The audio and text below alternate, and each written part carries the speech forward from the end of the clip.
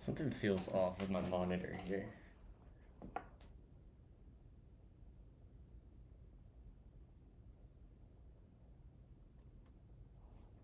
I want to try and adjust this. Okay, that didn't help at all. I think I'm gonna need a freaking Allen wrench, bro. That's gonna be so annoying. Do I need an Allen wrench? Frack, I do. Do I have one over here?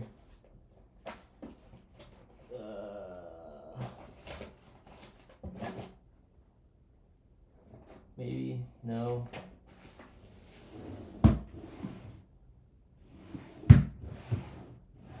Damn it. Alright, I'll be right back. I need to grab an Allen wrench.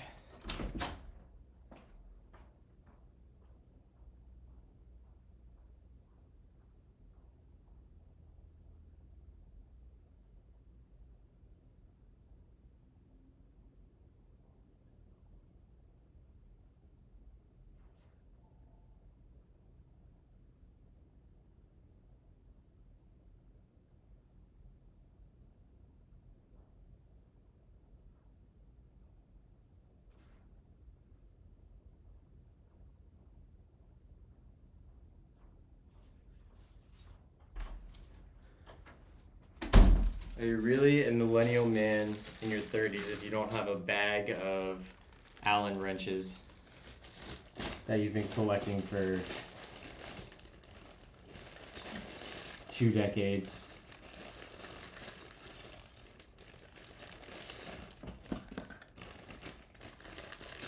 What size do you think?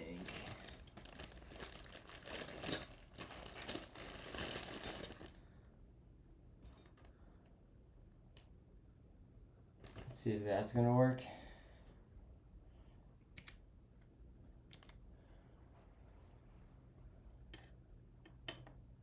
Money. First try.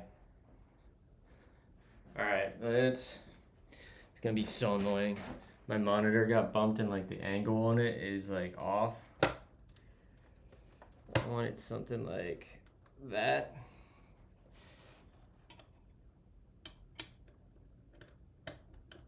Get in there.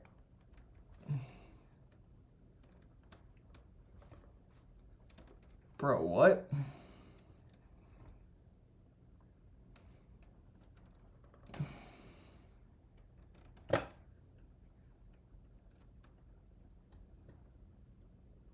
What part is moving here? That's as solid as it goes.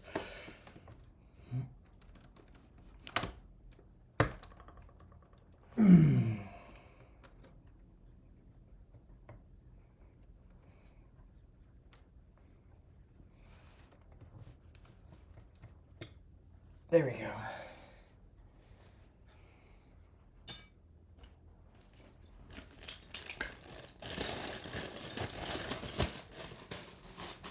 See? You know, they give millennials shit for keeping shit around, but every once in a while, keeping shit around pays off. Actually, let me make sure that's right before I go put that back. Oh, that's so much better. Oh, fuck. There we go. Yeah. My monitor, like, tilted forward.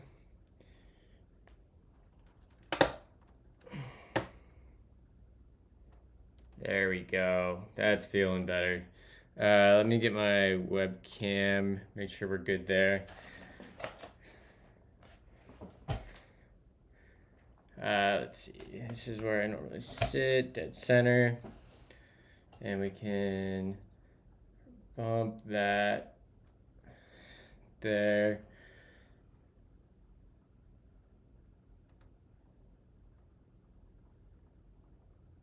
Something like that.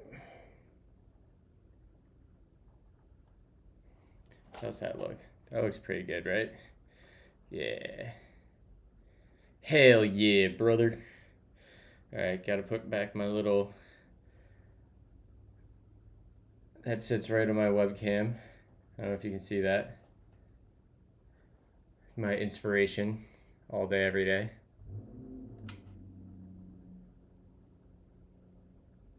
There we go. Okay. OBS is good. You guys can't see OBS.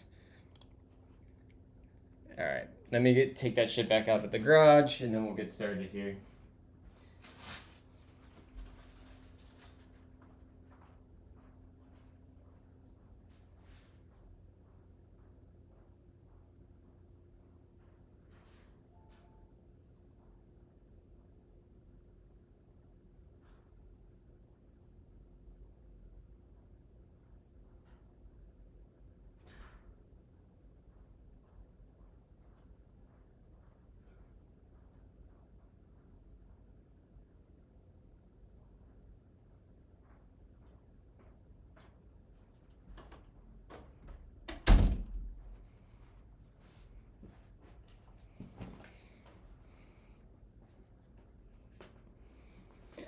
All right, now we're cooking. I want to tweet because I think that's hilarious. Let's go here and let's jump over to the Twitter, and I want to say something like, what do I want to say here?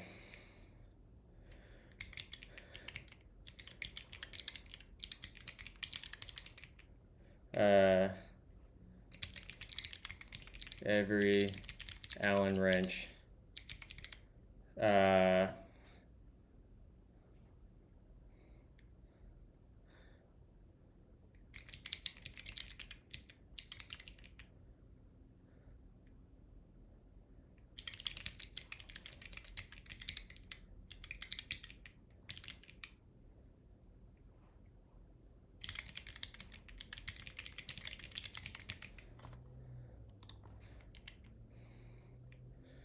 I'm pleased to relate that keeping every Allen wrench I've come across for the past 2 decades has finally paid off this morning.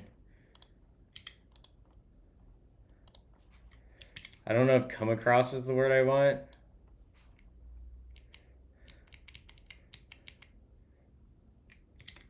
Allen wrench. Allen wrench is what those are, right? Yeah.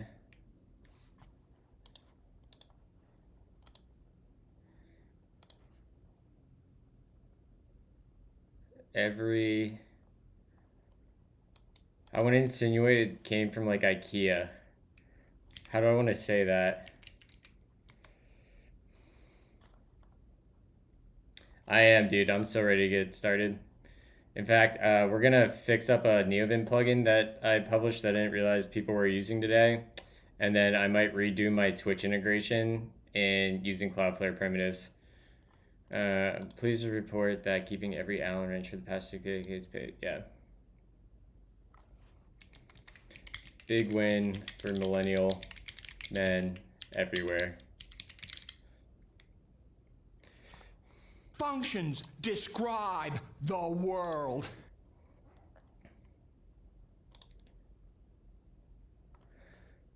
All right. So yesterday I discovered that a NeoVim plugin I wrote like 2 years ago is being way more widely used than I ever would have expected. And it's not in the best state right now. So we are going to go through and we're mostly going to, I think we're going to try to take a shot at vibe coding a re-implementation because I know there's a ton of problems with this. How do I get this repo?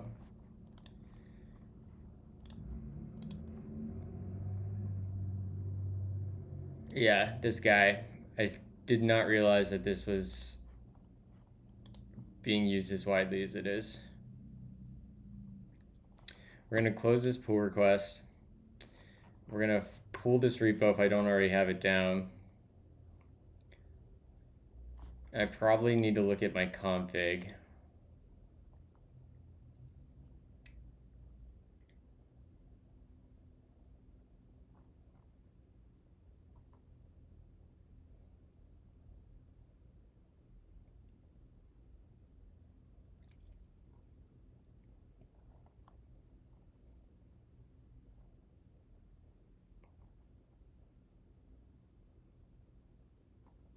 Where's the default config?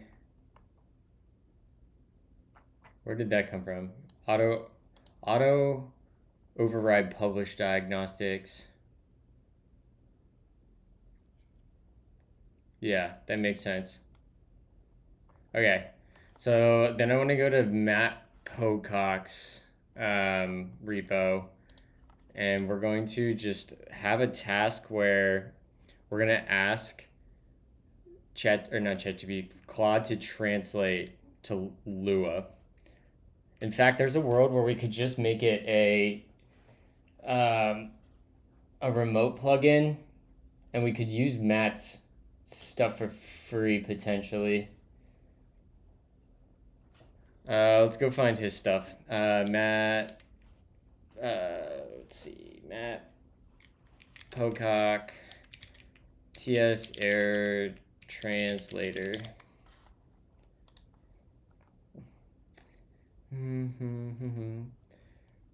So let's clone this. Let's. I'm not even in tmux. What is happening? Whoa, Jesus.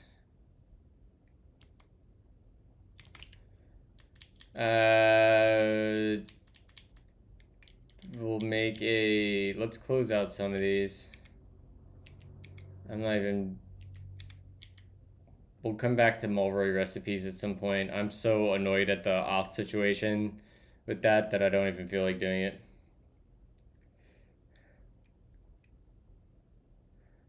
My mind heard that as I didn't realize NVIM was, I mean, that too. So we want a new session, and we'll call this ts-error-translator. And I don't know why that crashed. Didn't. Let's rename this. Rename session to ts-error-translator. And we'll rename this to Lua. Z-personal. I should probably have this in here. ts-error-translator. Yep. Let's do a git pull. Parse refactor. See, I was working on this at some point.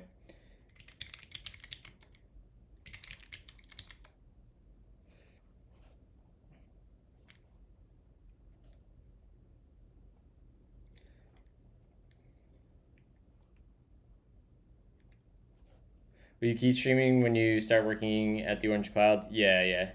I'll probably keep my same schedule. I'll probably, I'll have to go back to, I was doing good earlier this week, and I was technically on time this morning, but my mic randomly stopped working this morning, and I spent an hour figuring out what happened, and I had to like reinstall OBS and I basically had to reinstall everything for my audio this morning. So if my mic doesn't sound normal or something, let me know.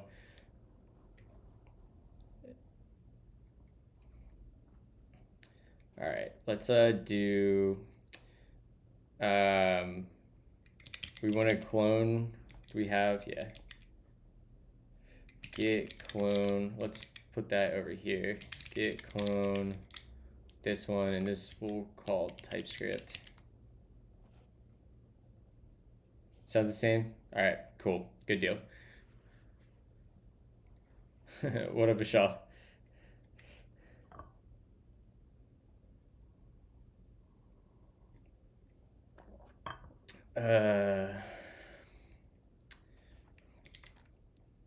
Git clone to named folder. Folder name. Okay.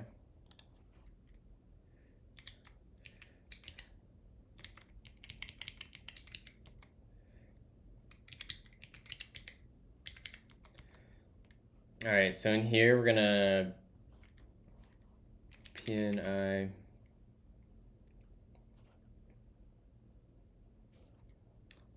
And I want to take a look at this repo and just the way that it's written. because I did it very differently than Matt did it. So he wrote this parser.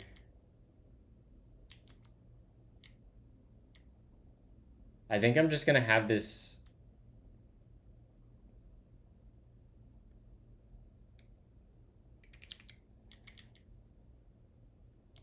I wonder what he exports from this package.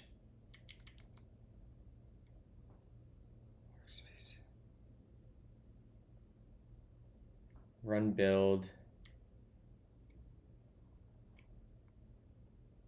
All right, I want to do some quick research on NeoVim remote Node.js plugin, because we might be able to leverage all the code Matt's already written.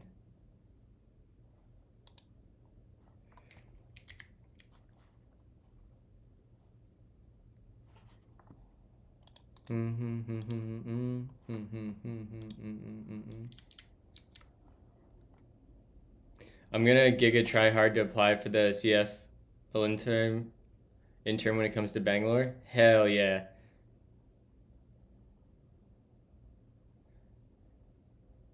Effect really looks so different than regular TS. I don't know if I agree with that. I think there's tags and services look weird, but I think if you're writing using yield and generators, it looks pretty damn close to normal TypeScript with async await. All right, how do we do? I want to know about Node.js.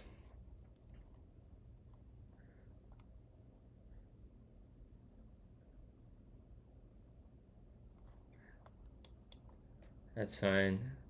All right, is there like a guide somewhere? Let's see, write NeoVim plugin in Node. NeoVim Node client plugin. That's 2 hours long. 8 years ago.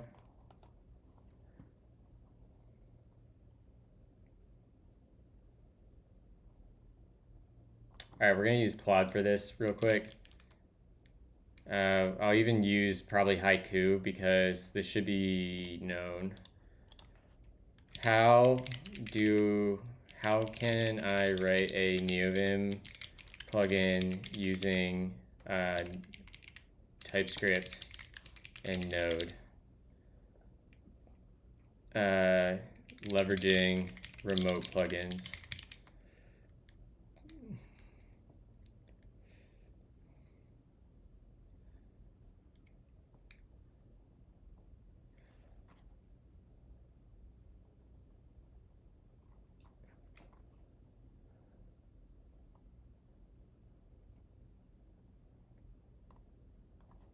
Write plugins as external processes that can view via message pack RPC.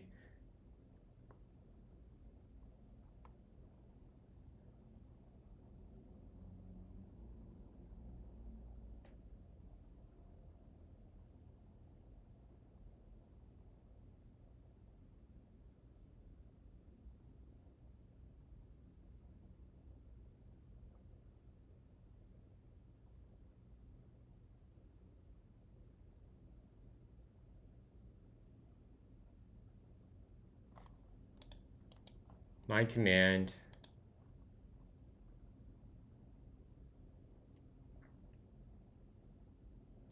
Well, I don't really want to write it like I would normally do it in Lua, but a bunch of the code is kind of written here that I could just take advantage of and basically get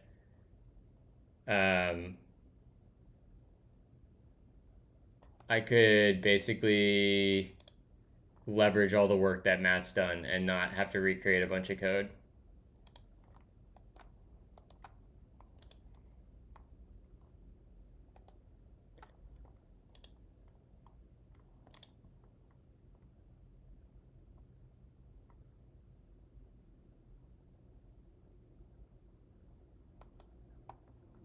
I don't really know how this works though.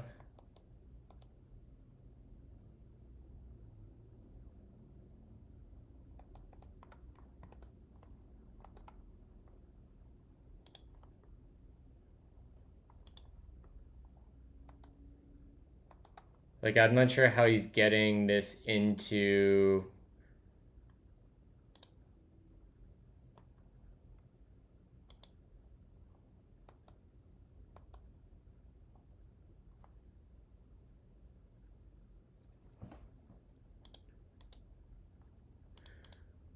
Because we could vendor this as like a Git submodule and just import code from this.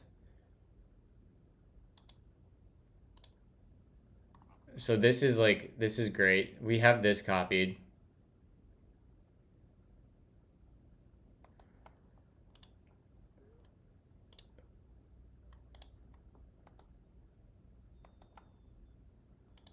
I don't know what some of this other stuff does. So we have what is a searcher? Tip parser. What type of tip? I don't think we need the tips part.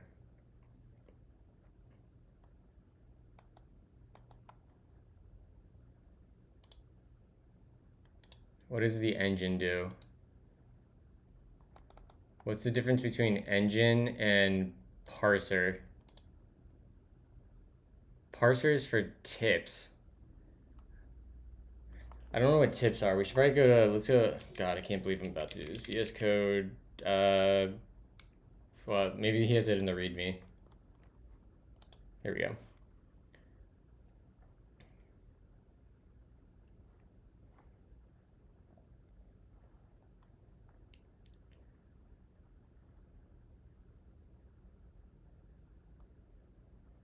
No, I don't want that. We want error. We just care about the error translation.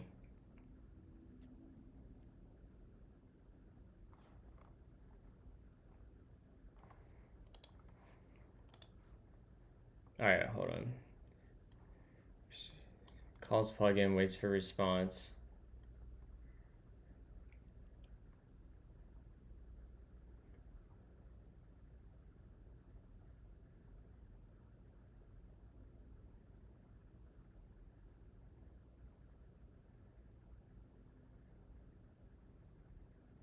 I'm not sure.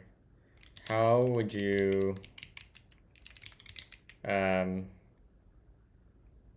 intercept LSP diagnostics and send them to the plugin and then use the response to update the diagnostic before displaying?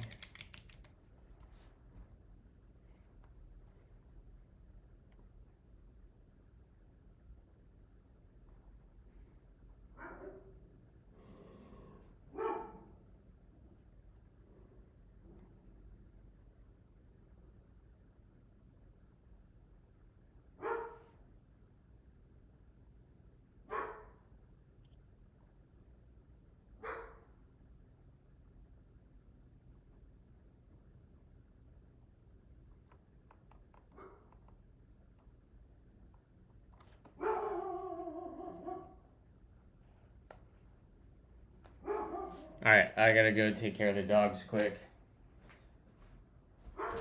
Dude, knock it off. What are you doing? Stop it. You're not a guard dog. Lay down. Lay down. Stop it.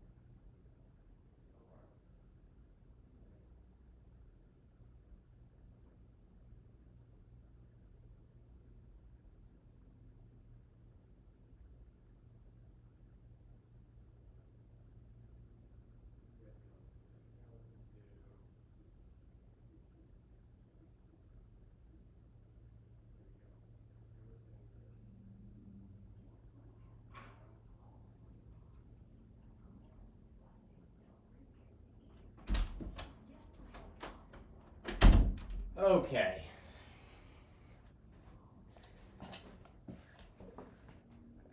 The dogs are listening to Primeagen YouTube videos.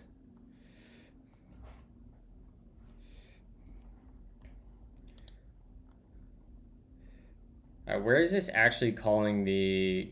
So here's the custom diagnostic handler. We get an error result, unpublished diagnostic, send diagnostic, Vim plugin PID, set by the PID on startup.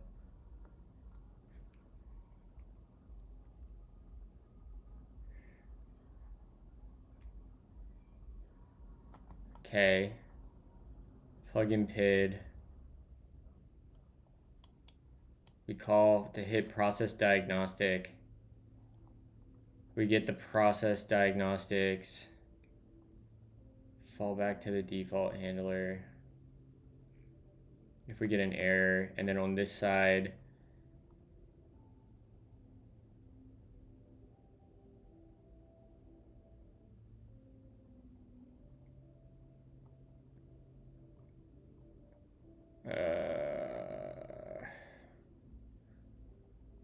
all right, I kind of get the gist of how that might work, assuming that Claude's not hallucinating.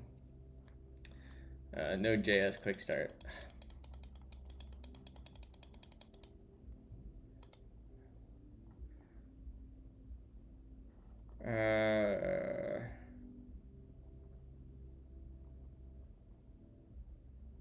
Feels like that might be like a just worse experience.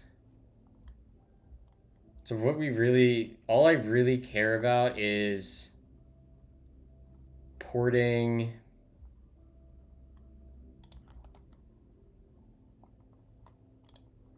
let's see here, apps, packages. I think this engine, so this parser is for tips. We don't need tips. The searcher is for also tips. So I think we really just need the engine. And this is probably just going to get a straight up diagnostic. Yeah.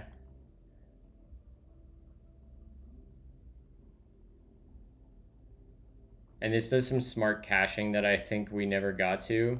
So what I want to do, all right, I got an idea. Chat.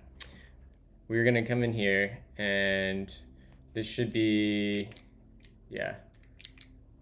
We're going to come into here. We're going to change into packages and then engine. And we're going to open up Claude in here. And in here, we are going to do a, create a plan to port this TypeScript error translator engine to Lua as a NeoVim plugin. UltraThink. We'll create a plan. We'll just say to Lua. Tell it to UltraThink. We'll put it in plan mode. To Lua to use as a NeoVim.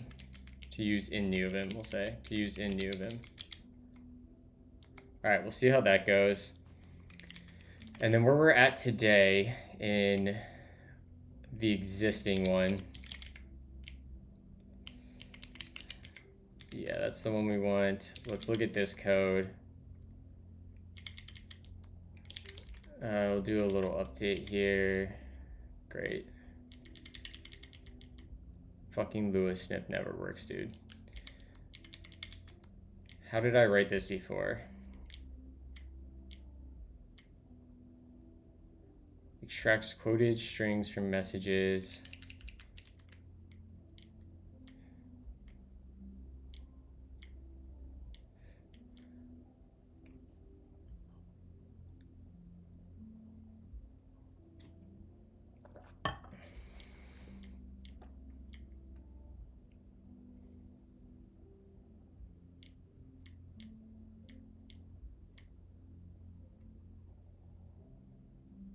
This is the one I think fails here.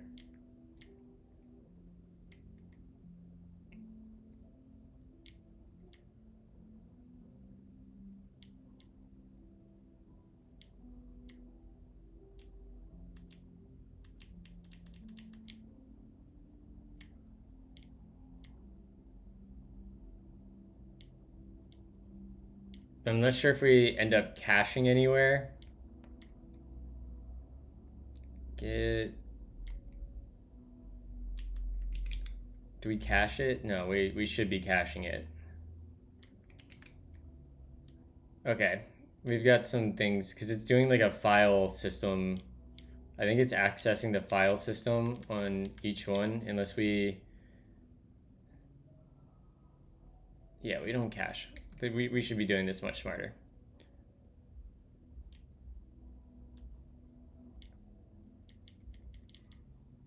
In fact, it'd be probably better to just like not have them as markdown files and instead convert them into like some sort of Lua native format. That way we don't have to do file system reads and we can just import it as a Lua module.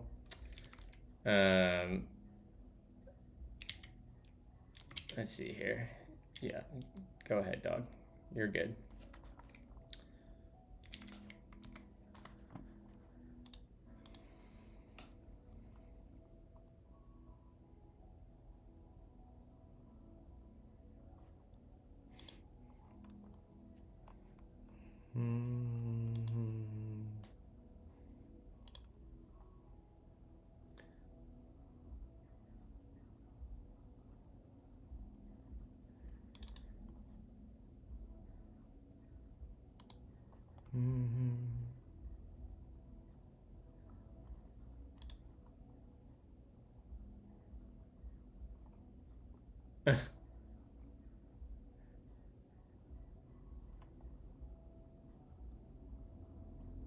Yo, get it, Fernando.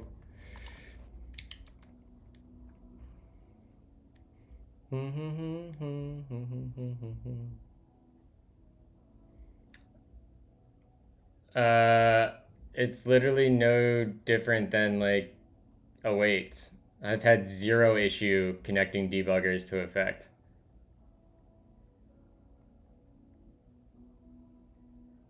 In fact, it's actually easier because like a yield in a generator is literally just like one level of indirection and it goes into a really simple piece of code and right back out. And when you like, yeah.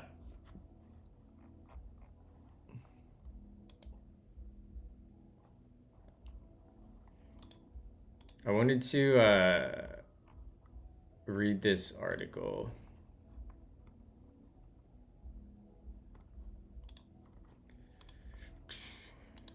All right, which regex library should the Lua port use? We'll use Vim regex. Hell yeah.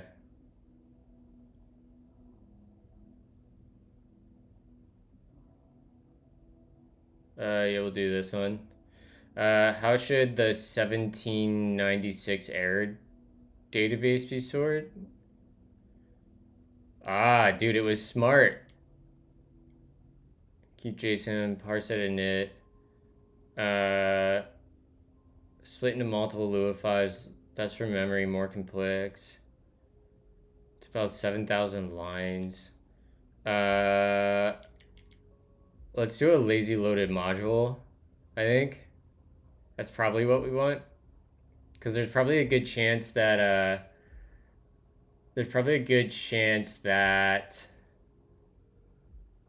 most errors are never seen and there's no reason to take up that memory.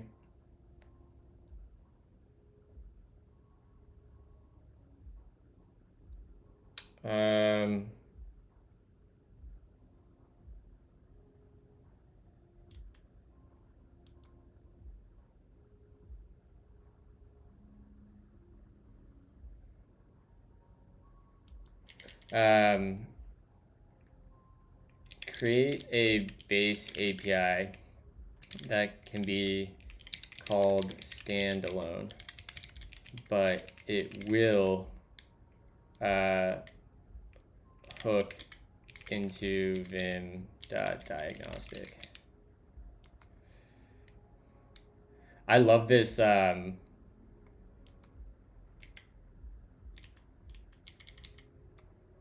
do I move on to the next thing?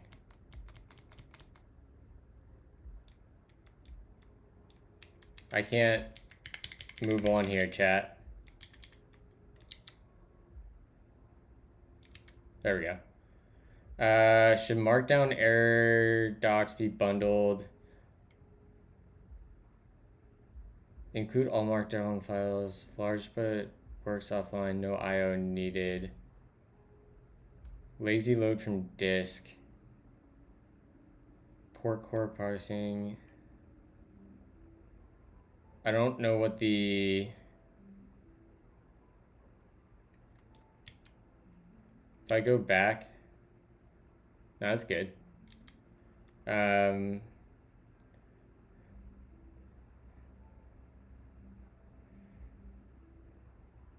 Yeah, we're just gonna bundle all. Ship markdown files, read with room on demand. Hold on. Data format, error database.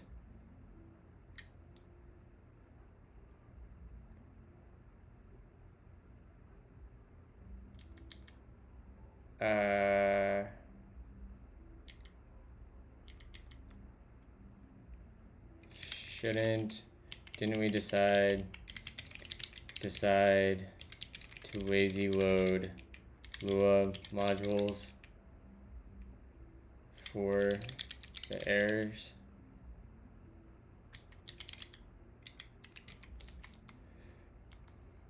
What up, Priv? What up, Vafi?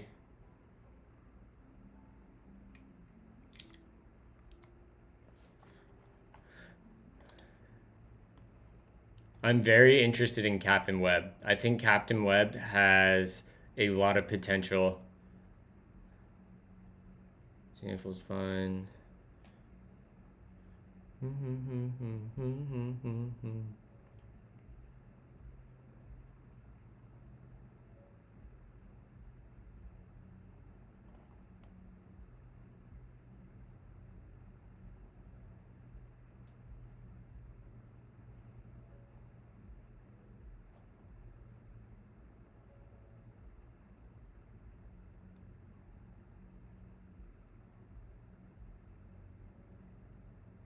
Ditching effect for Rust. Listen, I like Rust, Priv. You don't have to like.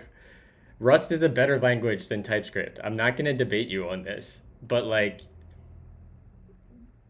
I've come to terms that TypeScript is the language that is like you're not gonna beat TypeScript. Nothing is gonna replace TypeScript. I'm sorry, and because of that, effect is the way to write TypeScript. I don't think that's a controversial statement. Adoption, utility, ubiquity.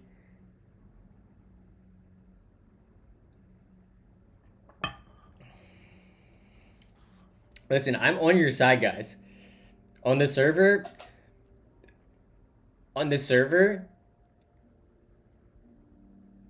I think if you're gonna write if you're gonna write TypeScript on the server, which is totally valid for a whole bunch of reasons, and I think trying to make arguments about performance is the weakest fucking argument against writing TypeScript on the server.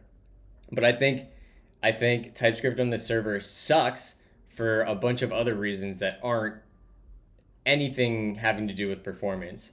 It has to do with the language and the runtime is hard to write scalable software that scales like in an organization, right? Like I talked about this at my React Miami talk. Like the error handling is bad. Like npm installing the world is bad. Effect solves those problems. Yeah, exactly, Michelle.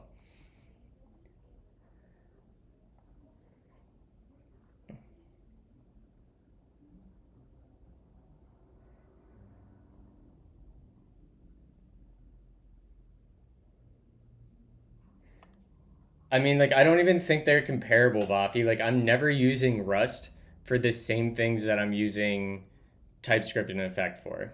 Like if I'm gonna write Rust, it's gonna be for something that requires like that kind of low level thing. And in fact, I think most of the I've said this before, but I think most of the like web dev tooling that's in Rust would be much better served um,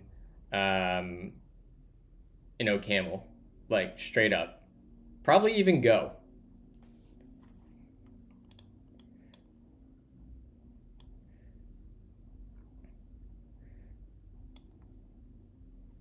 Yeah, I agree with Winchester on this.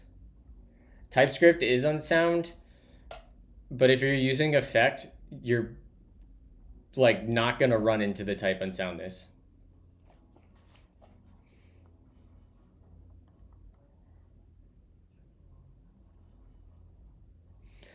You want a gen server in TypeScript? John, that's literally what a durable object on Cloudflare is. If we get through doing this, I want to rewrite my Twitch stream to Cloudflare from, I have it like half hosted on Fly and half hosted on Vercel. We'll move it all over to Cloudflare and I'll teach durable objects. If you're going to write TypeScript on the server, you are morally wrong. I think that's a pretty aggressive stance.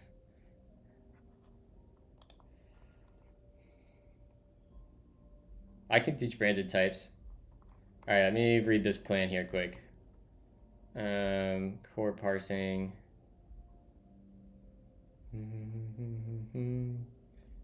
Lazy load dispatcher.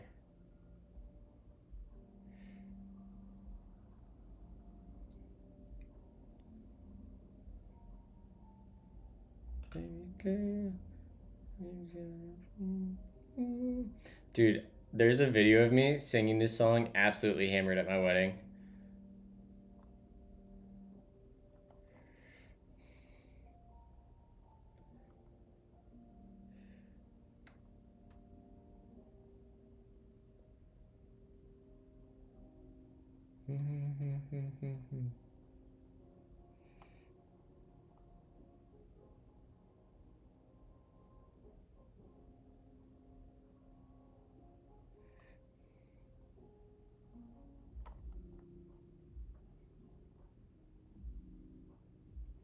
I'm a little bit confused what this database thing is. Port parse errors with database.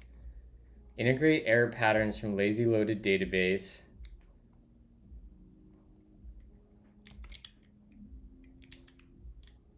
Let's see what Matt was doing here with this.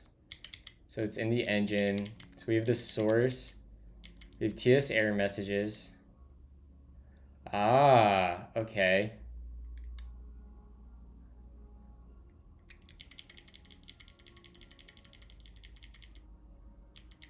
Okay.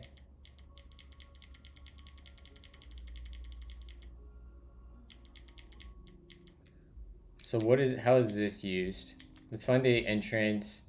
So we parse error. I want to understand what's happening here. Does anyone know if Ghosty has a command to automatically size windows? Like, can I use the command thing?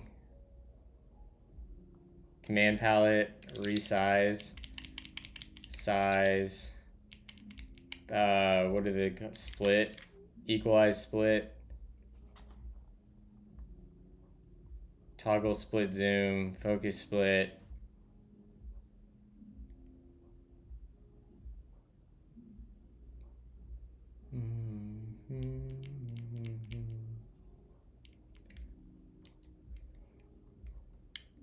I love dunking on TypeScript because TypeScript is one of those things I don't really understand why it should exist. I don't even help with any. It doesn't even help with any type of security.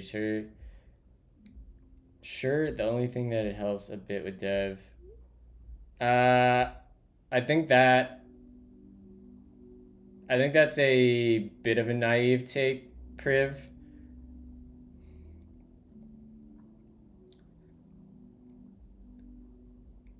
Hold on, I'm like so far behind on. Speaking of your wedding, can you give the backstory of the photo where you're ready to swing the pedestal thingy? That was like out in the beer garden area where we actually had our ceremony. And like my sister was the one. Oh, fuck. That's also something we have to do today. Uh, I have to scrape my wedding photos locally. We'll do that. Don't let me. Hold on. I need to write a reminder after we get through this.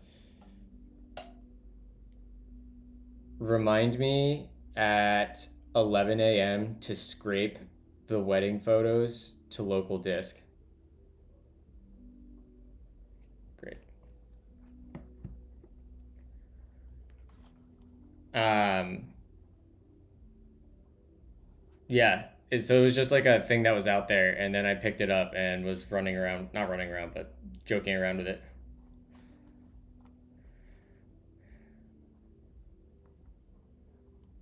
HTTP. Let me pull that up over here.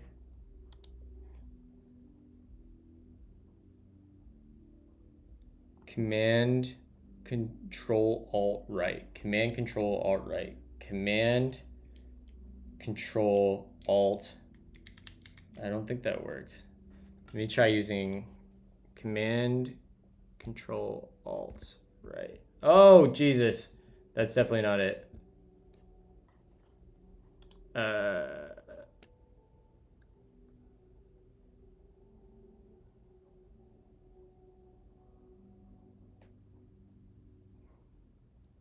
I'll have to write a custom keybind for that.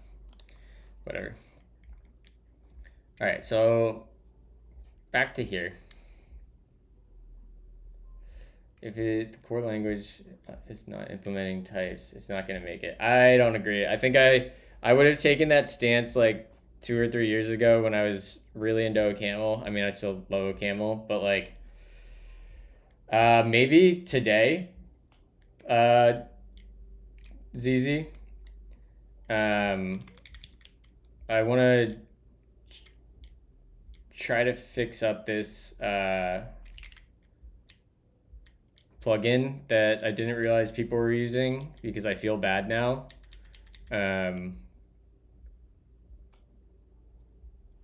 So we have this get diagnostic matcher. This takes string. Where is this called at? This has to be called in here. Parse errors with DB. So we get we get the database, and that database is this thing here. We get the keys. Okay, so we're getting the keys in here, which is all of these. So these are like the actual errors, right? If we looked at whatever, that's fine. Keys for each. Get diagnostic matcher. We pass the error template into here. Diagnostics hash map is a string to a matcher. And the string is... Okay, that makes sense. This is where we're caching things. Escape regex text. Regex local global. I don't know what the difference we're doing here is.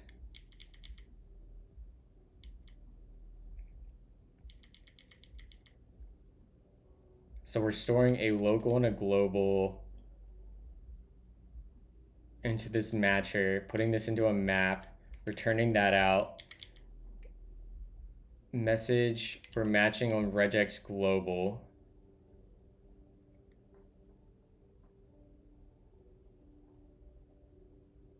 Okay. Associate match parameter. Sure.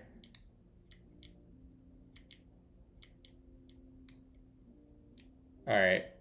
I think this is making sense. Where is parse errors? Parse errors with DB.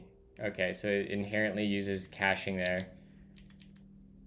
And get the improved message.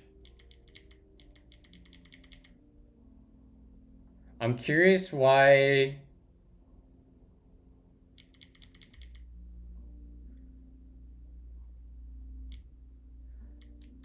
This seems... if we have this file here, and we also have errors here, why wouldn't you just update this JSON object to have the improved version? Like, let's see one of these. Type predicate, so 1226. Let's go to 1226. Pattern not found. What? So they're not all in here?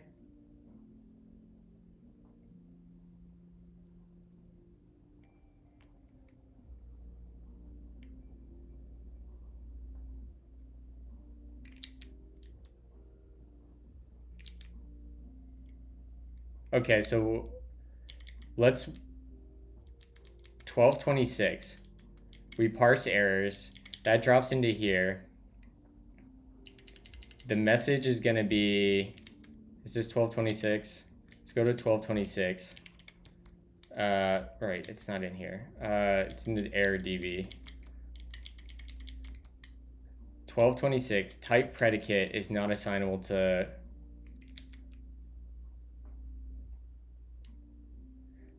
They are. I'm trying to figure out how this works, though.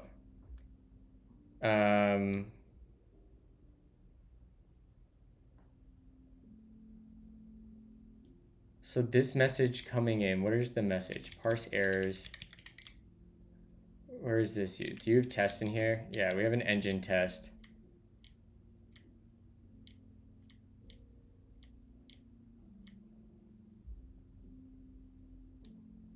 Input.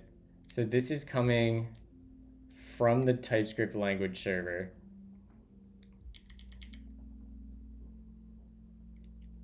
So let's just follow this example, I guess, to follow the code path here. 2707, generic type, slot, requires between 1 and 2 type arguments. Yeah, that makes sense.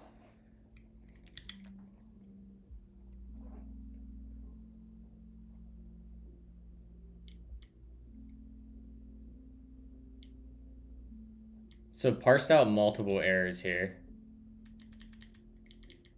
So we drop into here, we drop into here. That's still our string, error messages by key. We get the keys from our database, and we go through keys for each. So we'd be looking at this thing right here. We turn that into a diagnostic matcher, which might already be cached. We escape it.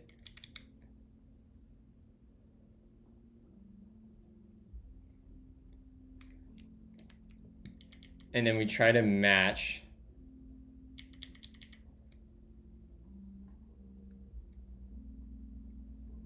message index of matched element, associated match parameters, error messages by key. What is this thing?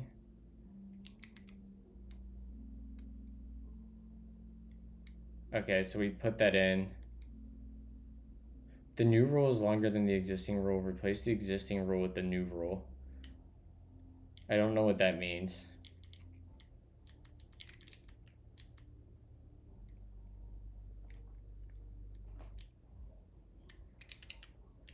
Error info without the improved error. DB, new error, we get the code, we get the new error. And what is new error?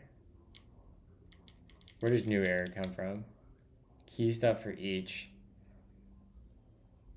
So new error is going to be the string.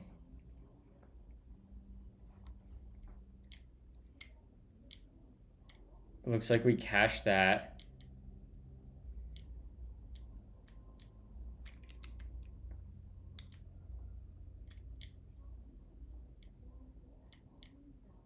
Okay. Get improved error messages.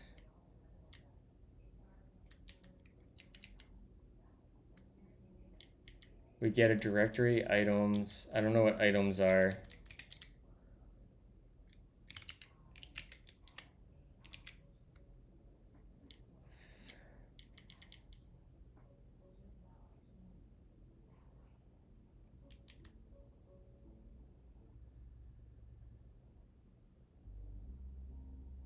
Those must be the matches that come in.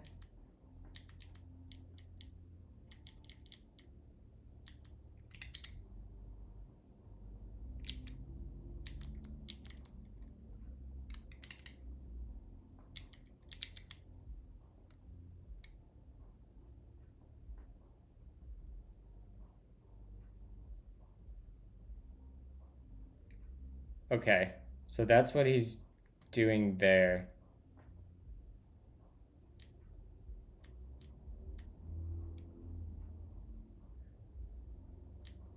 Okay.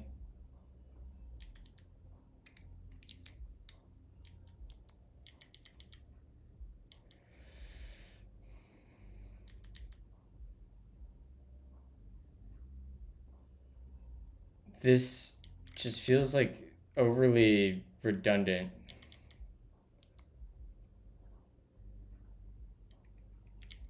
All right, whatever. All right, now that I understand that a little bit more. Architecture.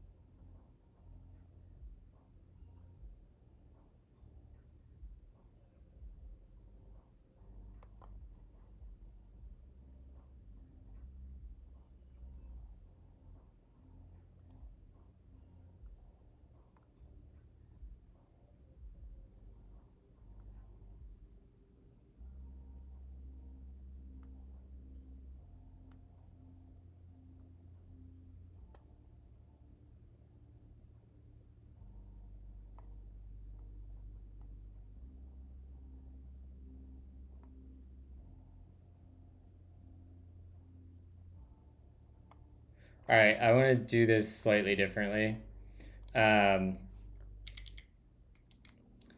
let's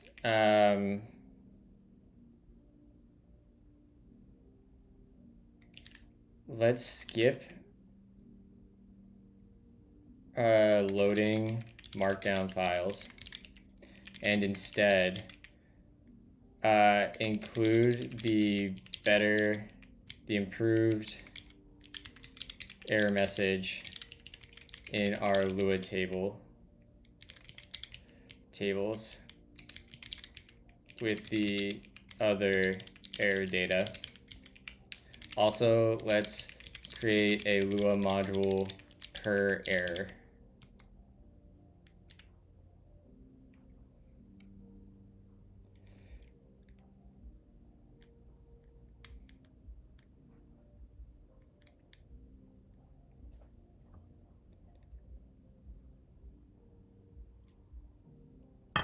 I don't think we're overcomplicating it trying to parse some of this shit. Like, we should just do some pre-processing to get that markdown into native Lua tables and optimize regexes up front.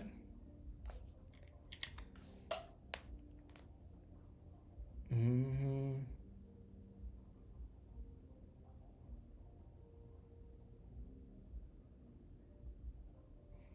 Mm-hmm.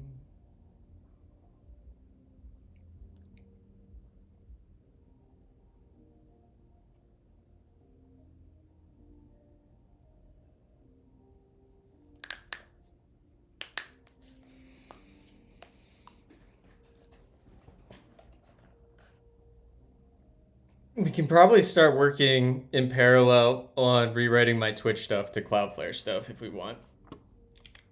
Since I'm probably going to vibe code most of this plugin.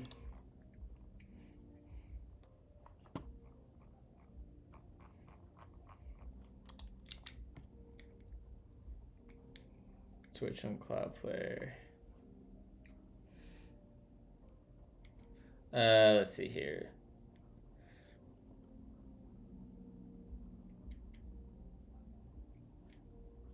All right, let's reread this plan now. Lazy load orchestrator, individual module. Yeah. Group error message without improved messages. Sure.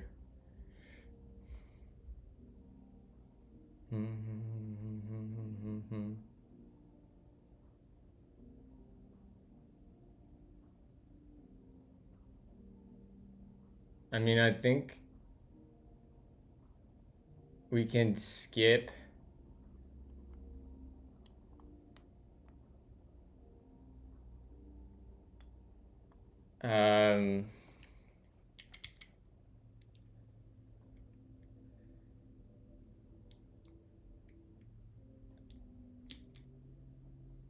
let's not even include files slash Lua modules for errors that don't have improved messages.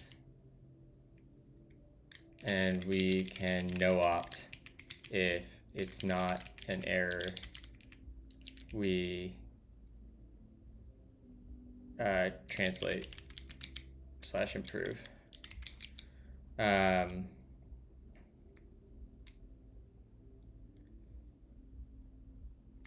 Let's say that, and then let's answer this thing's questions.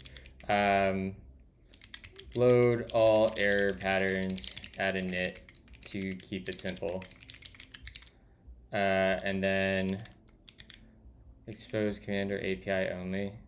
Let's start with API only.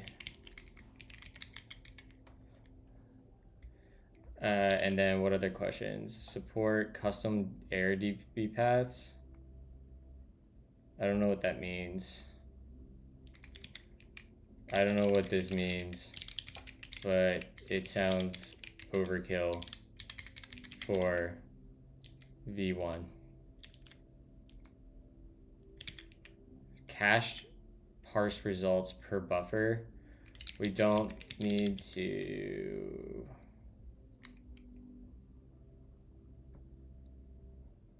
cache per buffer.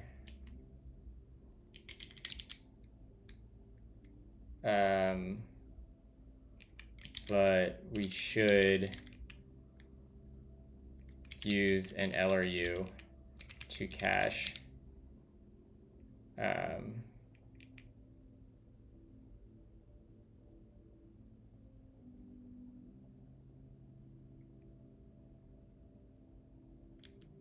translations.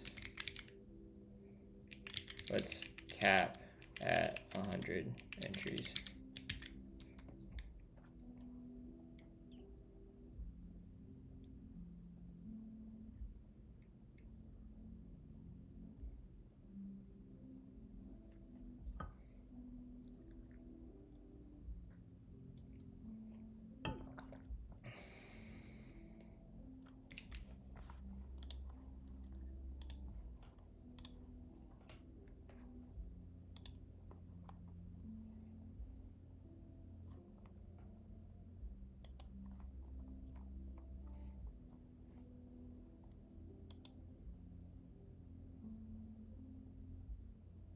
Oh, damn, that's pretty good.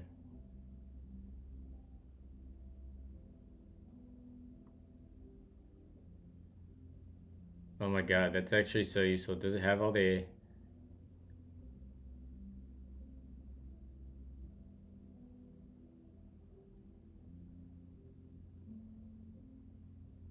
That's so useful.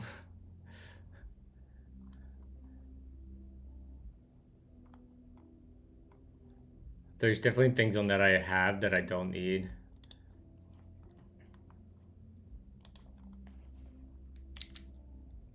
All right.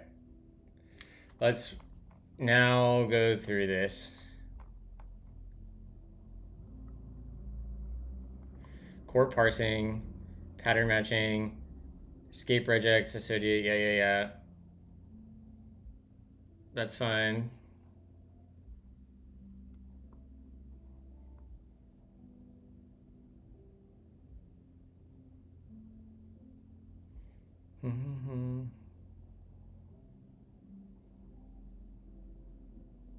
Um,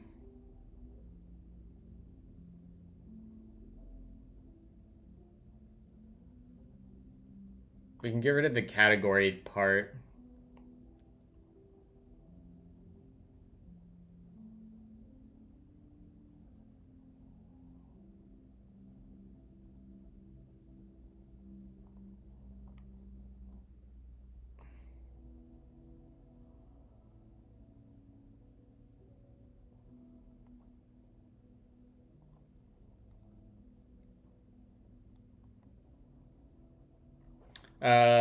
One last thing. Let's not do a file per error and instead just put them in one large Lua table. Also, let's remove the category key.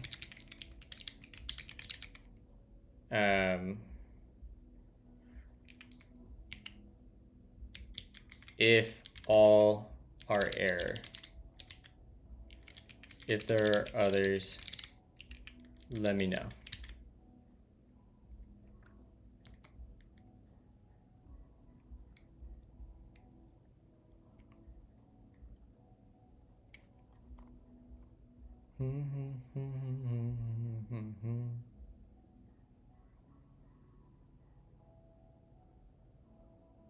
Yeah, I don't think I think all the categories are error. Doesn't feel like I need to worry about that.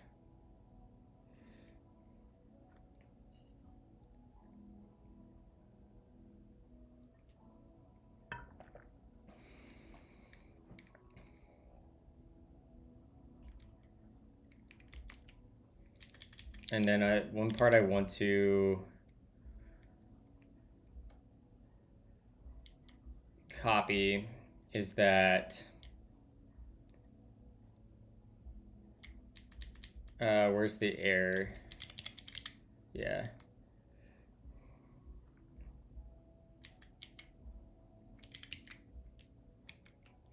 We'll have that. Yes. All right, so this thing's cooking.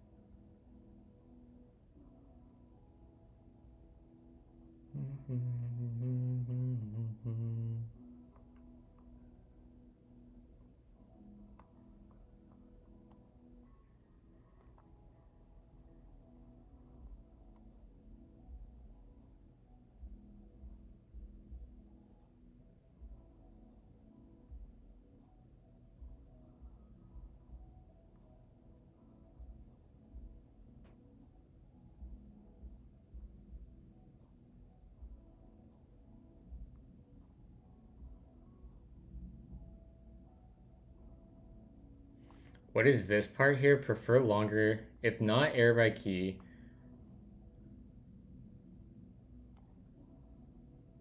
I don't know what this part is. We're gonna have to ask about that.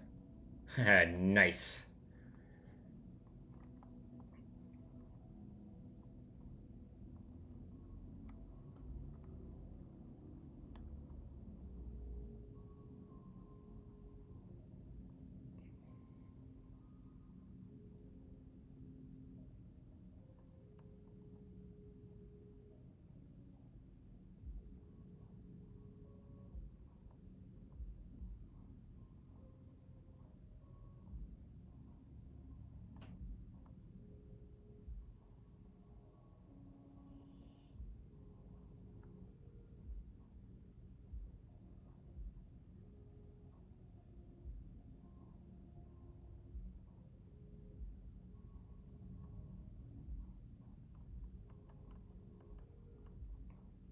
Okay, did a really simple LRU implementation.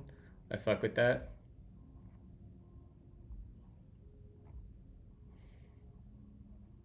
Although I'm still not convinced that we need the category. Yeah.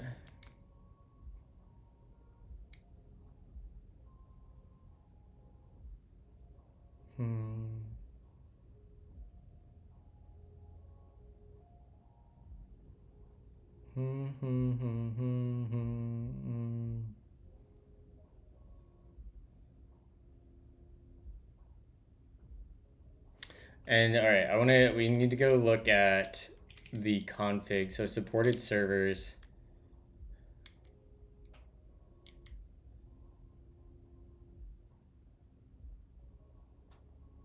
So we get the LSP client. We might not even need that anymore. We might be able to deprecate this. The Coca-Cola. Dude, it was good. The Coca-Cola branded type was good.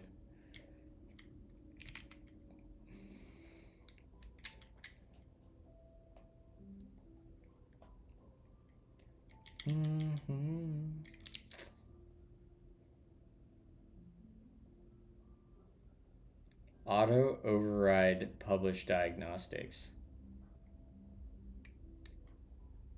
And what do I have in the README?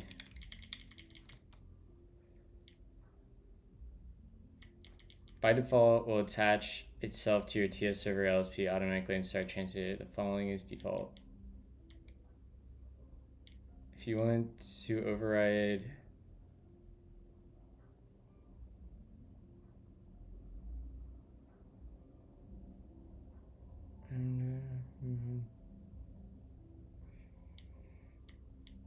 all right. So I think we can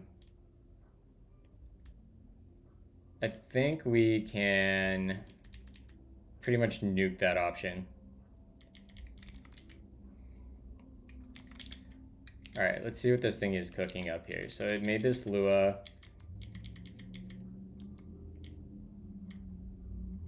M.new max size data order.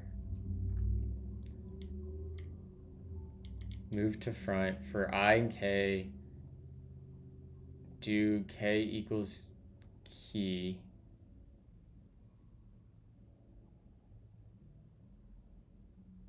So it searches up to 100 items.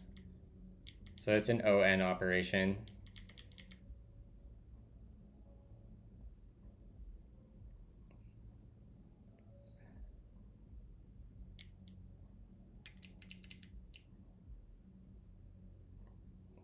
Yeah. Yeah, add new, insert LRU, order one. Position, it's indexed, yep. I mean, given the size is gonna be constrained at 100, an ON operation is nothing, so I'm not really worried about it. That looks good. Let's look at this DB. Okay.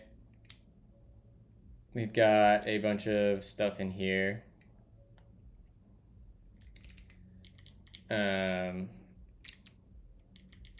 Matcher. We have this cache. Regex pattern. Parser. Parse error message. We check that. Error by key. I pairs. We have the error info. Which error? Oh, we got some types. I like it.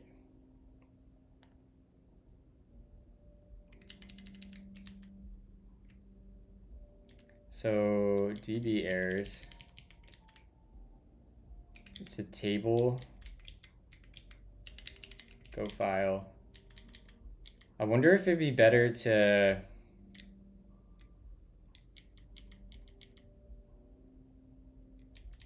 put the pattern as a key in an outer table. Although that's not what Matt does over here. So it's probably fine.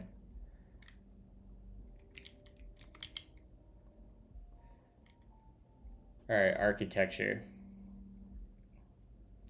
Parser message for each error pattern Functions in describe the db.lua. world.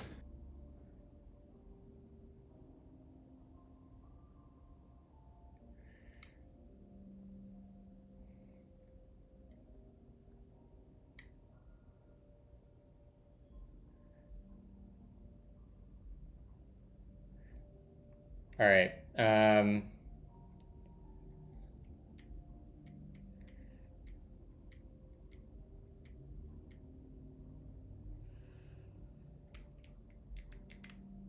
How could we improve the performance such that we don't need to iterate over the entire database on each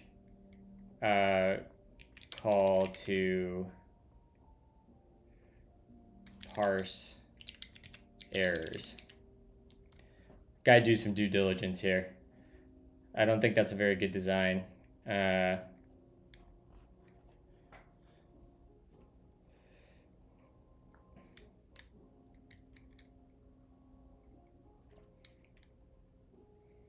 Functions probably... describe Thank you for the follow, world. Jetpack Joe.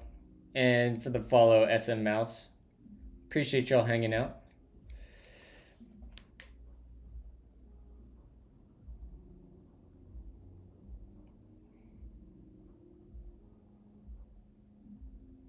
Literal substring prefilter, extract literal parts and patterns. Token based inverted index, build token pattern index, extract tokens from message.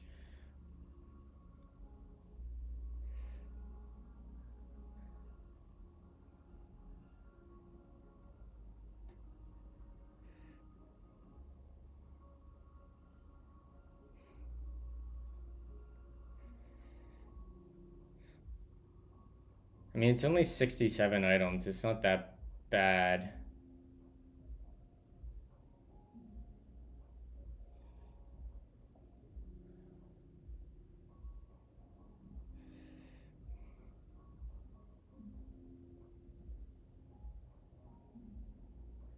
I wonder if all of our code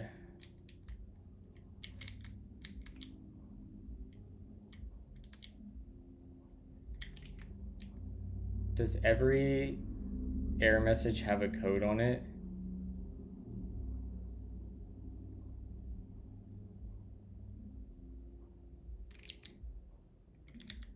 How does this work?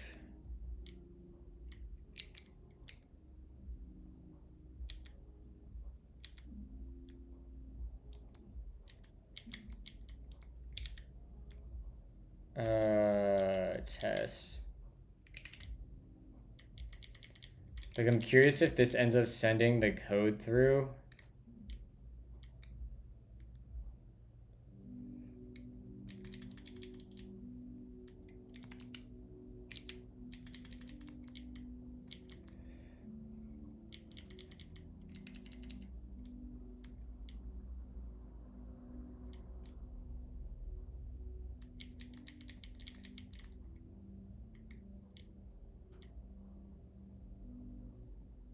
This feels like if every one of these starts with this, it might work pretty well. If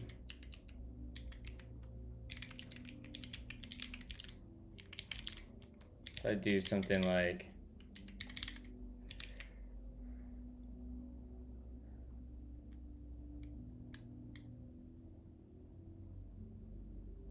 I'm curious on... I'm not type checking, that's not working.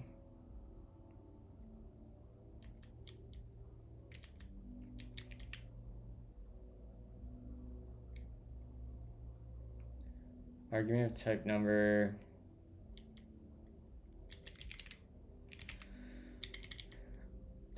let's see here.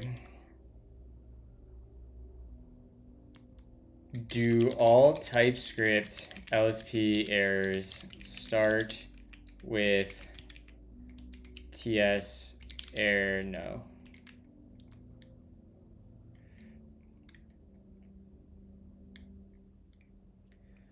That string is injected by a synchronous lint engine plugin for ALE wraps. How would the LSP report error 2707?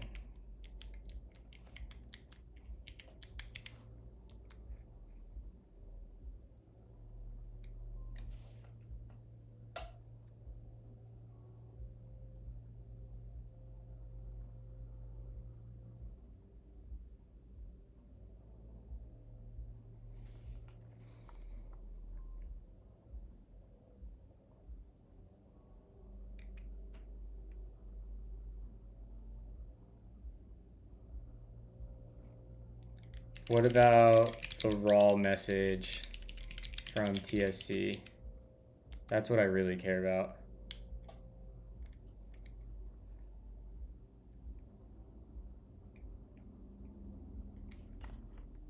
Yeah, there we go. That's what we want.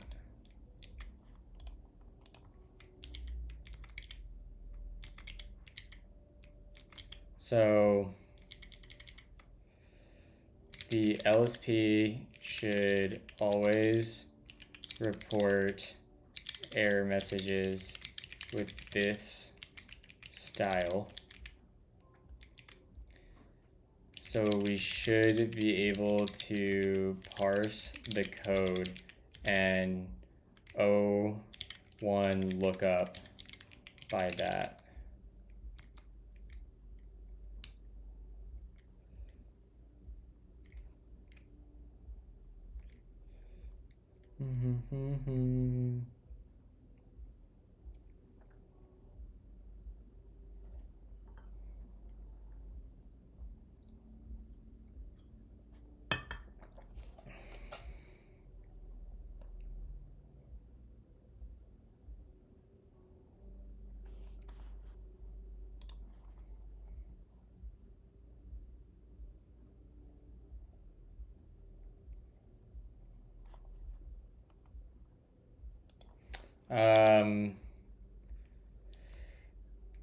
Don't add an index, just make the top level table indexed by code.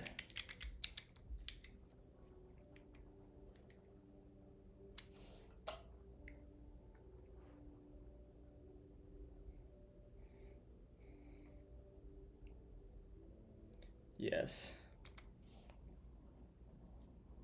Shift tab.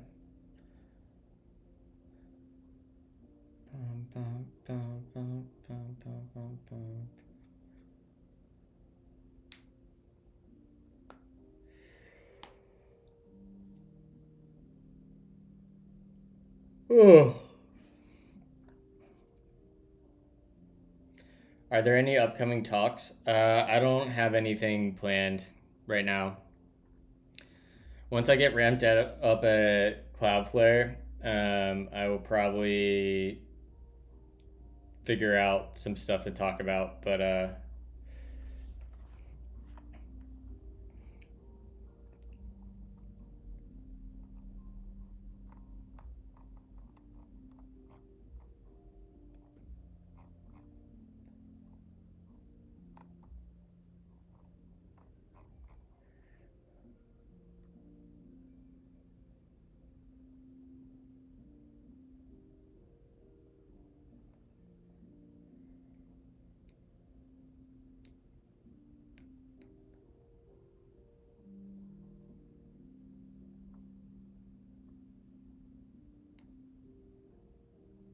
you don't need to update the README, dog.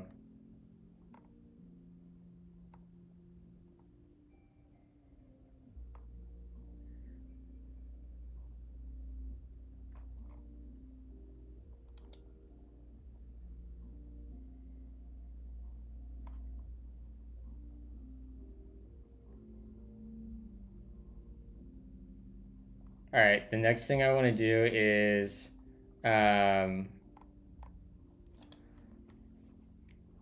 want to go and I want to add back this.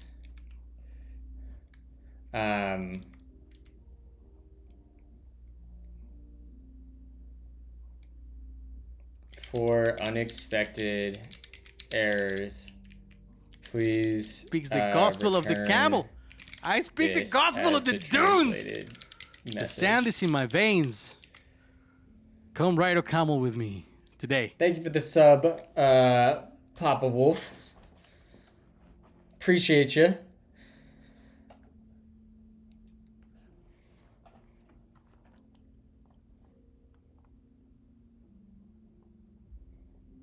All right.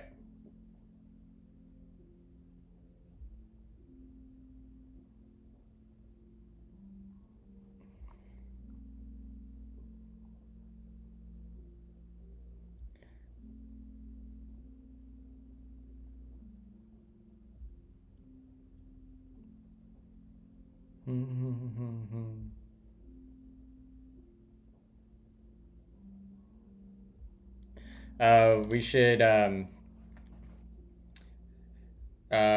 for the fallback, maintain the original error message and append the fallback to a second line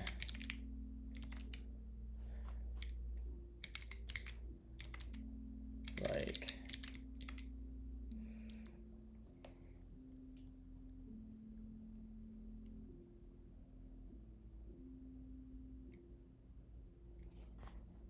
I don't think it got that.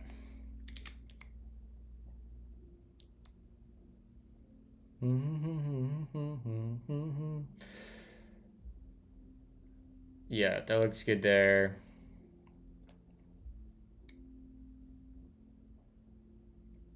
Falling down, shells falling from the sky.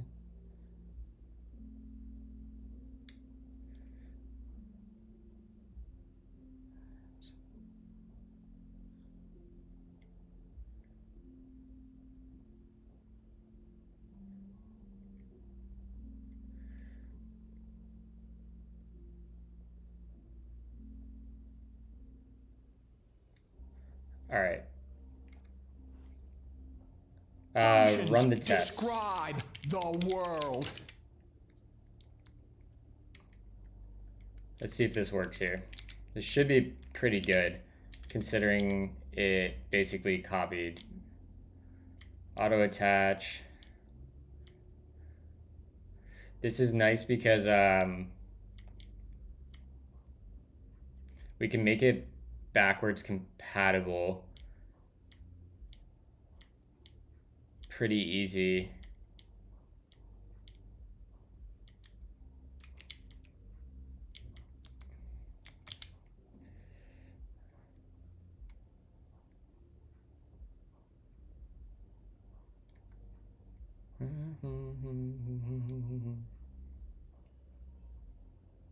All right, is this failing?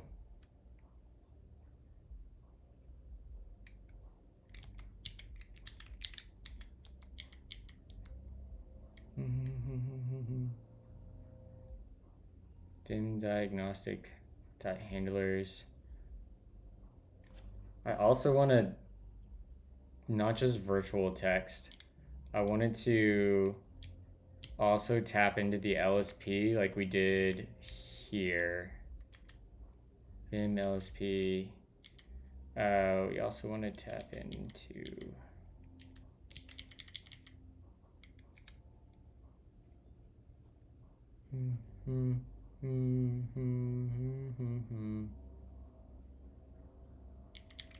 I forget how this ... works.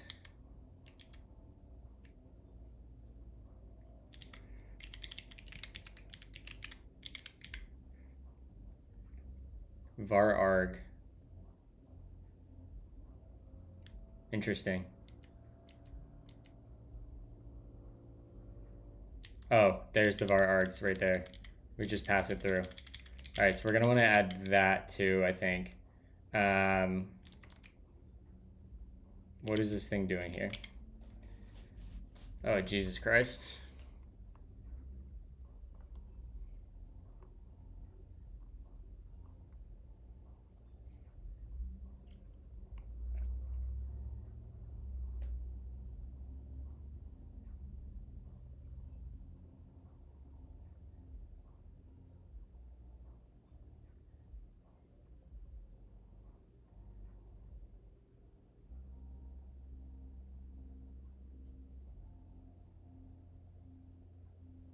I have no idea what this thing's doing right now. Do we believe in it?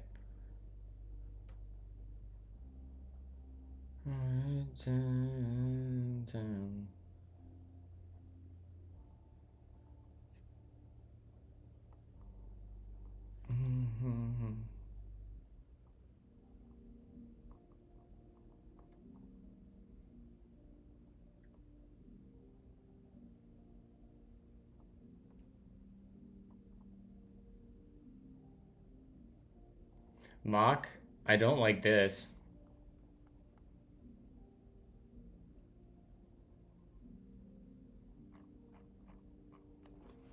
Don't mock vim.regex.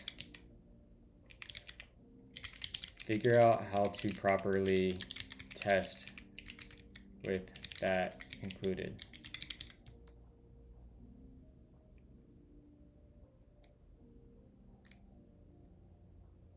Do we have access to plenary as well?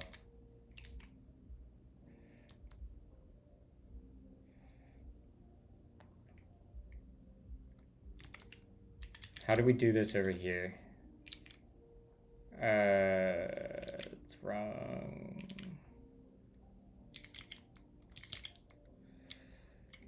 Style Lua, it's definitely not right. Oh, it is. I see what it's doing there.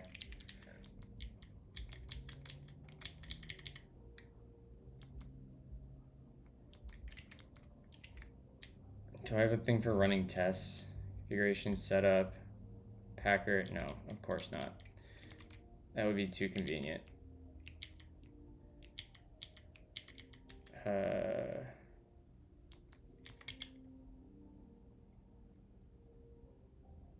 There we go. This is what I needed to bring me back down.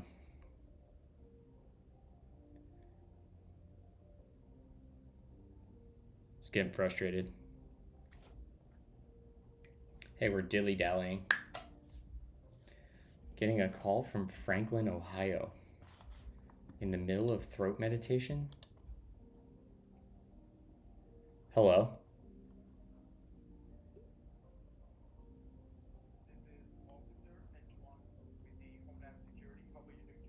Oh, you're calling from Homeland Security. That's interesting.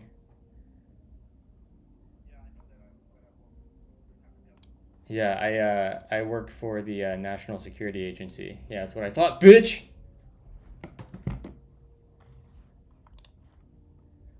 I wish I would have put that on speaker.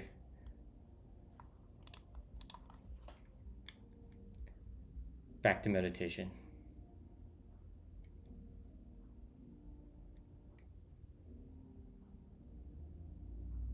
I wanted to give him a chance if it was like a legit person. I don't want to like put them on like blast immediately, but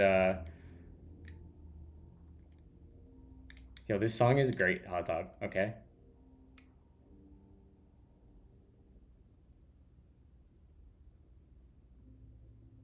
I have a feeling this is not working.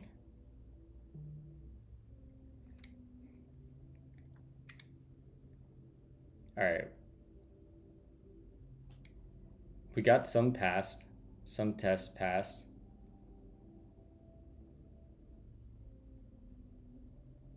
Homeland Security. Should I call him back, chat?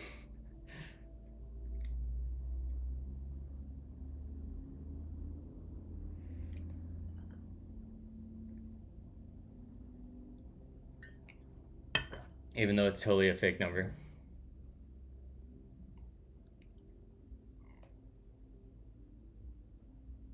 All right, now this thing's cooking, I think. It's at least got... We might need to clear its context window. It's probably starting to choke on context.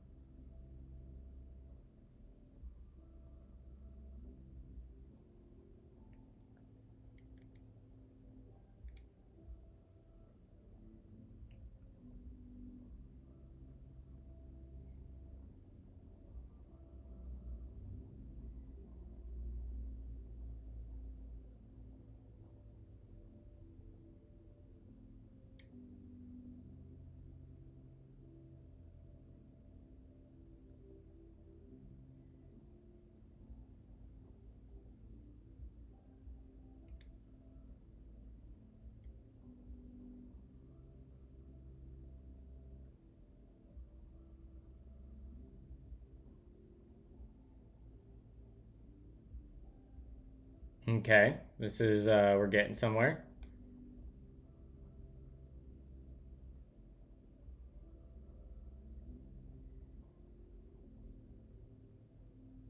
I don't know what this expected items is, but...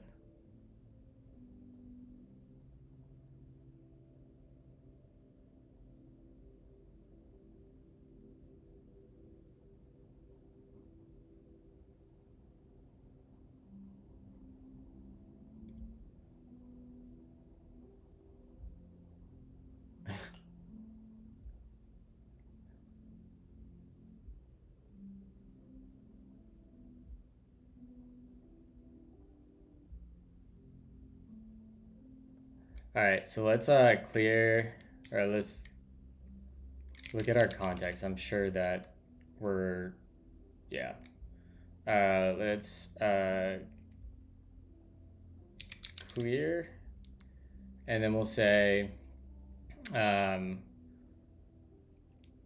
let's change directories into our Lua directory. And let's go ahead and start Claude here. And then let's say write a test for every error in at db. Is that where we put our error messages? Yeah. Write a test for every error and error. And then I think we also probably want to, I think Matt had tests for, where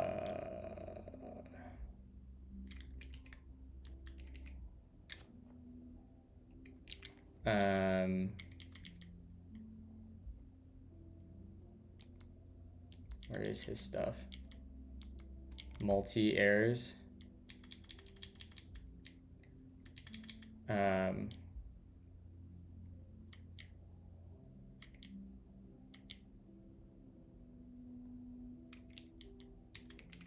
And then, and also write tests to cover the same tests adapted for our code base as these test tests for a similar TypeScript impl.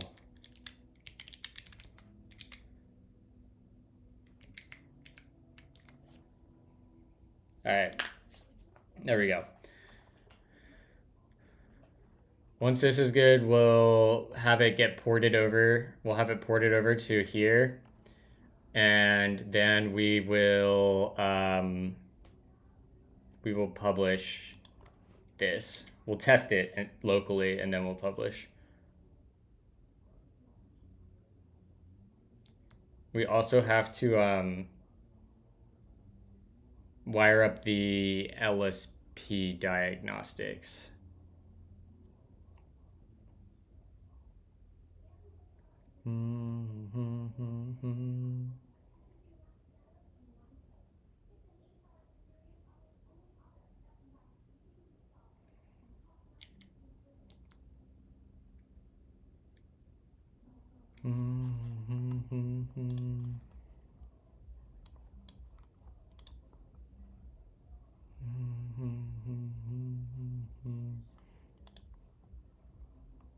I don't know why this popped off so much. It's a horrible example. I should have taken more time.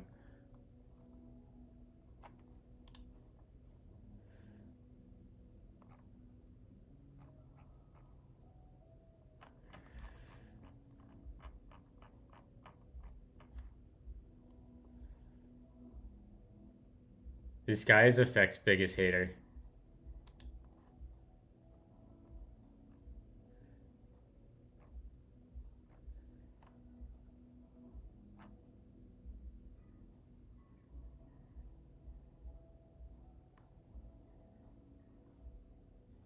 Whatever.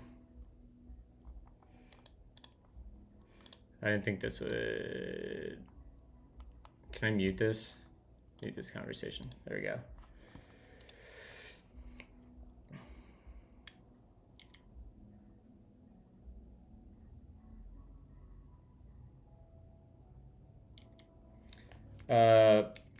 Both basic and fools / realistic.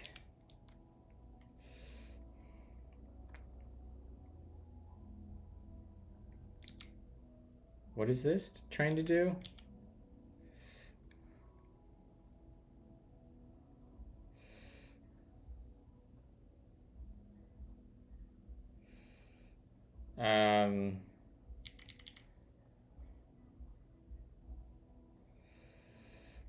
Don't worry about the exact impl of the test. Just test the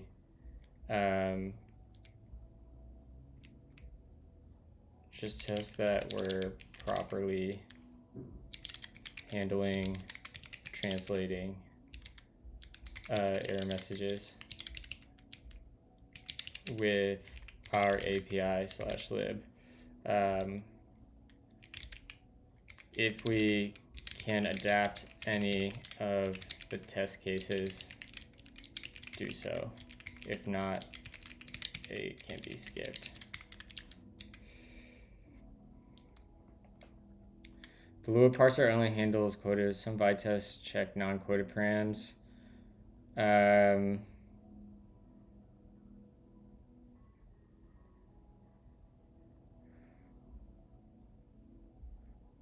Yeah, sure.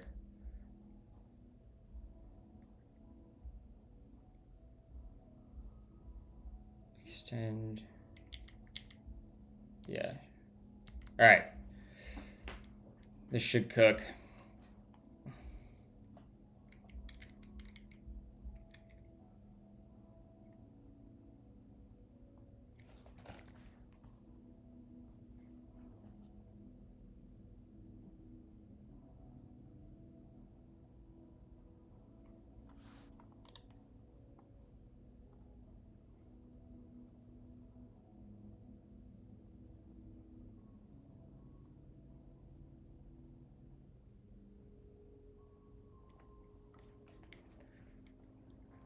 All right, let's while this thing's cooking, let's switch over to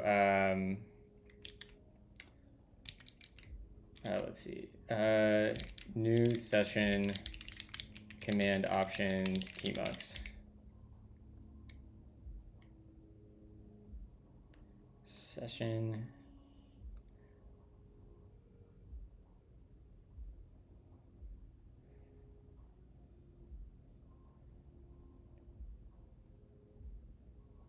-s. New session -s, and we'll say Cloudflare Twitch.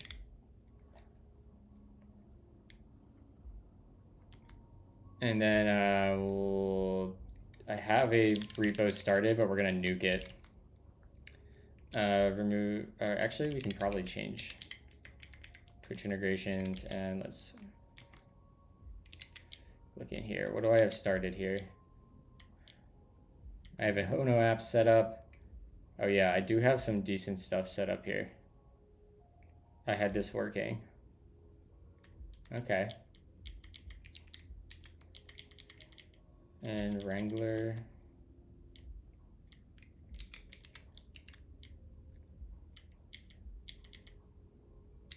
Get rid of that, get rid of that.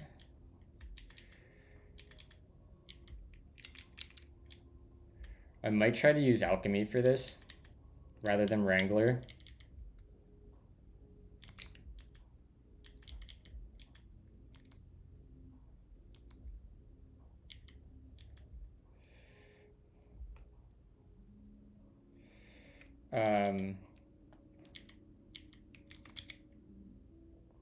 I know, dude, the Spotify is going to drive me crazy. The good thing is we can copy a bunch of code. So, one, parser fix. Use greedy or non-greedy.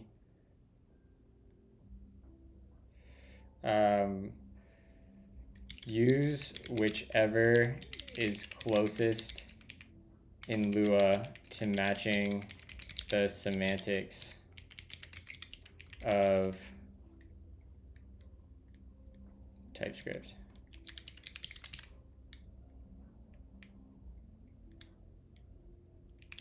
We're shooting for plugin parity. Lua.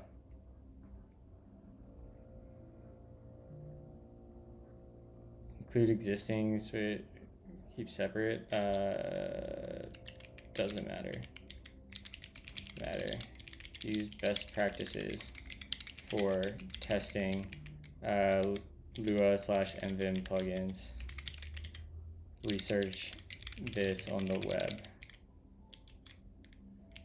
including how to run them, possibly using something like plenary, etc.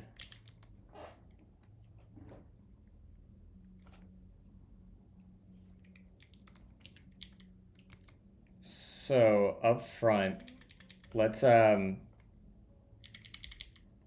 gonna just rename this as old, and we're gonna try using .old, which that will get rid of that. And let's do npx. I want to try using Alchemy instead of Wrangler straight up. So let's go to Alchemy run, get started, and we'll do pnpm. Do this. I mean, I'll use Bunex, I don't care. That's fine.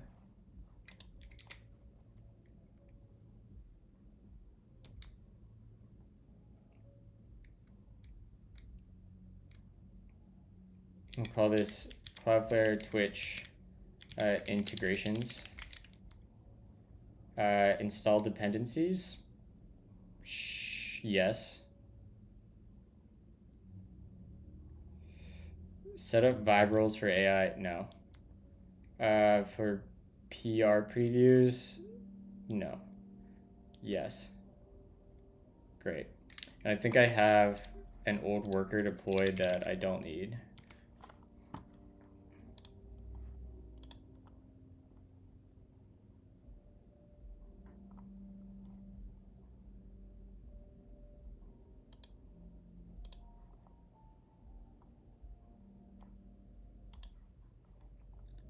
This one, we can get rid of this, view settings, and I can delete this guy. Overview, settings. How do I delete this? Here we go, delete.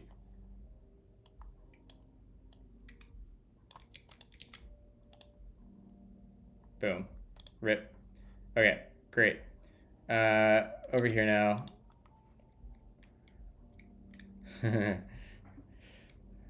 I would never, Mattia. That's not like me at all.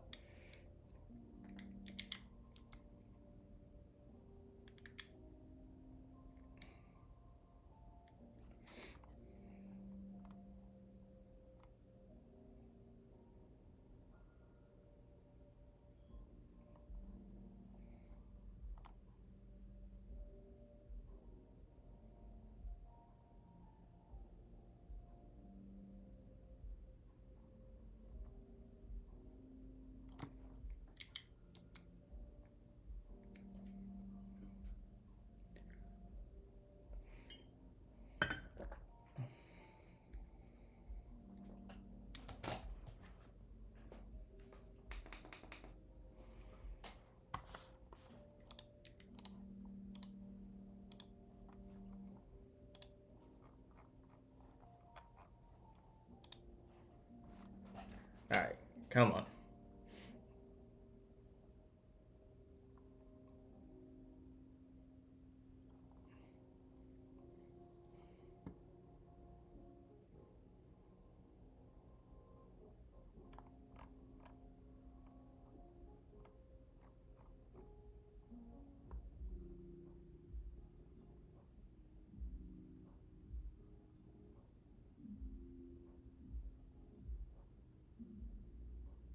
Yeah, honestly.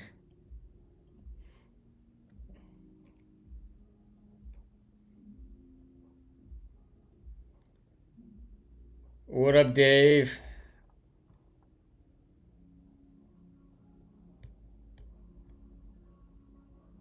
Cursor 2.3b? I don't know what that means. Oh, is that evaluation? The valuation of NeoVim is priceless. Can't put a price on that.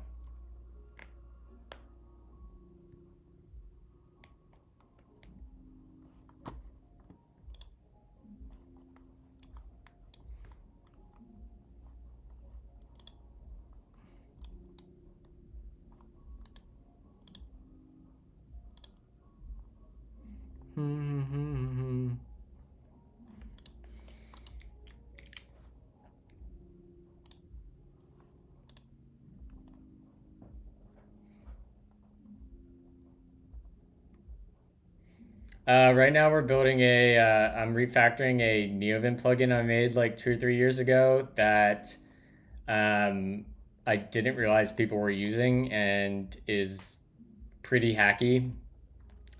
So we're doing that, and then we're gonna try to use we're gonna write a quick script, probably trying to use the Playwright MCP server to um, scrape some of my wedding pictures or all of my wedding pictures. What is happening right now?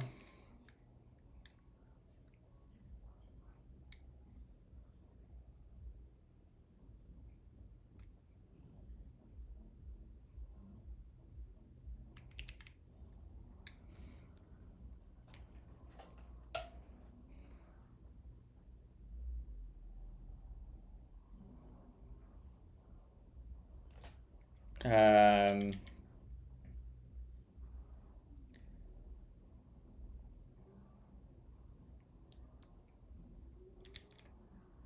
One, add plenary, and then two, whatever is the better API for DX. All right, we'll come back over here while that's cooking. And we'll change directory into CF Twitch integrations. And we should have our alchemy run stuff. So let's, I actually want to change this a little bit. We'll go in here and I want to do IAC. And we're going to do that. We're going to move alchemy run into IAC and our worker into IAC. And we're going to have to upgrade our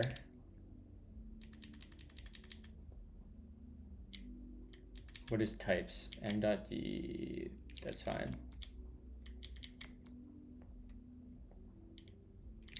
I think that's fine. This will be, I don't know if the entry point uses a relative path. Let's see if they ship the code. Oh, they do. Hell yeah. Thank you, Sam.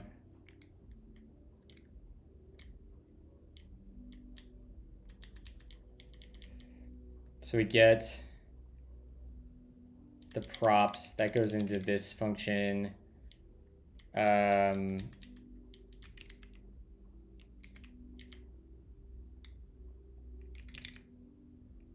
Here, props.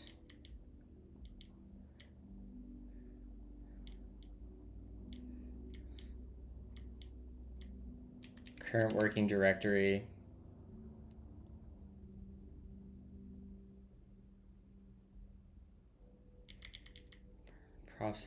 process the current working directory. So it's going to look from... All right, so we should be able to actually give this a current working directory option. Yeah, current working directory will be source/IAC. I'm assuming that's relative to the root.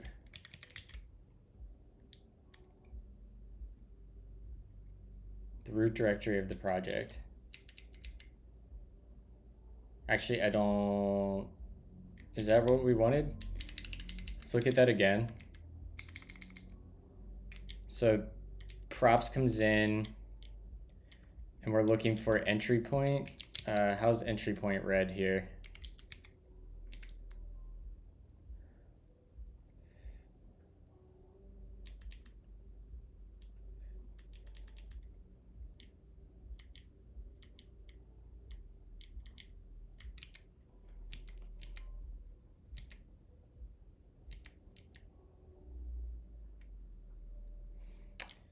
The root of the project directory.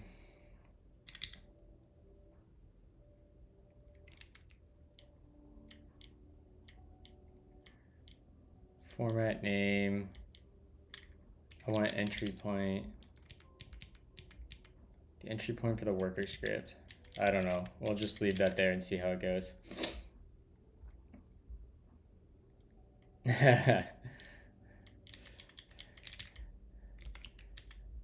I need to add like a noise for when this thing dings.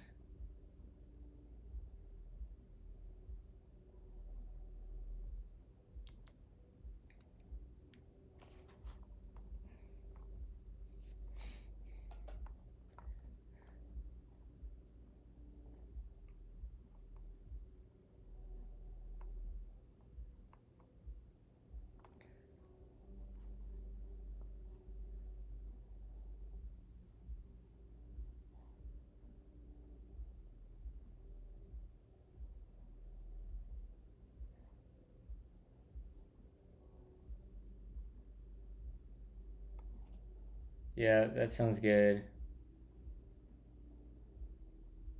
That looks good.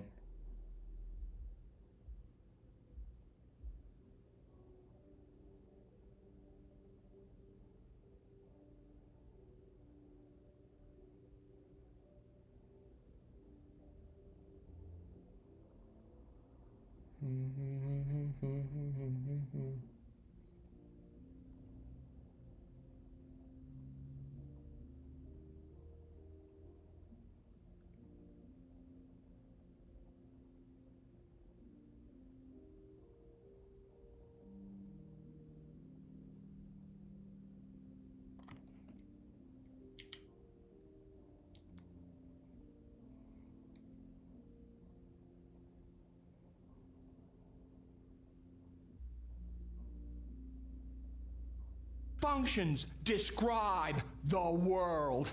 All right, so these are the tests that we copied from the TypeScript implementation that we're looking at there, the engine tests. So if we look in here, where is it putting these tests? It's putting these in here. We're gonna wanna move those down under.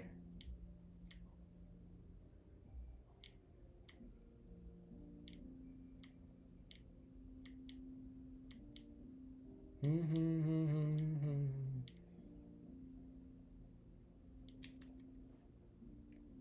right, we'll let that cook for a minute.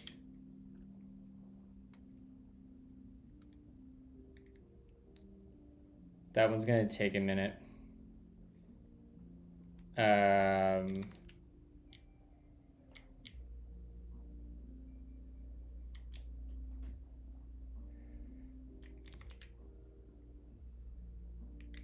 Jump back over here.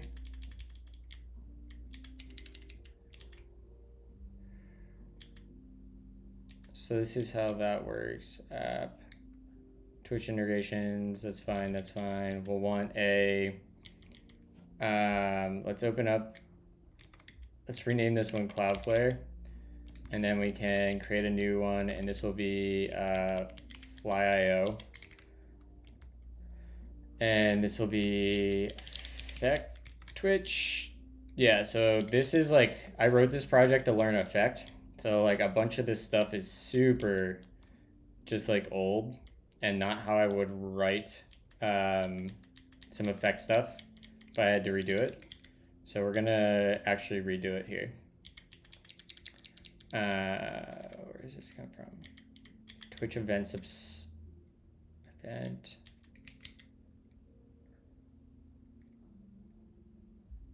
Bro, what was I doing here?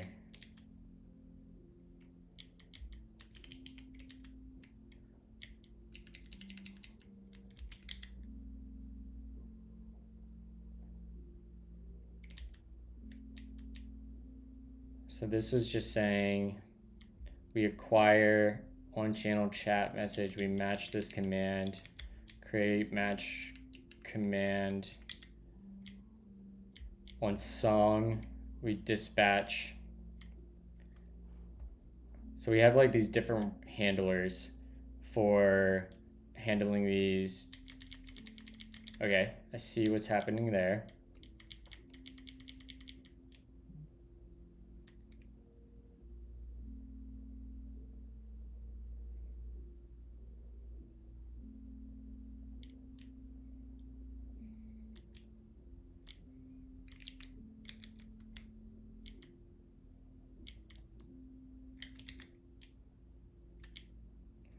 Add user effect.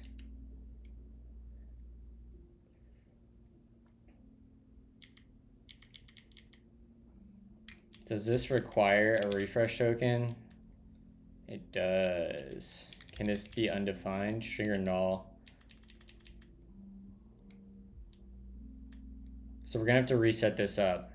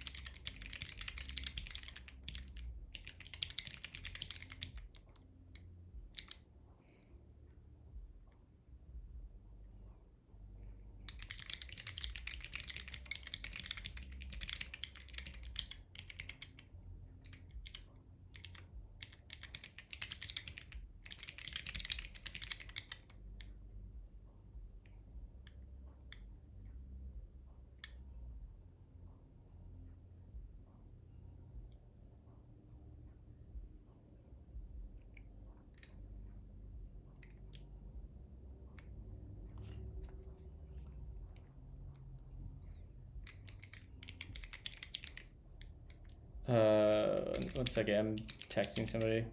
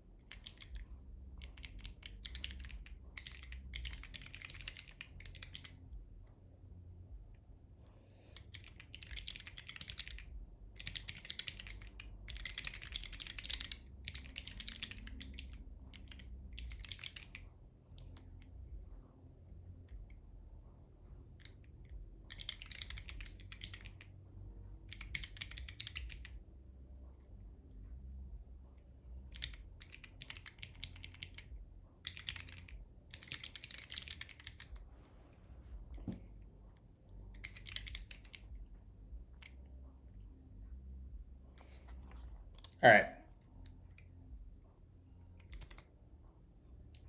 Yeah, I know. I was typing in an iMessage on the other screen. I didn't intend to have that up. All right, tests. Let's go. Please just work. You imagine if this just worked? It'd be great.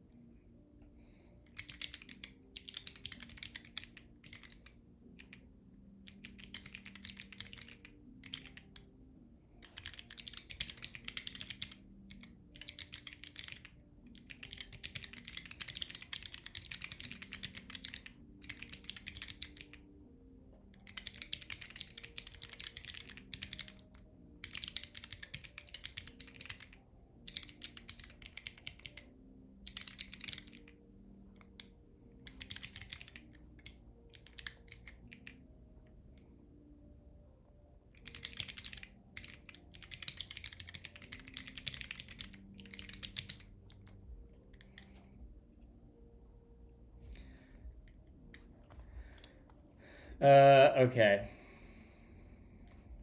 Did this run?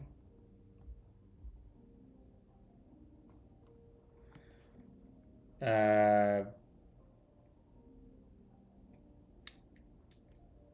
the test and report the results to me.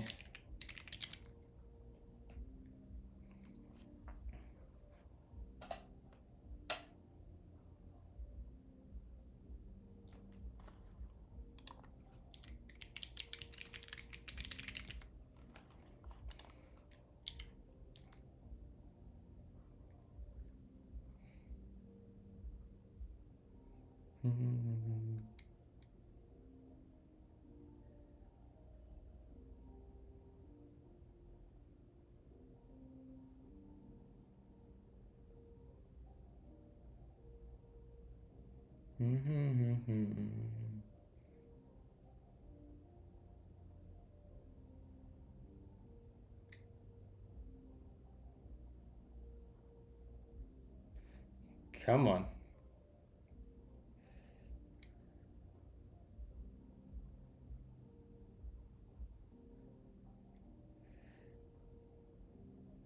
It shouldn't need all that stuff.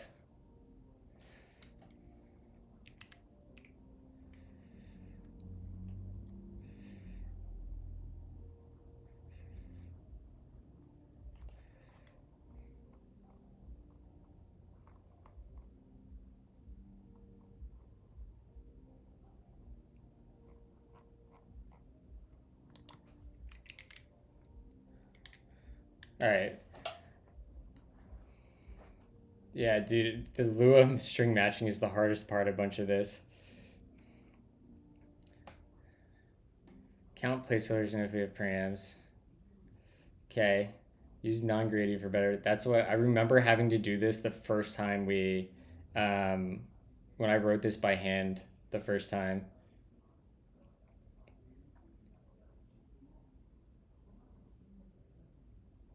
That looks better.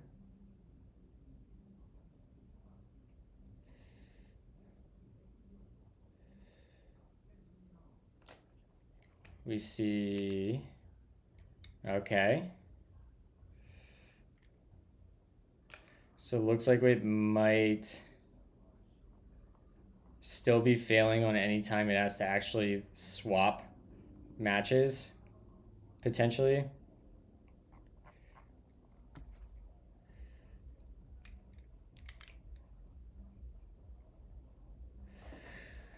Appears twice, creating duplicate captures that need deduplication.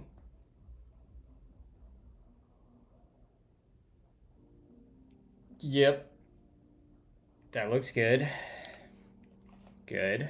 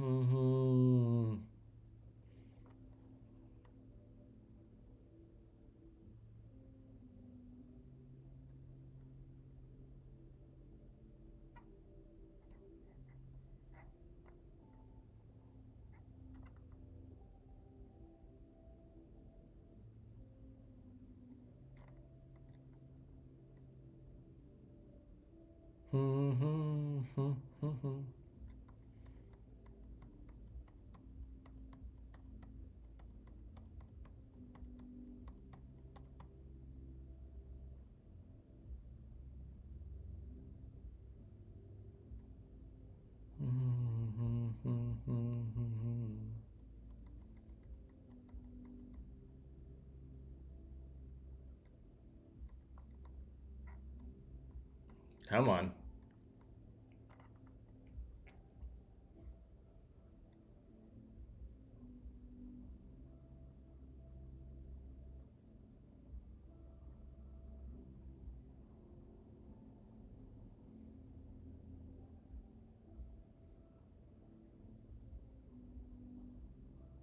Wait.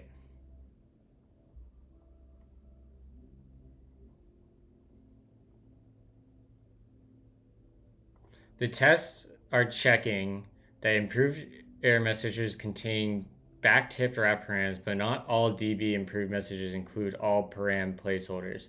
Let me fix the test. I only check for param. Okay, that makes sense.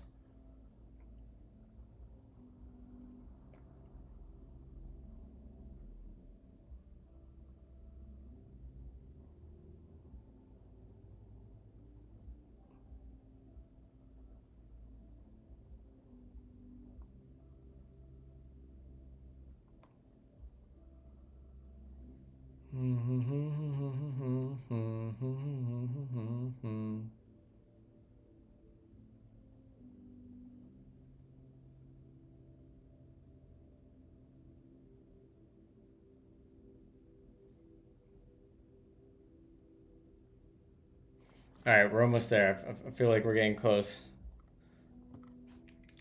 Oh, well, that's going. Let's think about the architecture that we want for this app.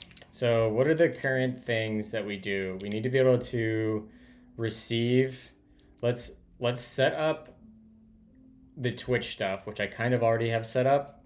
And we probably want that to live in, let's do, we'll call this, say, CF old, because I started doing this before. Describe CF Twitch integrations old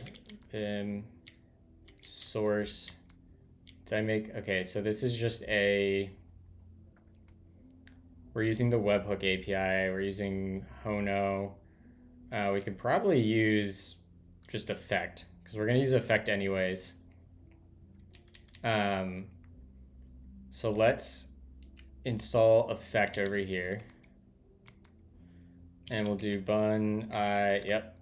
Do we need the platform? We do need the platform. And then we'll come up here and we'll go here and we want, we'll make a directory for Twitch. Functions describe the world. We'll do that. And I think we're gonna need, possibly, I wonder if we can use Twerple, because we were using Twerple over here. Refreshing auth provider.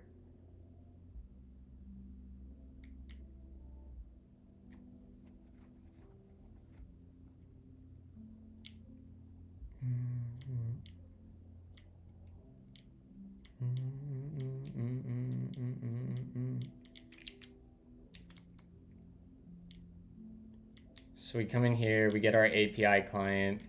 What does this client do?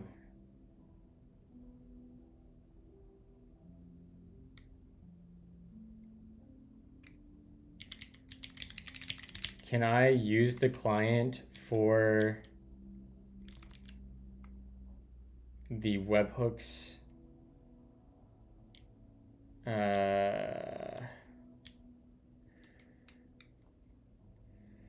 So all the stuff that my Twitch stream has, like the music queue and like the dice roll, I'm like doing two things at once, but that and I'm working on a NeoVim plugin I maintain too. That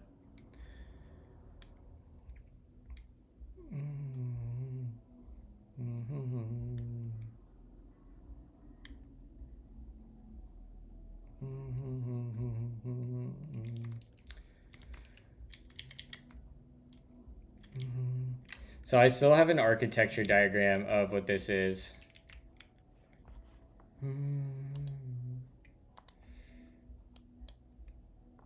So if I go to Excalibur,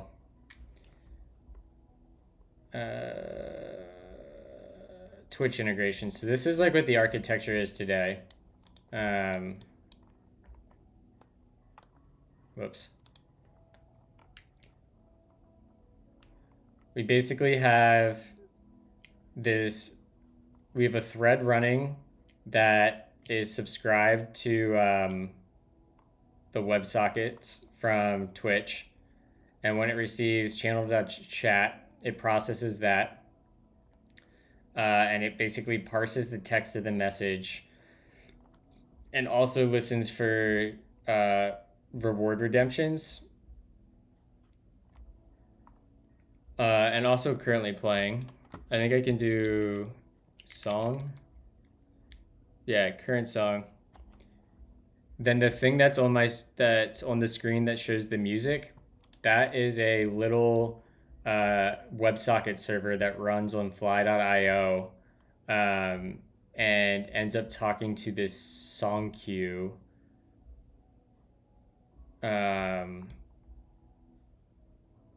Well, the Twitch overlay is this is the part that's deployed to Vercel right now. So this is Vercel. We'll make this like a dotted line, maybe like that. This is Vercel today. Make that extra large. This is Vercel, and the rest of this is all on Fly.io.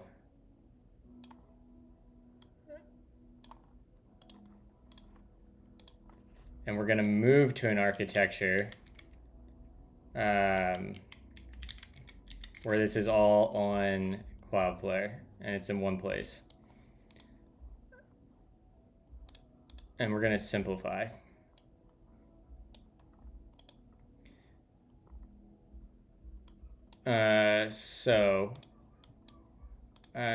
Let's go over here, and we're going to need a box for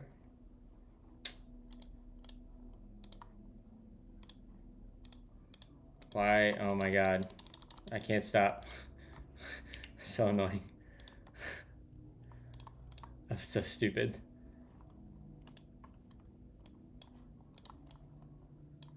Where am I at here? This is like way too large.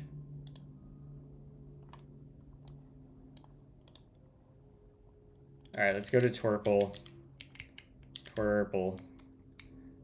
Can this thing handle event sub HTTP? Yes. That's what we want. Reference. Event sub HTTP.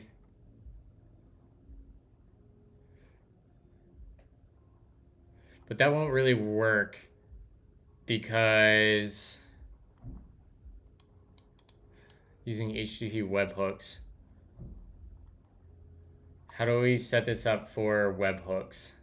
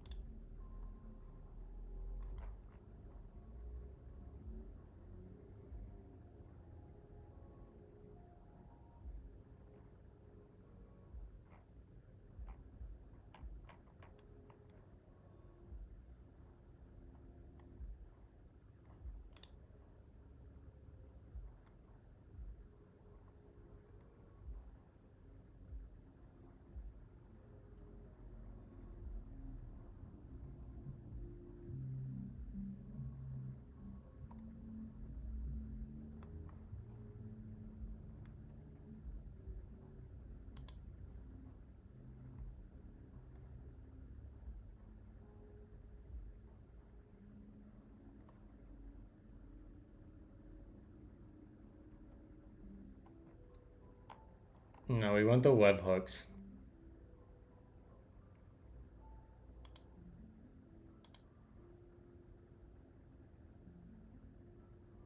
Which I think this would effectively do that, but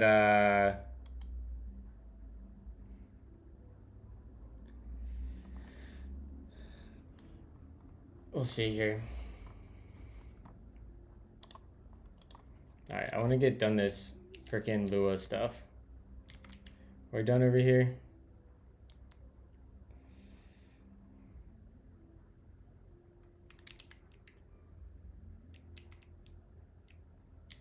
Just go.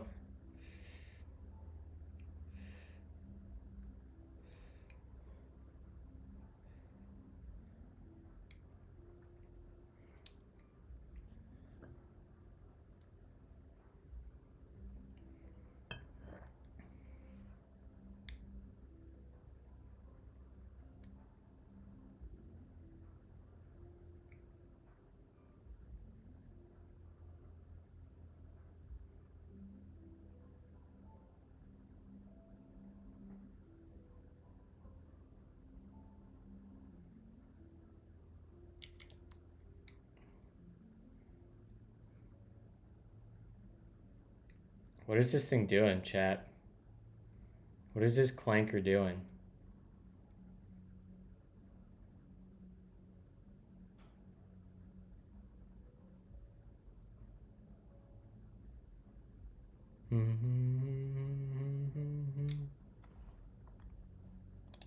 We love Careless Whisper. We love Careless Whisper.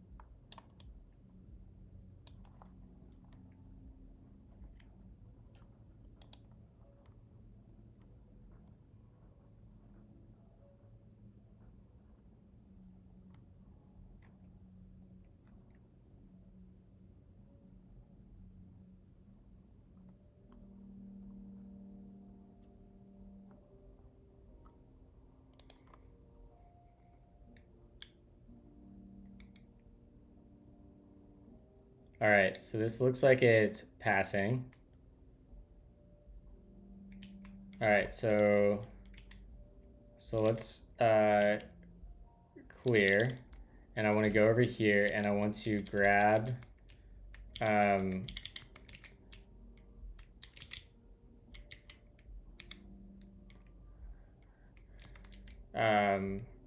our previous impl also integrated with LSP like this.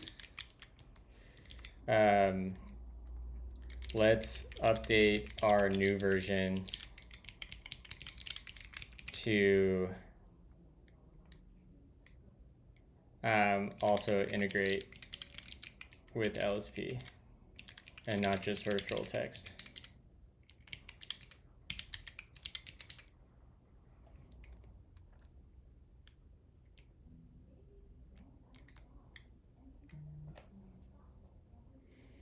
Once that's working, we can create a new branch in the other repo, copy all this over, and install it locally, and we'll test drive it for a couple days, and if it feels good, we'll publish it.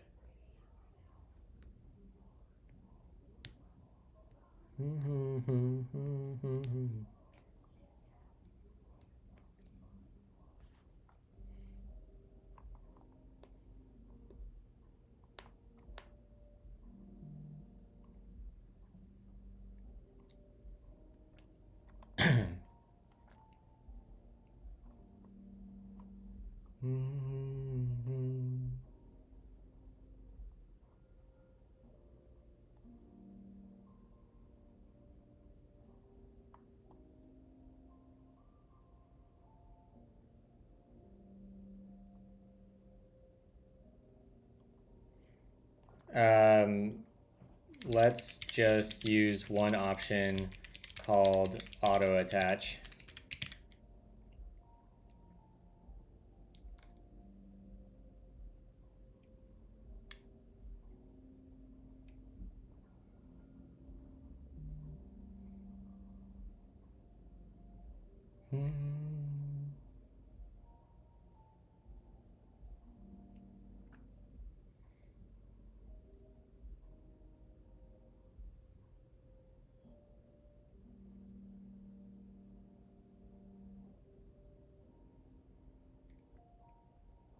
Okay, that looks good. Run the tests and make sure everything is still working. And let's go review some of this ourselves. Make sure this clanker didn't do anything stupid. Engine, Lua, which is test.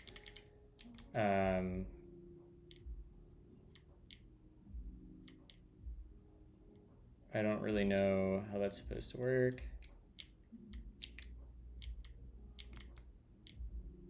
Sure, spec, db spec. See you, Vishal.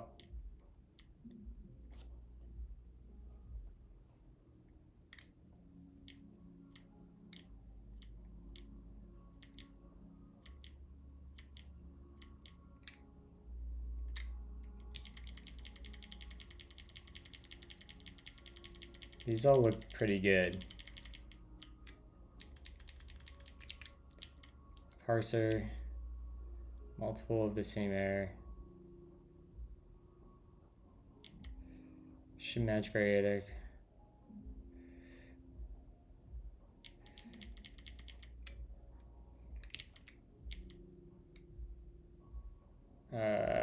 No, just test the Lua test.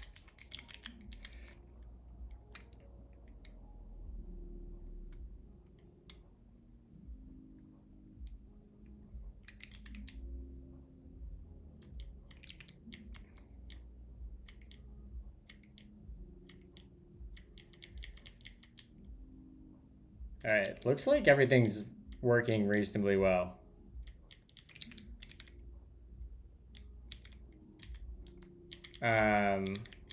Lua, ts-error-translator diagnostic, setup, init, setup.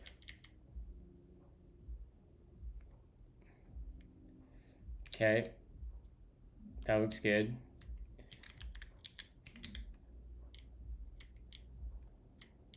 Okay, that looks good. Parse error simple. We have our cache.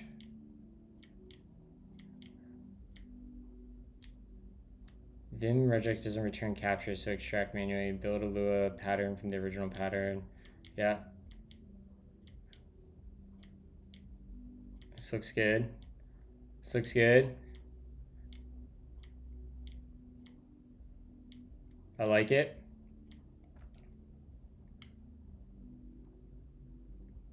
How can I easily go from VS Code to NeoVim? Start using Vim motions in VS Code. For sure.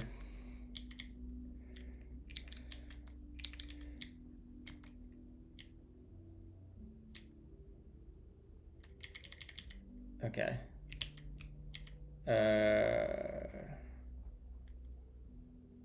You can, if you install the Vim plugin, you can update the keybinds.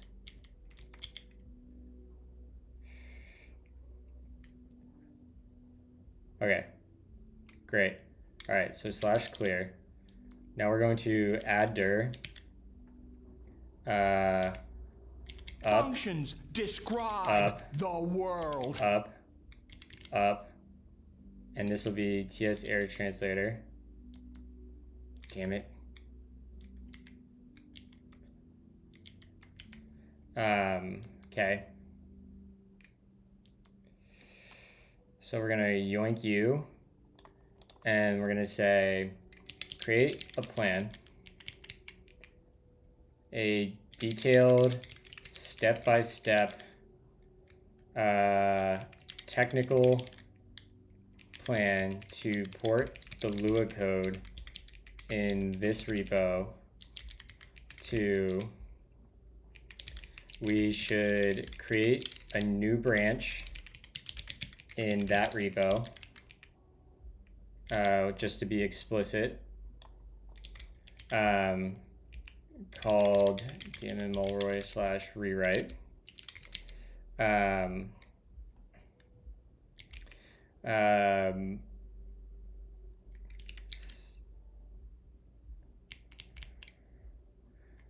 Make it easy to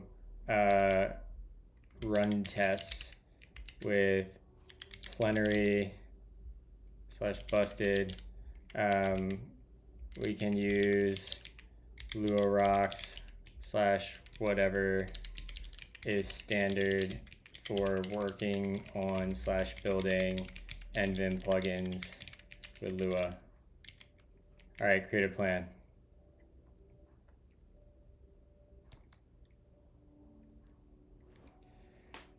Isn't the music too loud now? Sorry, guys. Oh, that's my mic. Test. How's my mic sound? Is my mic too loud? I feel like my mic's probably good. There we go. This is back to where it should be. Bro, are you lowering your mic? Is my mic better now? The mic's quiet now?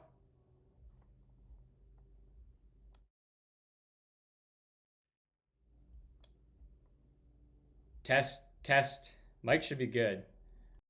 So bump up. I can add filters to my mic. So I can add gain. I don't really know how to configure it.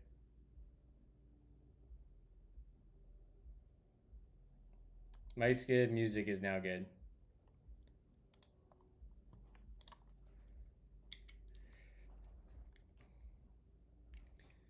The other thing I wanted to check was the personal, and let's look in here, tisk. Okay, so I don't have that. I'm gonna go look on GitHub at how I have this set up. Do I have tests? I don't even have tests.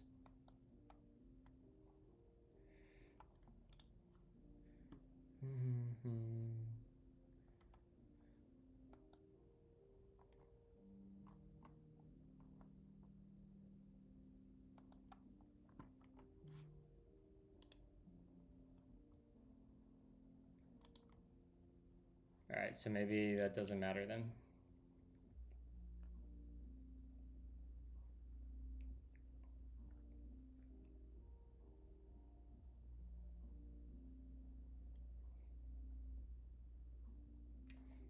All right, come on, buddy.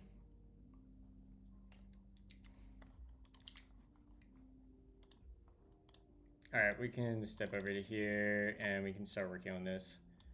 All right, so we'll have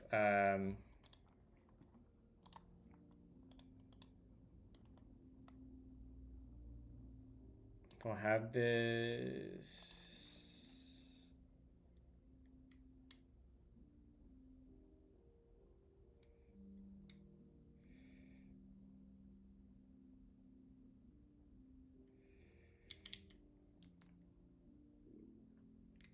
One.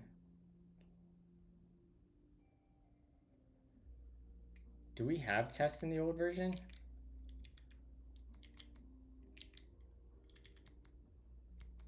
I feel like we don't even have tests, do we? I guess we do.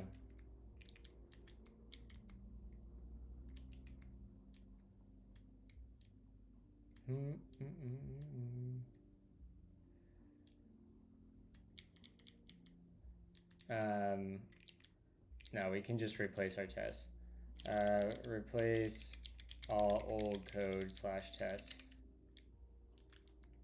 to sure.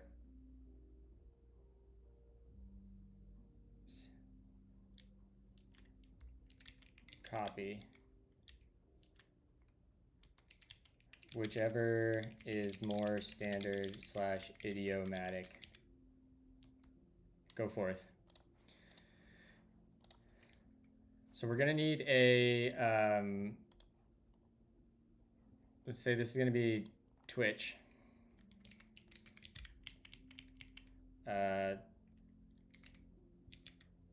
Twitch webhooks. And what size is this? Nope. God damn it. Nope.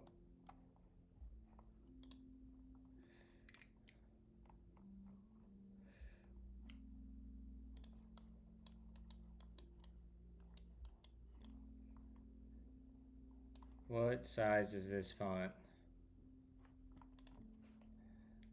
All right, let's look at this.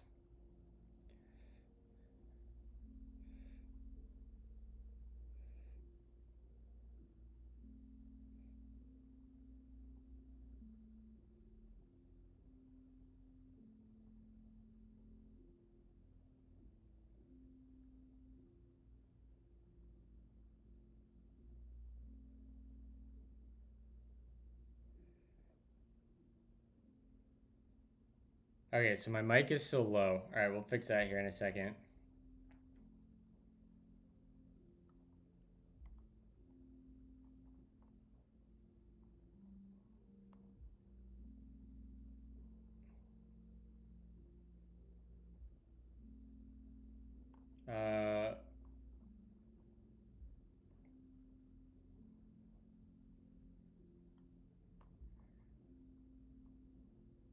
Functions describe the world. All right, sure. Go forth. All right, so we need to have Twitch webhooks, right? Because we had this in this other one. This is like an admin one that I used to subscribe to create the actual webhook subscription. We basically need to copy these over.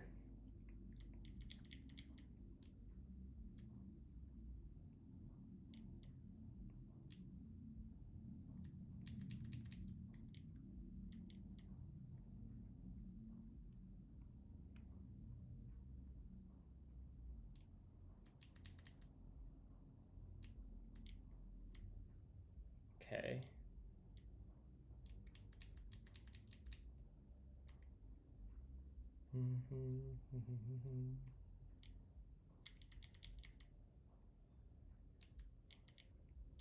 Twitch. And then we refetch that. We create a subscription with the payload being that. And I'm wondering if Twerple can do that for us. That's the thing I don't understand completely.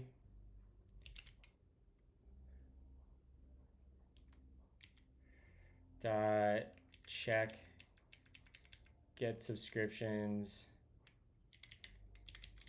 I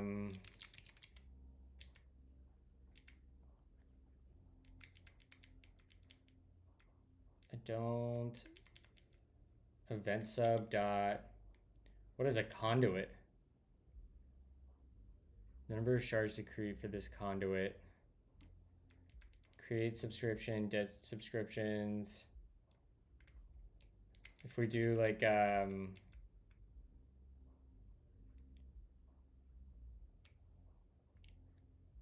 subscribe to start a chat, message events. All right, what is this? Broadcaster. Can that just be a string? Do we get a option here? Callback. The callback URL to send event notifications to. That seems like what we want, right? We need a conduit. We gotta figure out how this conduit API works. Let's see, is this thing done yet?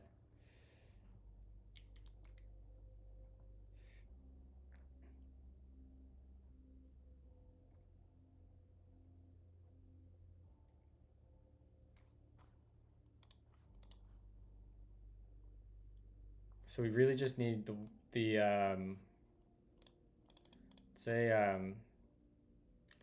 have a worker. I wonder if there's a Cloudflare.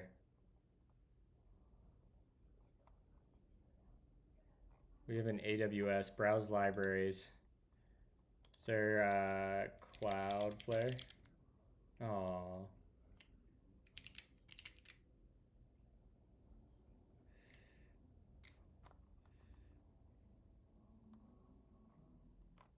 Orange Cloud, infrastructure icons.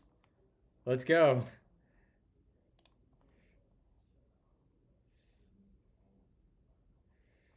Can I filter this?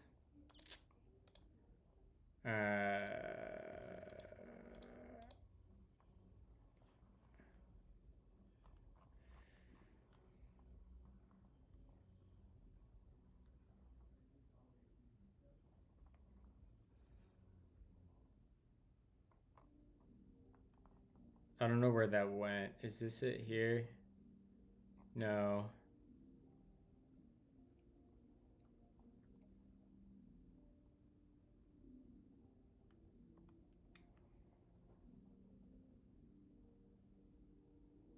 Wait, was it? Is Oracle Cloud and not? No, I.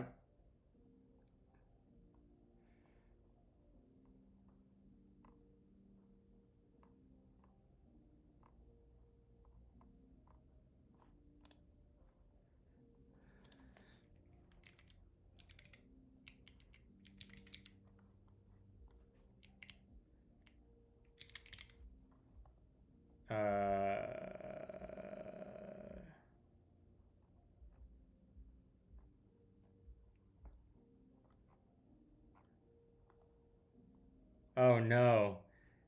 Oh no. You guys are right. Shit. How do I remove?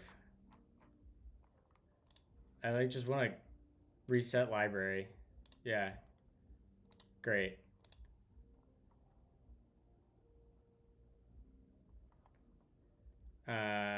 System design components. I wish I could be.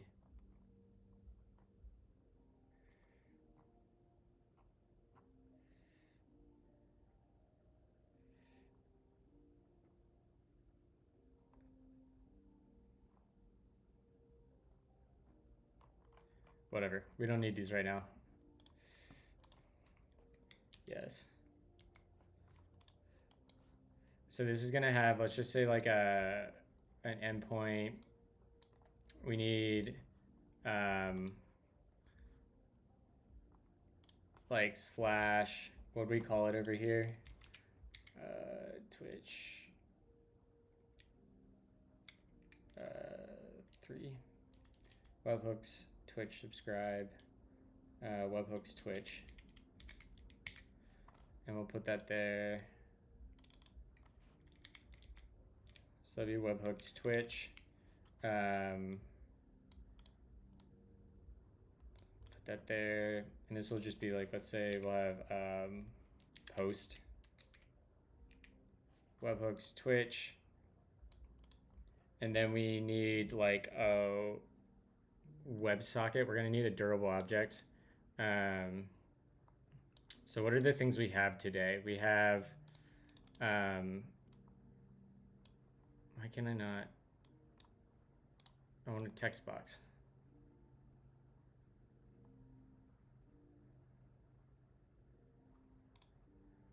Whatever.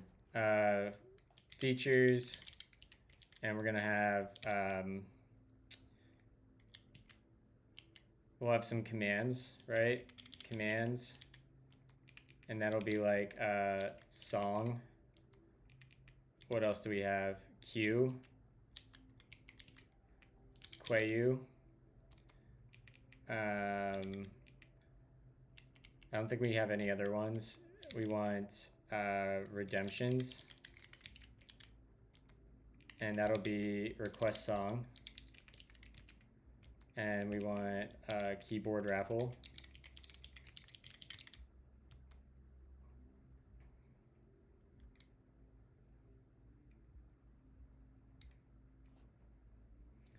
So we basically will want a durable object, I know already for the song queue.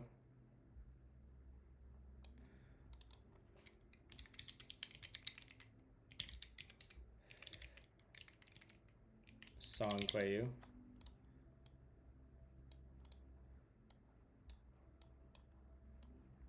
What the fuck just happened there? Can we group those? Move that over here.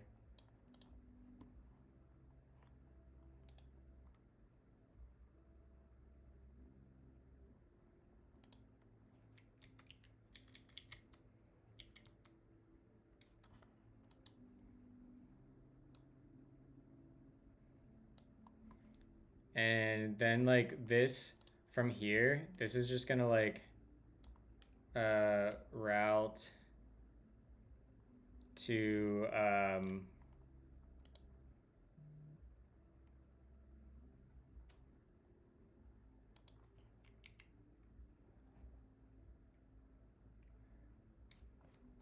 do we work over here?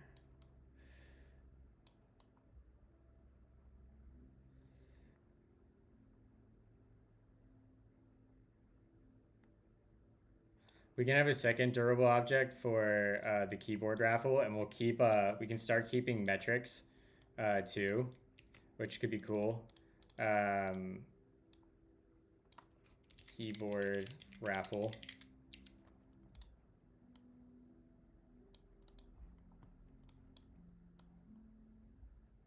Do that, and then we can just use the like RPC methods on these for the routing. Yeah, I think that'll work. Dude, what are we listening to?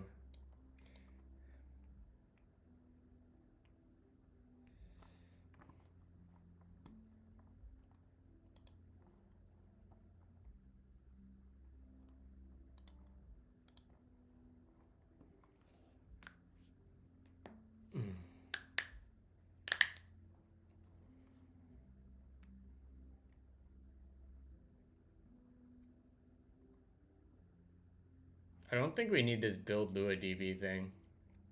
Maybe we do. We'll see.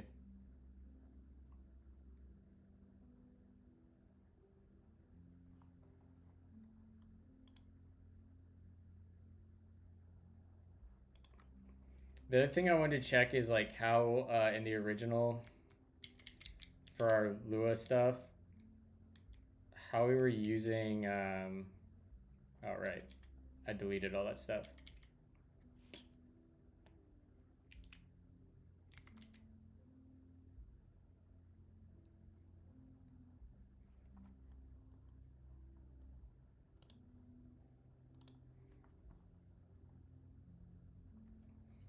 We can like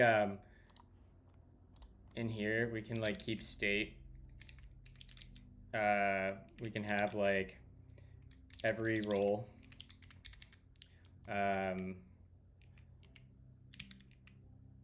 We can have let's just like actually write the API. Keyboard raffle. We'll go ahead and say role. Functions describe the world.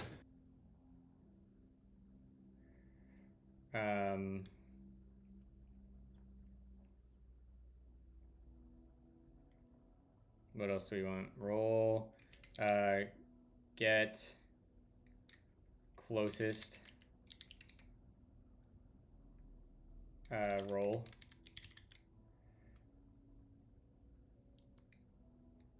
Get last win. Get leaderboard.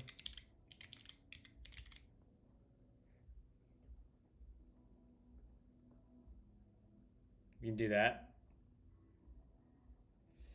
And then over here, we can have add song.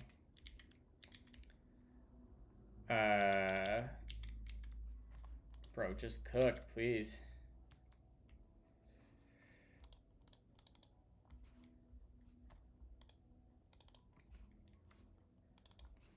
We'll have get queue.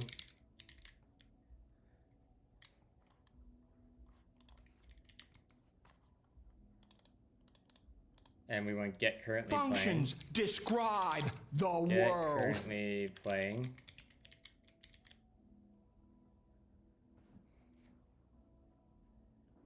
We could also have like probably like an add priority.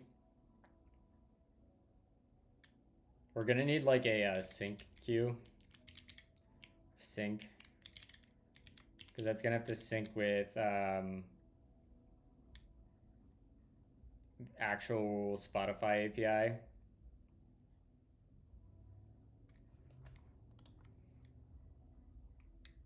All right. How can I configure this plugin to be used locally with lazyvim until I publish it on Git for local testing?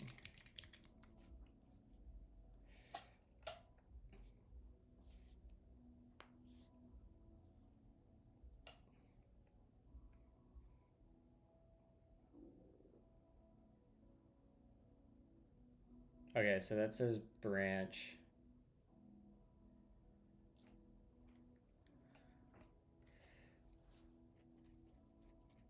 Symlink. Dir. All right, we'll try adding this to our config, and then we'll try building some TypeScript stuff with it. So let's go into our dot files and see if our plugin actually works. Config nvim lua plugins ts-error-translator.nvim.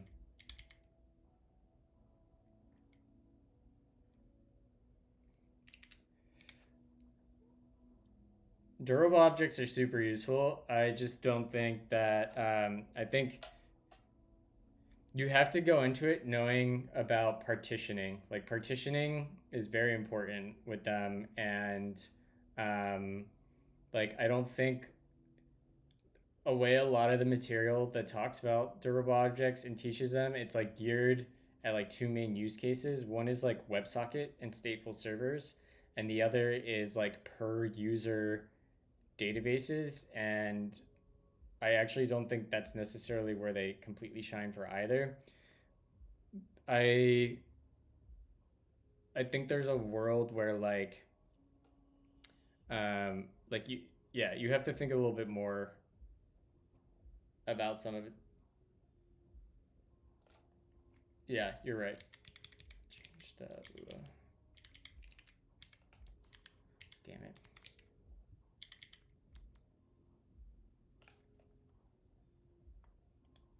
Yoink.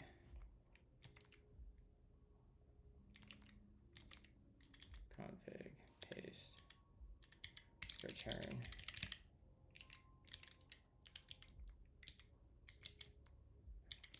Lazy. All right, so we have this.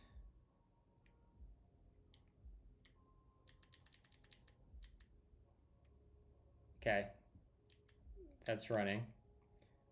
Let's quit out of this, and let's come over here, quit out of this. Over here, we can close this, close that. That should be working right now. And we'll just do a git push. All right, so that'll get that stuff pushed.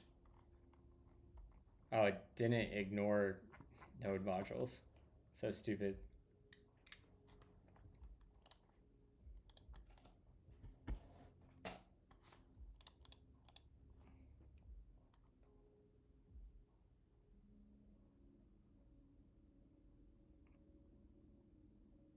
Yeah, I mean that, like for agents and stuff like that, Matt, that's actually useful.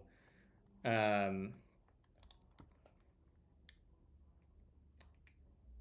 node modules in your global git ignore. I really should. It's a good idea.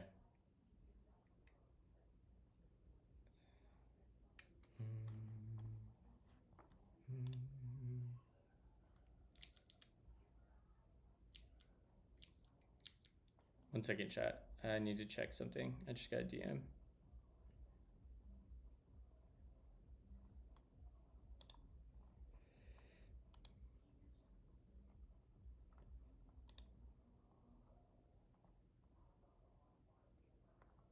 All right, we're good.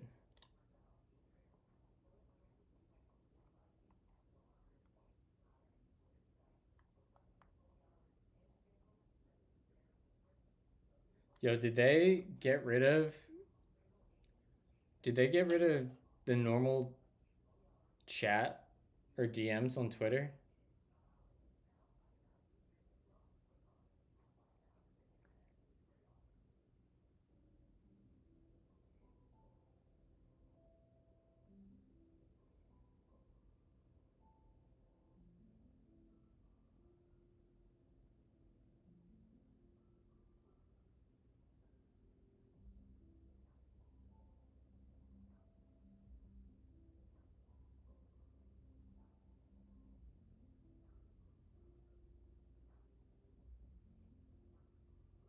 I don't know what I'm looking at.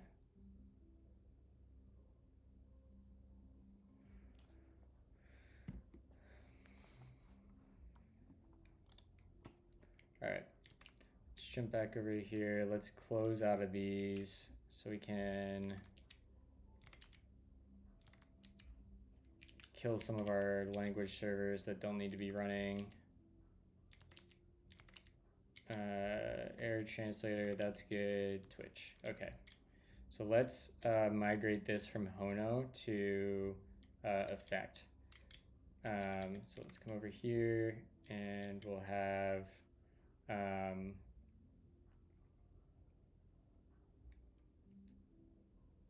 let's just say we have api.ts, and I'm never gonna remember the exact import. Here, let's pull up the docs. Let's go to effect HTTP API, which is gonna be, really? Effect GitHub platform. There we go.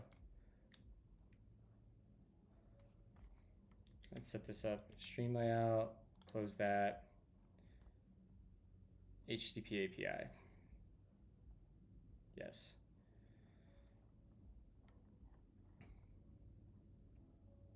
Okay. So we want to functions describe the world. We'll start with that, and we want to have slash webhooks. So we'll have const API equals HTTP API.make, and we're gonna say just API is fine. We're gonna add a group, I guess. So we'll do HTTP group, and this will be make, and this will be webhooks. Webhooks.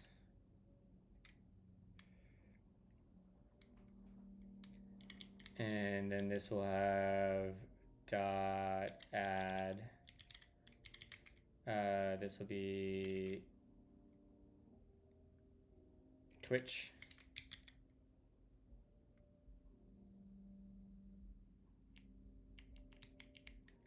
HTTP API endpoint.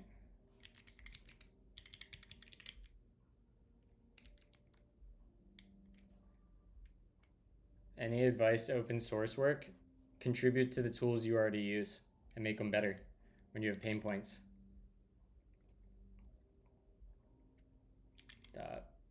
Post. And this will be Twitch. And this will get dot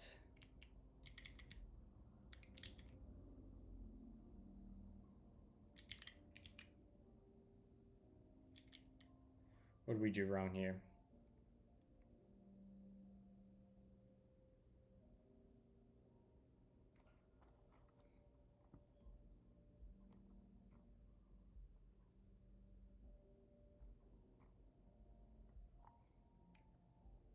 All right, so we need to give it a name. So we'll say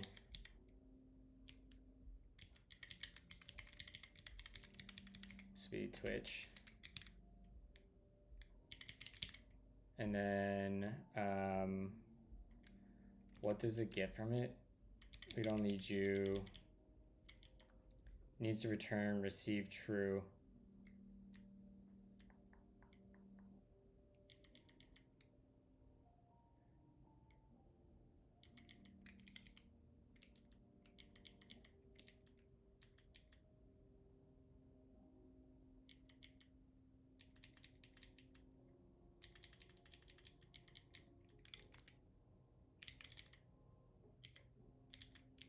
Dot set the schema for the path parameters. We don't need that. We need add success, and it'll be what do we want here? Schema. Is that gonna import from import schema from effect?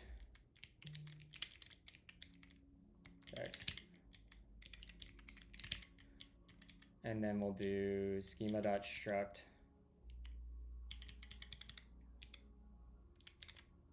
schema.struct, and it's going to have received schema.literal true.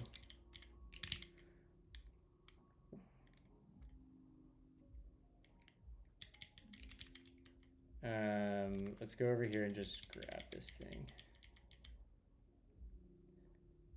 Functions describe the world.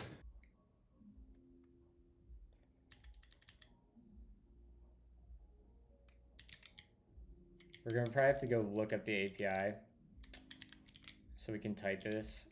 Can I add headers to this thing?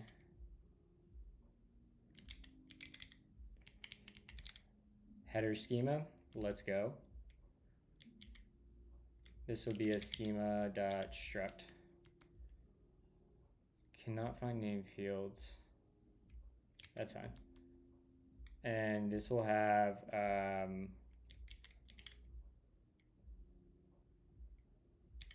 we can say, let's just say this is a schema.string for a second.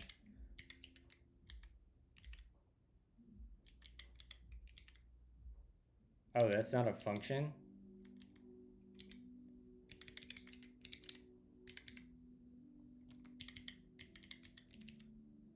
This is that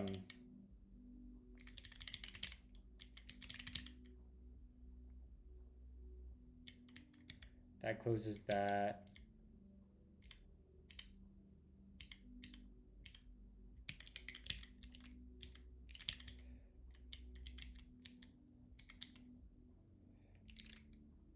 Set the schema for the headers of the endpoint. Schema.struct. This will be that, and we'll have that, and we'll just say this is a schema.string for now, and we'll go get the actual name, which is this guy right here. And that is what, 17 down. Paste that in there.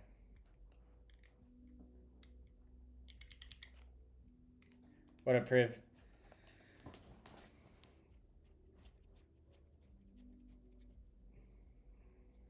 I think we can add a prefix to this group, right? Prefix. And we'll say this is going to be /webhooks.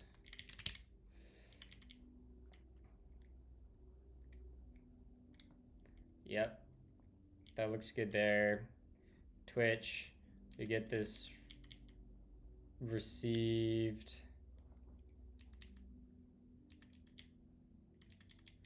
And we're going to need to be able to verify it. We looked at c.text/JSON challenge. Can I add multiple successes? Add a schema for the success response. The status code will be inferred, otherwise default.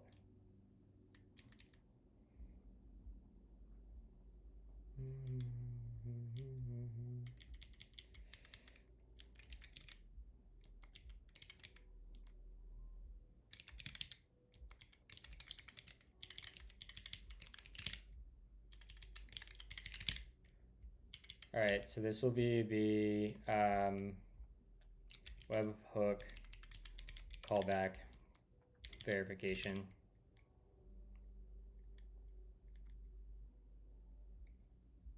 Okay.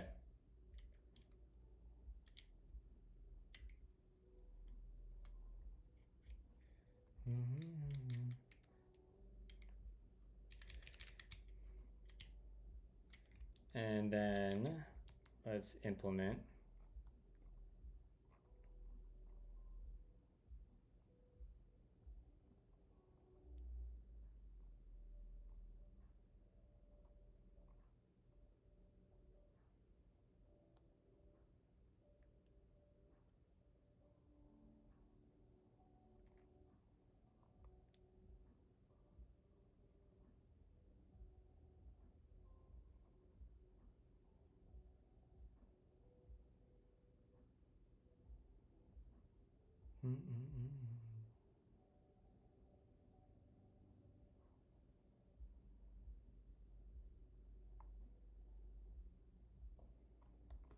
All right, let's go to the Twitch webhook, handling Twitch webhook events.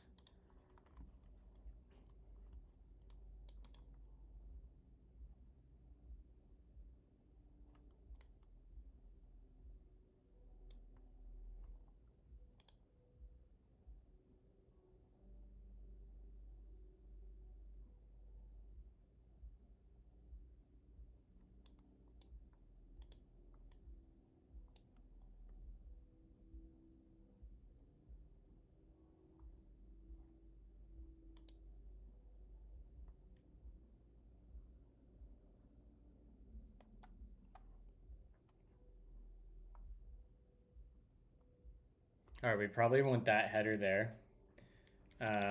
Twitch, event sub, message retry. I don't know what that comes across as.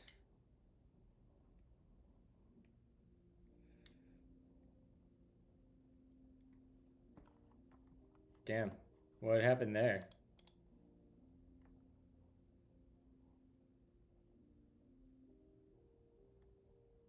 Ugh.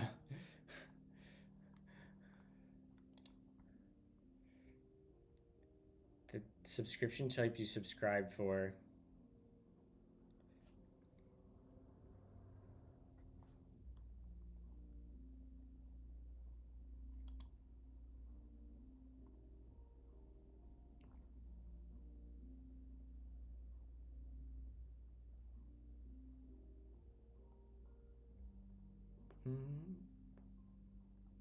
So this can actually be, we can get a little bit more accurate here. We can do a literal.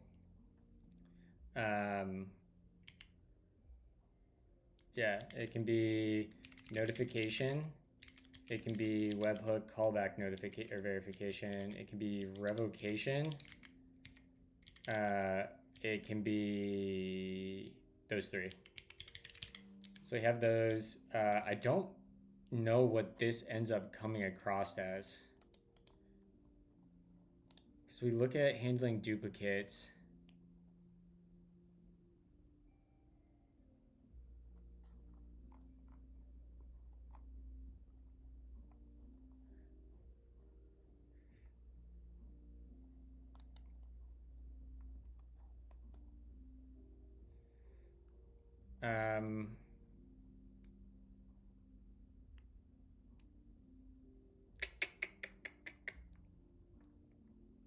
I mean, I guess we can just keep a running table of processed event IDs.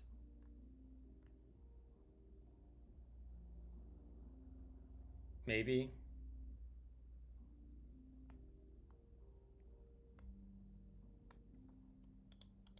Subscription type.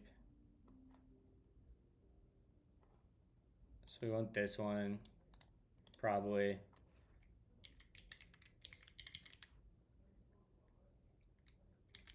And this will be, we'll make this a schema dot string for now. And we can make this optional because I don't think this is going to necessarily be on there every time.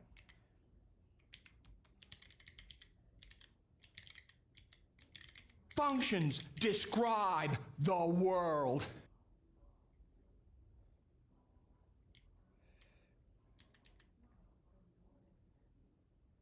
This version matches that you specified in your subscription request. Sure. And this will be schema dot number from string. All right.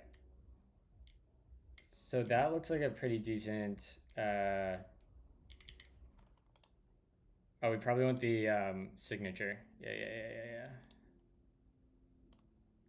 Because we're gonna want to verify that to not get taken advantage of. And this will be a schema.string.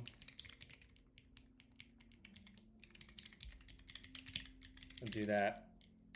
All right, now back over to implementing this. Yeah.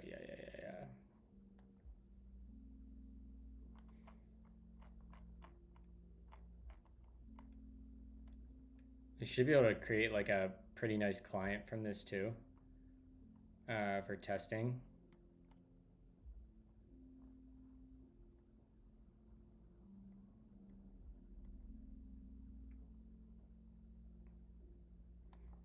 All right, so let's write the handler for const, we'll say Twitch webhook handler.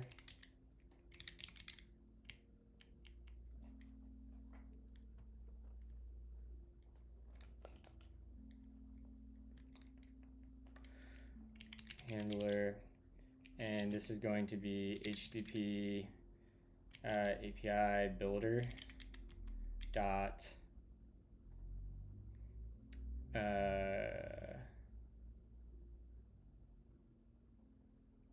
group. We'll pass it API. Should go to this. This will be API schema.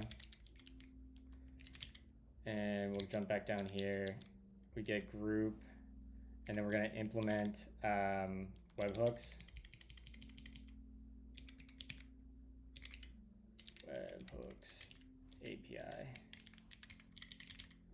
And then we need to we get a function for our handlers.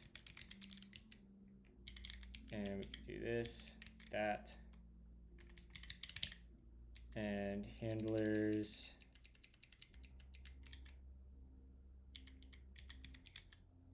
We can just do return handlers dot handle, and this should autocomplete to Twitch, and this should get a function that receives the I don't know what's in this context. Let's just see what that is.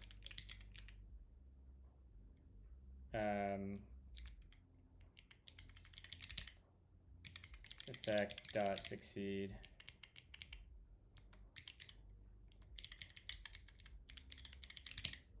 Yeah.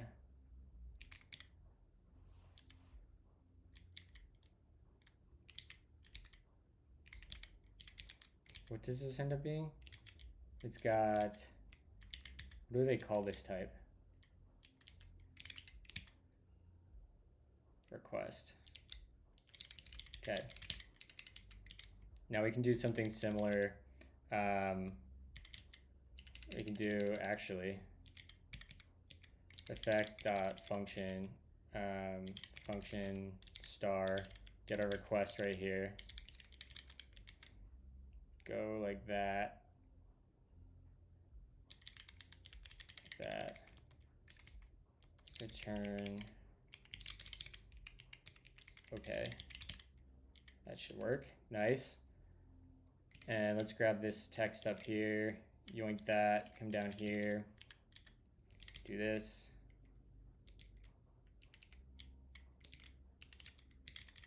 Throw that, I don't know, down below as reference. And then we want to get the headers. equals request dot headers dot. Oh, look at that. They're right on there. So we'll say message type. And we'll say if message type is equal to, this should autocomplete. So good. Tell me effect's not good. We'll return, what did this do? The JSON.challenge.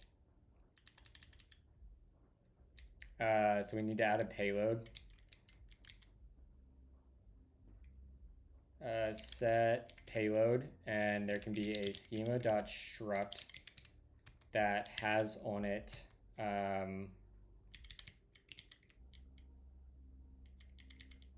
challenge.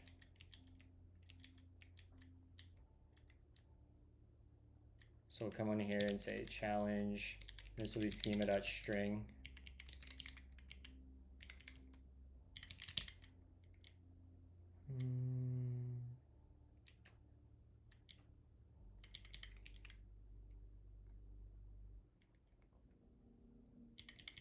Yeah, that's fine. Request dot payload dot challenge. Oh, tell me it's not good. Tell me it's not good, chat. That's such a good API. And otherwise, we need to return received as true. And we probably have to as const that.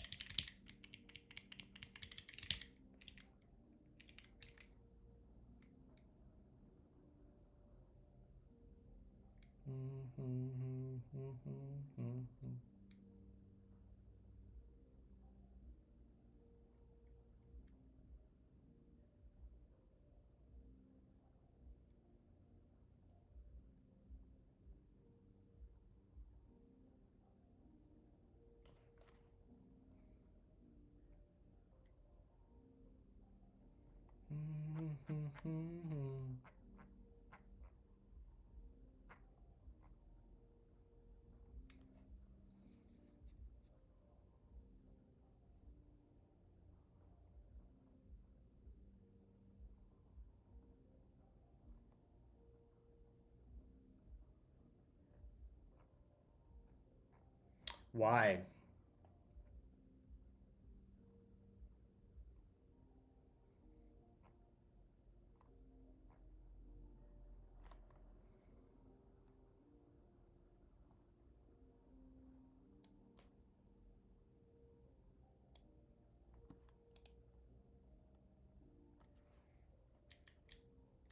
Shouldn't that be good?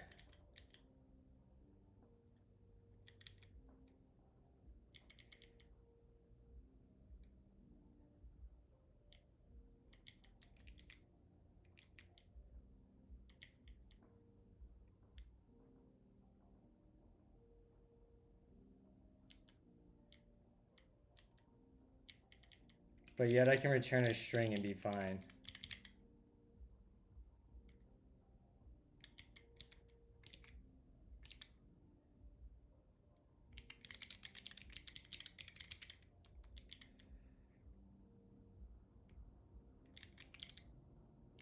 Did I spell received wrong? I did. I spelled received wrong. That's the problem.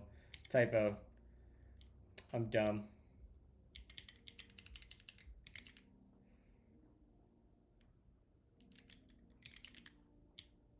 Fixed.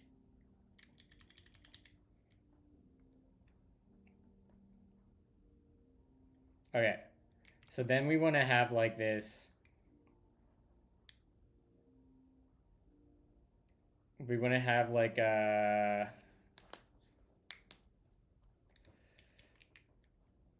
handle different subscription types. So this is where we're gonna fan out to like our handlers, and it'll be like yield star handle. We can like switch We'll do something like that, and on here it'll be like a subscription type, and we can get the request dot headers dot which one do we want? We want subscription type, and we'll switch on this. Subscription type, and we'll say case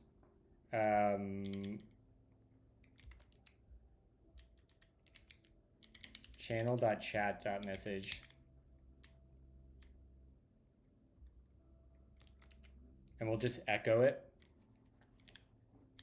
for now. This should be like the only one. This is, I'm going to get this one working today, and I'll probably wrap up.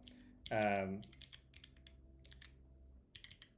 we'll just yield star effect.loginfo. We need the payload for channel.chat message, which we might be able to crib from Twerple.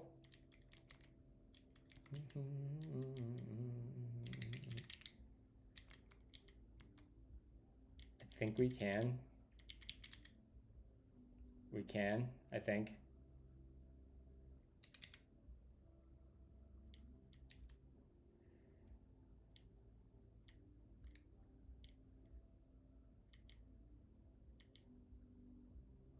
I kind of hate this API.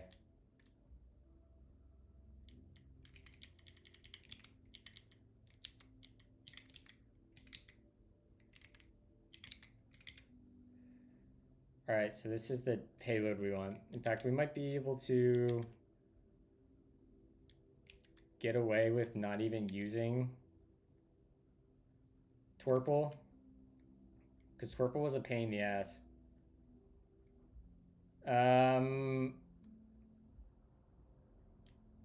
Not really, Syncs. If I'm like working on like annoying code, like, I don't know, I use streaming to work on the things I want to work on.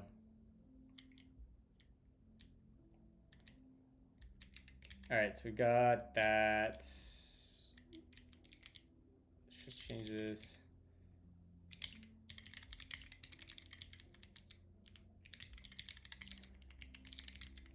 Make this read only.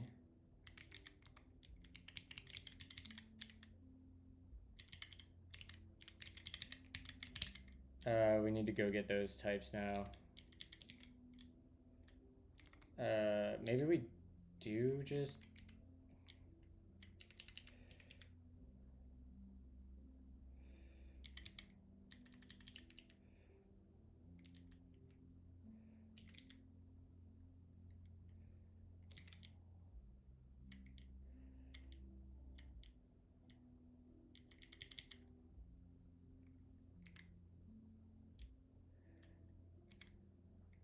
We'll just steal those, and we'll go into like types.ts, and we'll go in here and we'll just put this stuff in here, and we can just do a %s, and for everything that has like that, we'll in fact we can do %g and match on /that, and then we can delete the lines.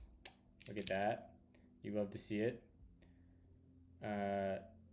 Then we'll jump back over here, go back to here, we'll copy this again. Sub chat message reply data. Probably want all of this, I'm guessing. JSON. In fact, we'll do the same delete, but instead of this slash, we'll do a star. There we go. So we got some types we just yoinked.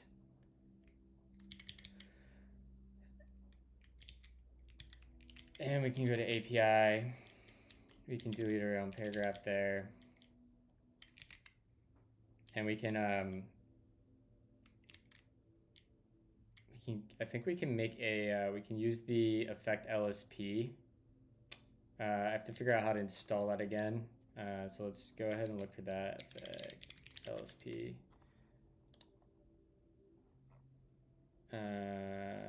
We want to install this. Fun, add.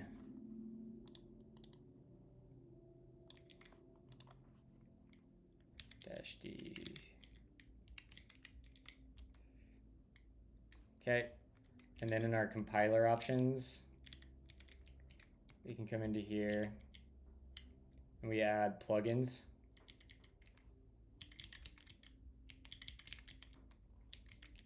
Plugins, and that becomes that. We get an object, name at effect/language service. And if we right click out, that should come online now. So like, let's go to Twitch types, and if we go to our chat message, we should theoretically be able to turn this into a nice.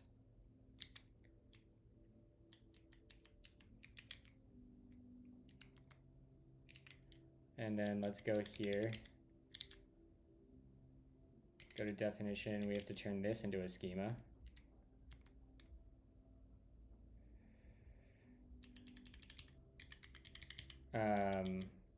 And then chat. Go to this. Can we turn this into an effect schema? Do we just turn this all into effect schemas?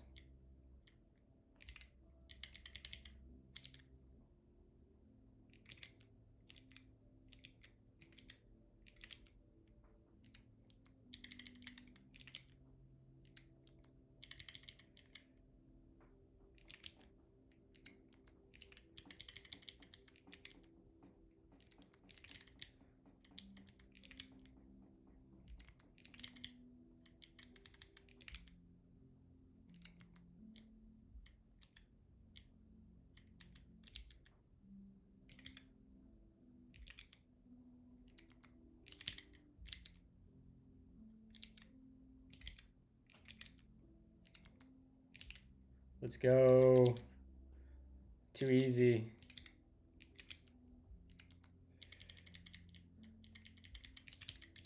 What is this now?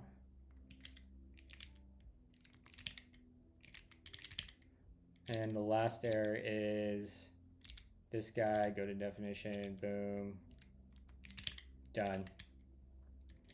And then we can probably delete everything that's like export interface.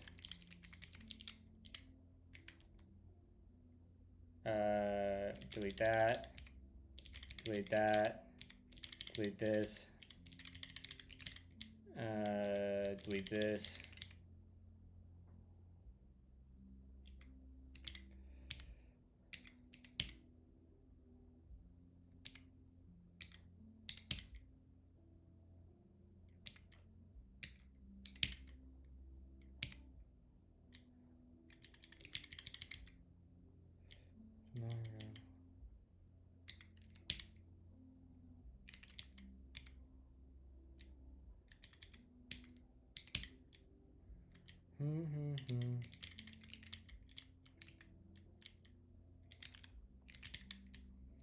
And then we can take this guy and we can derive a type from it, and then we can derive all the other types from this. So we can say export type, this is equal to type of event sub data dot type.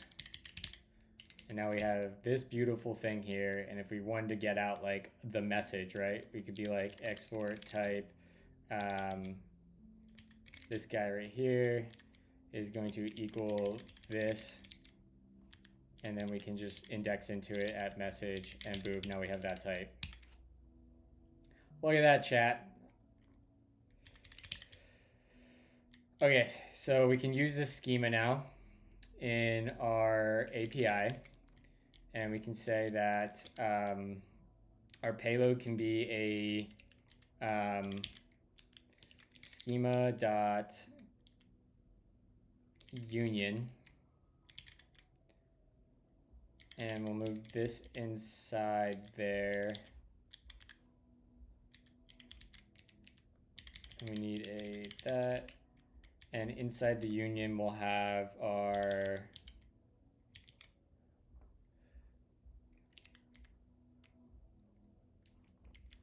this guy.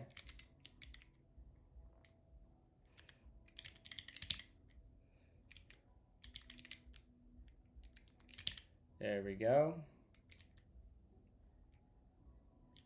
Okay. So we can get that.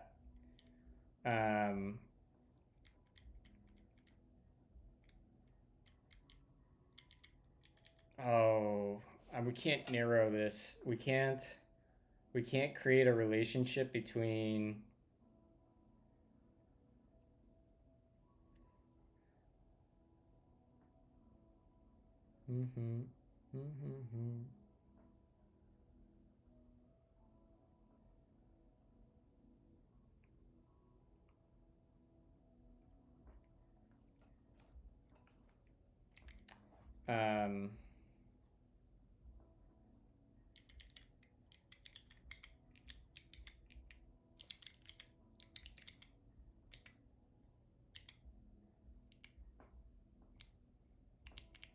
this is gonna be so annoying to narrow because it's not tagged.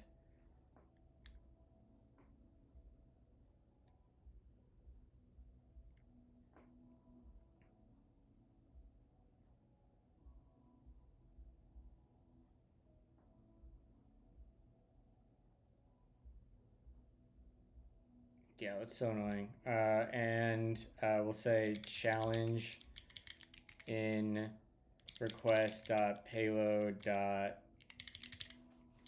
we go. And now we should have request.payload.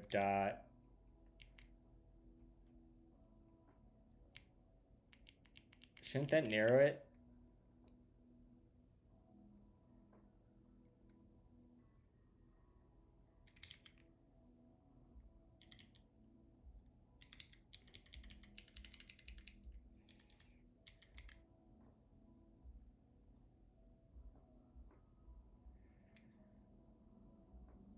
We should be able to do like, can I do is or schema.is? Is that that's a combinator, right? Does your schema represent watch streaks too? We might be able to add watch streaks.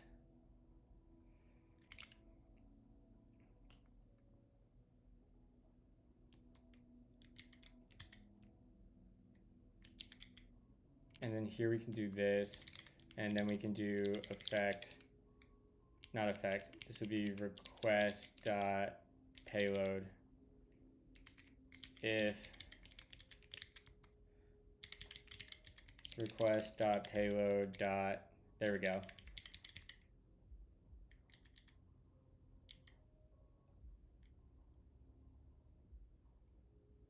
It shows up as normal messages, I think, in Twitch chat now. Maybe I'm wrong. And we'll just say request.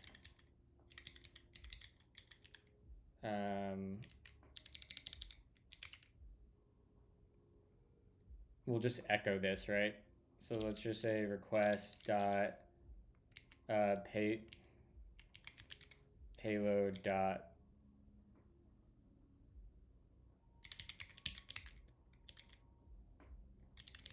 we can do request dot payload dot chatter username, and then we can do this request dot payload dot message. So now we have like this nice little like echo server.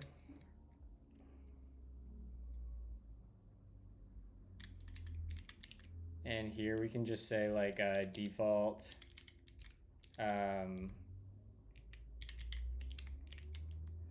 yield star effect dot log.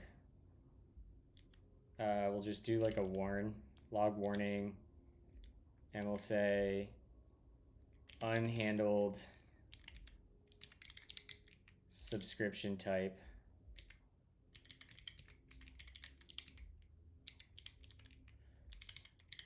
And we'll log that as subscription type. And in this case, if the payload doesn't match We'll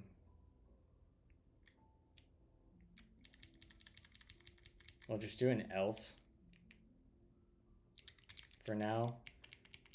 Actually, let's just invert this to be not, and then we'll take this and we'll do that. And here we want to return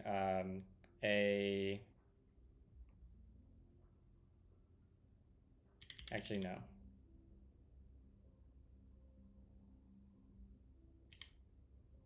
We do want an else. Else. You want this. And this will be error, log error.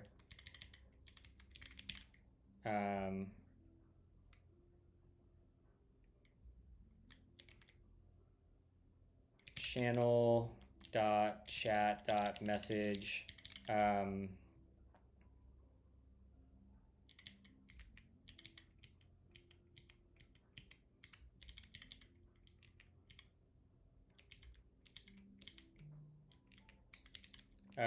Payload did not match schema.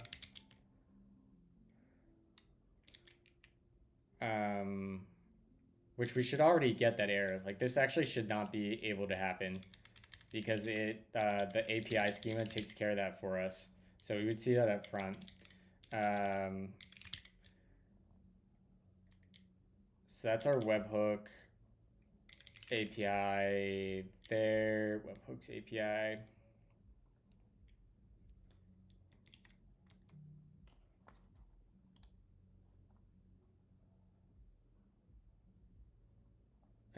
Let's see here.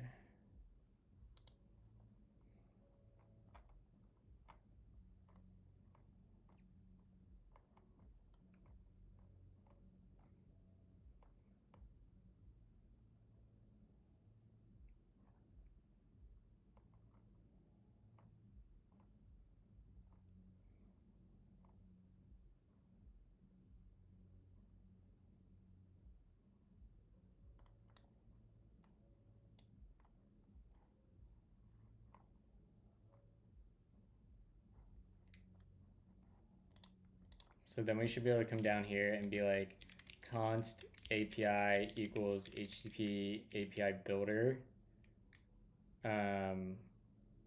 Where does it implementing an HTTP API? Here we go. Go up dot make. We already have that.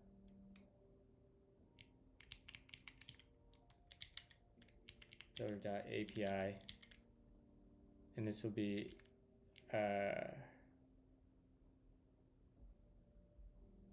API schema, I guess. And this is going to require a users group. Yeah. So then we pipe and we do a layer.provide. This will be webhooks group layer. And we can import that webhooks layer. Wait, what? Where did that pipe come from? We don't want that. I want pipe here.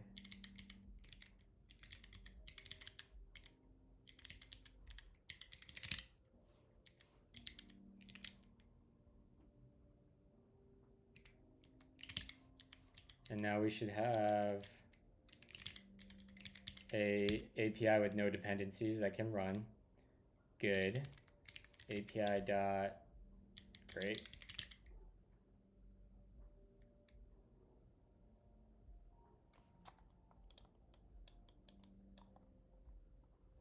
And I think we need to be able to convert this to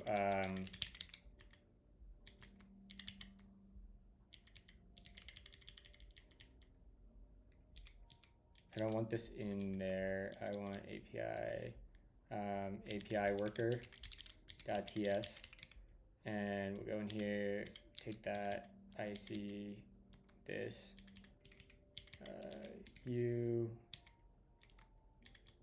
go into here. We're gonna figure out how to integrate effect with Cloudflare right now.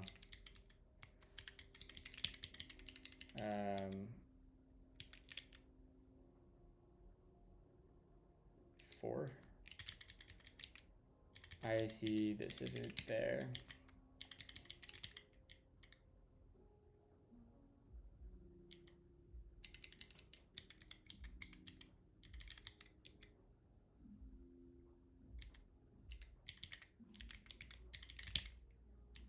And we'll call this API worker.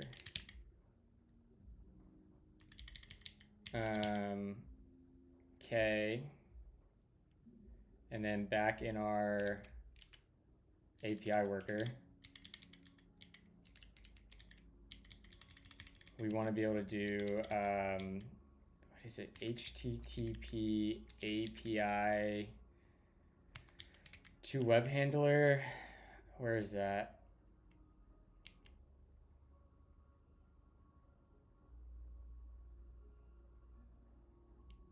There's a function in here that is like to web handler. To web handler. Yeah. Convert the API to a. Yeah, we want that. To the API builder.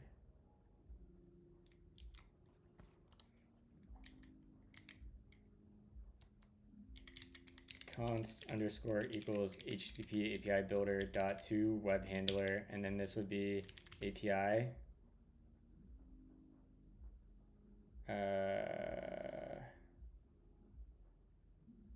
What do we call that export? We didn't.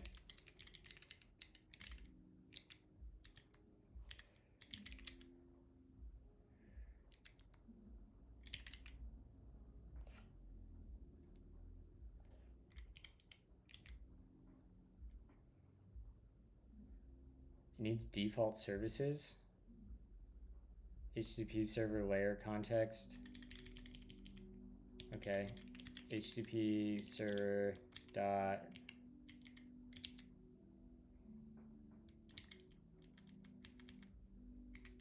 pipe. I mean, I guess we can just provide that in here, right? Layer dot provide, and then we can do a layer dot provide HTTP server dot layer context. What does this provide? It provides a platform, a file system, a generator, and a path. So this layer is only useful for, okay, that works. I'm okay with that. And what is the type of this now? All right, that looks fine to me. So back to our worker.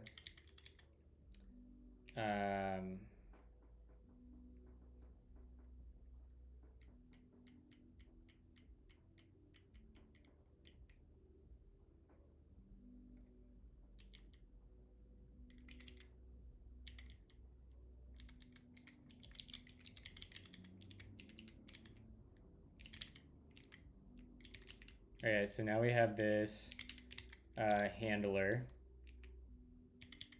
And what does our handler have on it? Handler dot, this should take a request. So we should be able to take return handler request. And that's how you integrate effect with Cloudflare. We should also be able to do like if we had KVs, we could create a layer that basically, yeah. Okay, I like it. I like it. I'm cooking here. Let's just ignore these things. And we'll do like a, yeah, we'll start with this. Let's see if we can get this deployed or even running locally. API worker Twitch. I see, that looks good. We should have a package JSON Alchemy dev. So let's try Alchemy pn dev.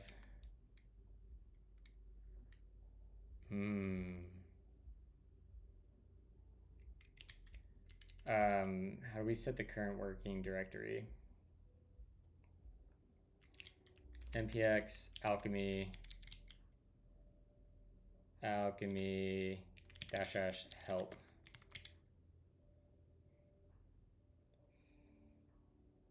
Configure a profile. We want dev -help. Path to the project directory. Yeah, that's what we want.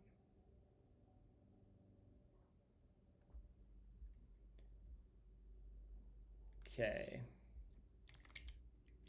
Let's also add like a ping pong URL. That would probably help. This will take cwd, and then this will be /source/IAC and dev. Ooh.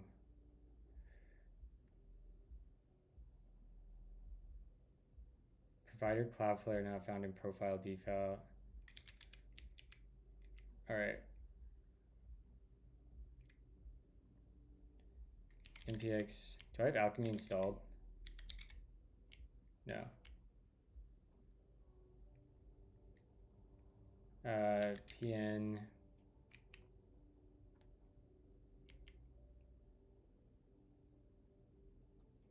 dlx alchemy, or we can just do npx, or bunx, even better. Bunx alchemy at latest, and we want to do, I guess, log in.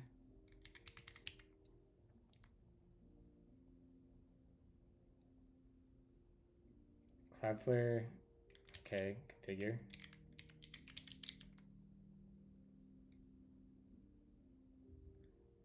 Default. OAuth. No.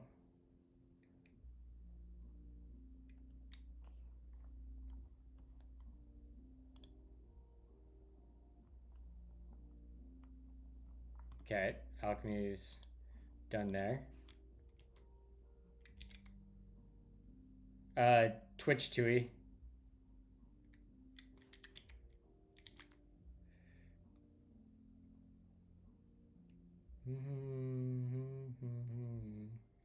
I love that it's running on Leet.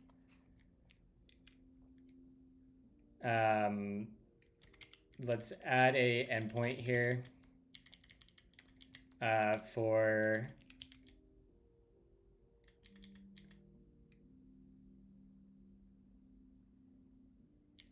we'll even just make a .add HTTP API endpoint .get, and this will be ping @/ping, and the .set success, add success, and this will just be schema.literal, and it'll say pong. And now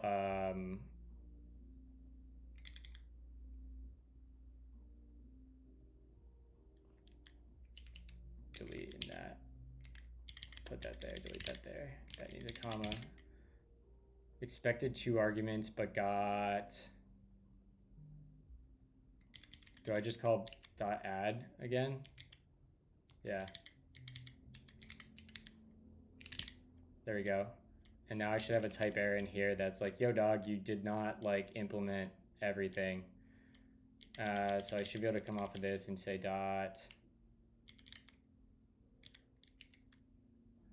handlers.handle. I forget how this is supposed to return for multiple endpoints. Handlers.handle. What happens when I have multiple?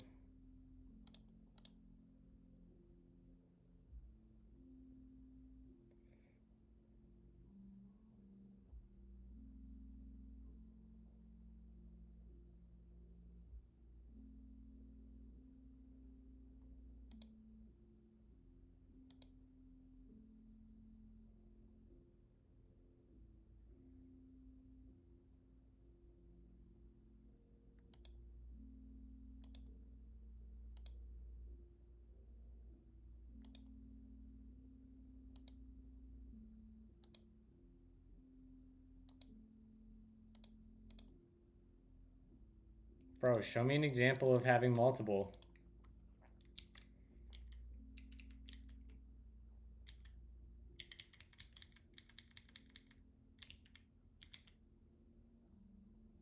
Okay, there it is. Ping. This is just going to literally be effect.succeed pong. That autocomplete. All right. So if we run that now, I should be able to do like a curl dash x get http localhost leet / webhooks / ping. We should get back pong. Rip. Big old rip.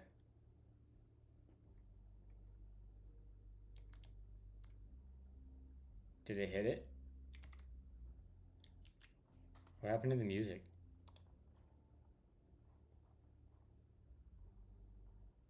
It's just quiet.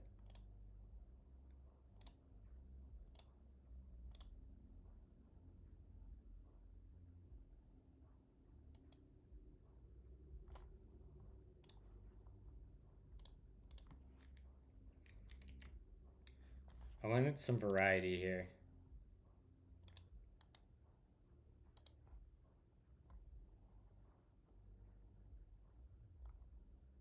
We're gonna listen to this, I think. Or maybe this little pop here.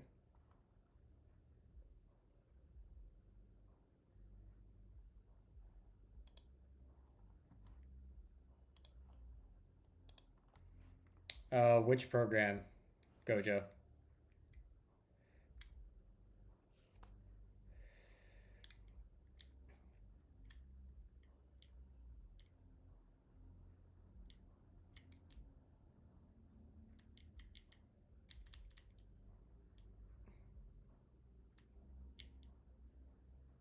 Webhooks / ping curl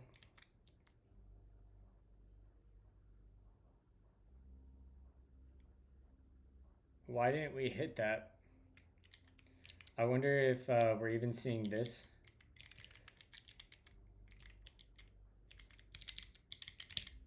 Functions describe the world. All right, we saw that.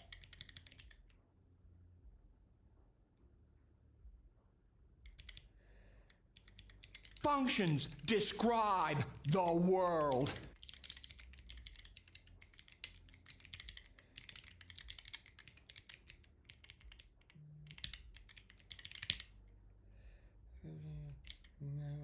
More. Okay. Functions describe So it was not the world. found. So let's log the request.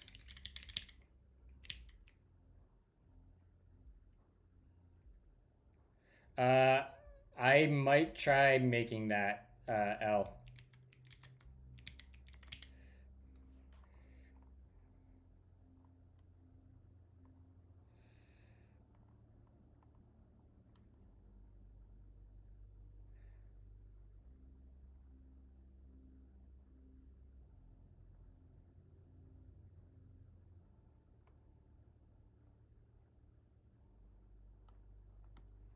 So it did not find the URL. It feels like it should though, right?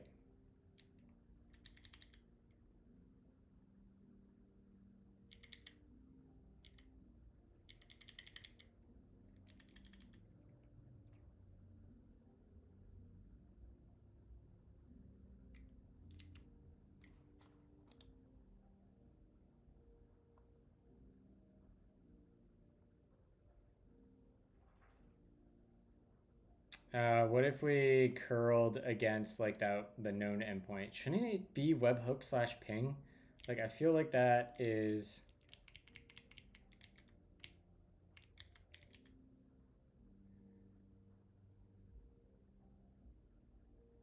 But this is local. It will be.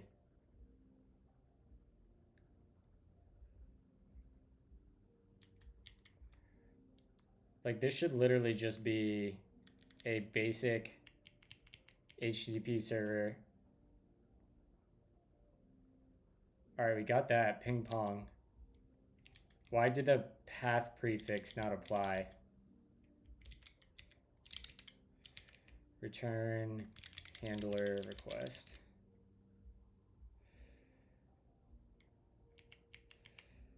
Request. In fact, I think I could do like export default.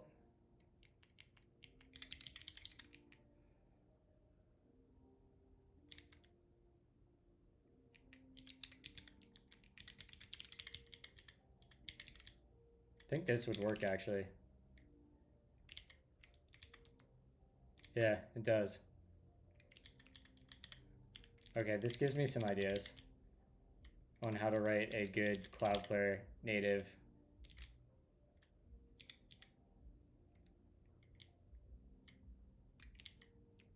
All right, so 14 up.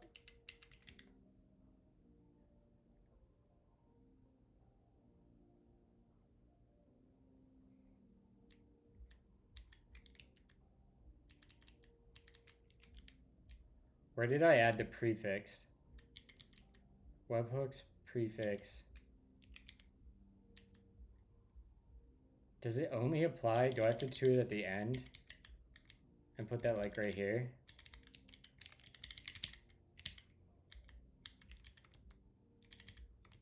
There we go. Okay.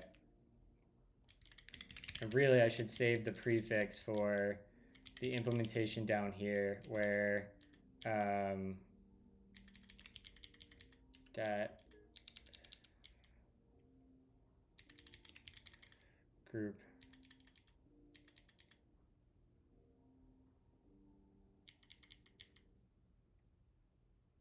whatever, we'll do that.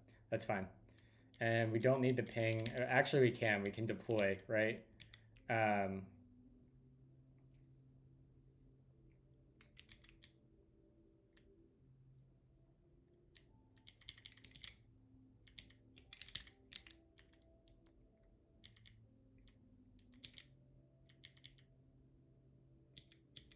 This is cool.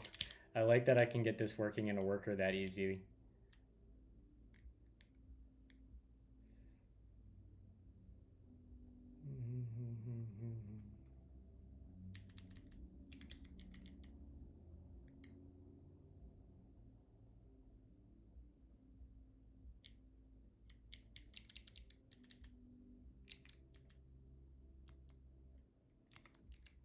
So the last thing we want is I want to fetch.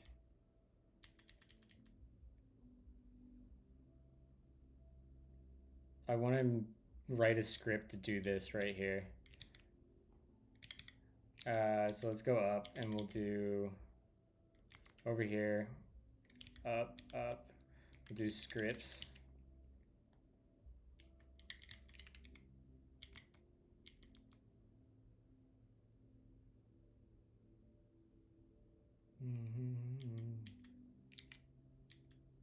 Sure.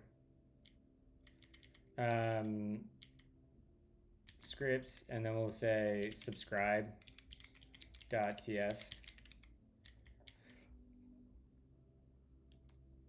And we'll go here, get Twitch token. I don't think we need to do that.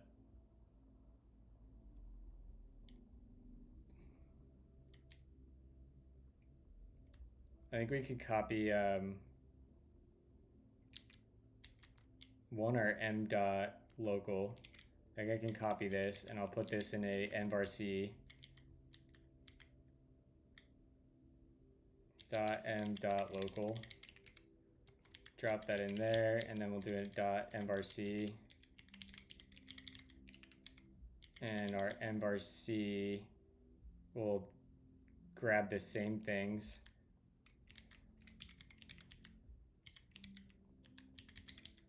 And we'll do export.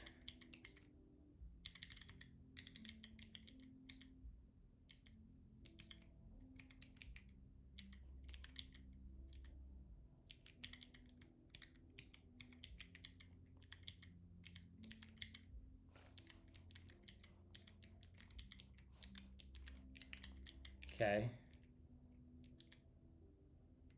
Right, quit that. And then here I said I wanted to grab this thing.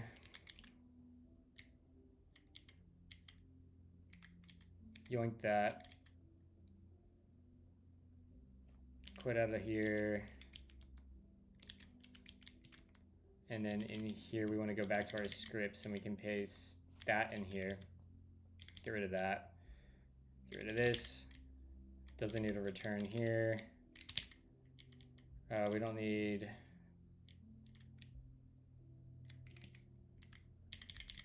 to make this easy, we can import env from Cloudflare workers.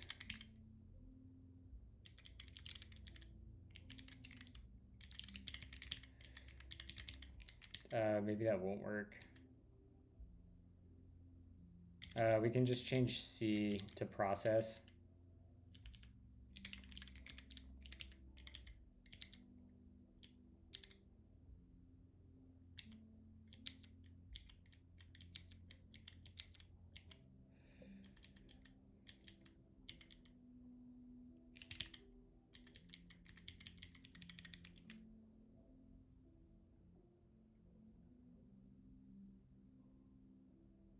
What?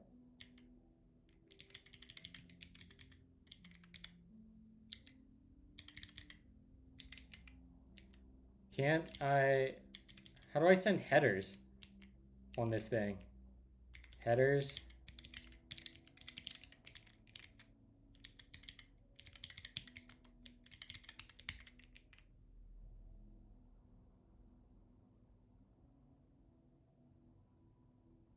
What? No. Hono is not needed. I don't know what's wrong with this fetch.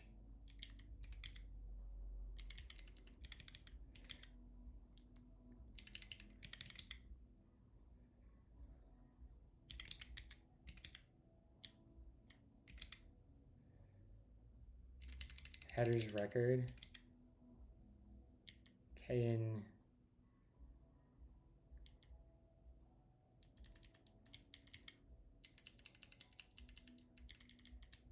It should be fine.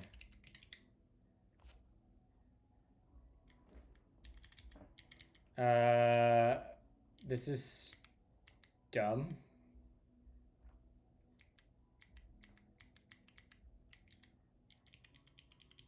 I mean, theoretically, I think I could do something like, I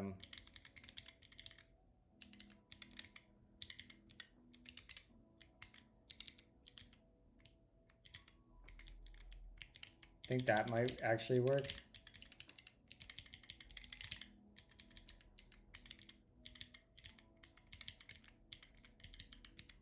Based on the type definition.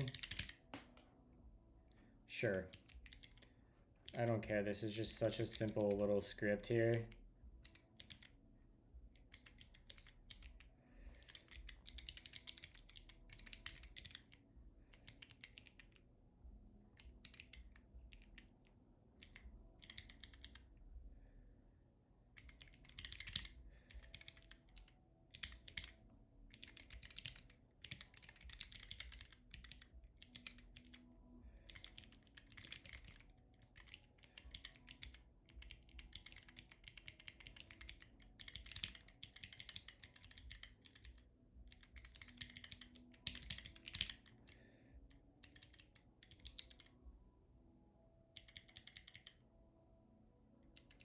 What?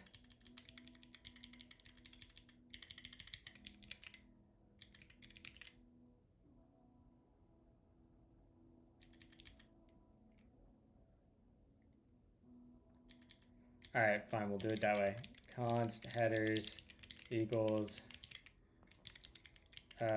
new, my LSP is not working, first of all.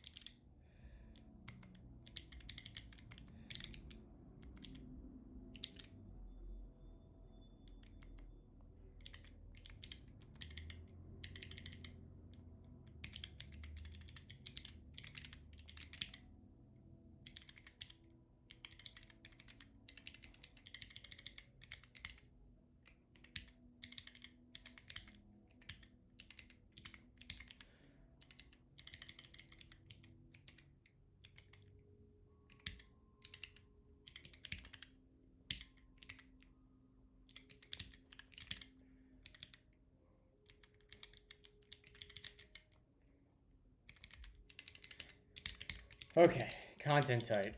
Change to here. That is going to be application slash JSON. Now we have our headers. Okay. This should give us, that's not going to be the callback, but I do want to deploy this. So I should be able to do, was it alchemy deploy? pn deploy.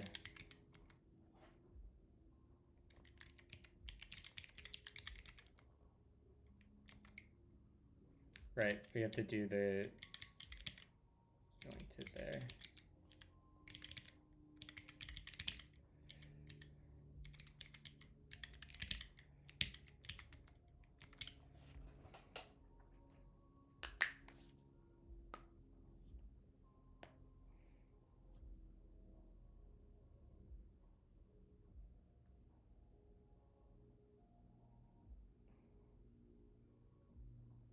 All right, so there's the URL. Theoretically, we should be able to curl that and do like a get against this slash webhooks slash ping and get back Pong. There it is. All right.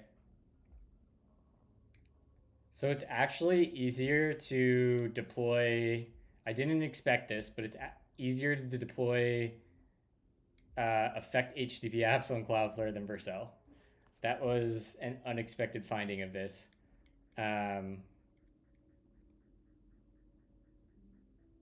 Interesting.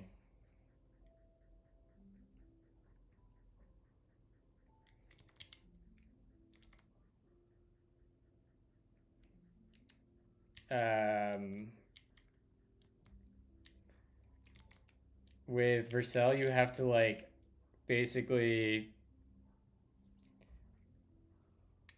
you have to write like the post, the get, the Ethan has it set up.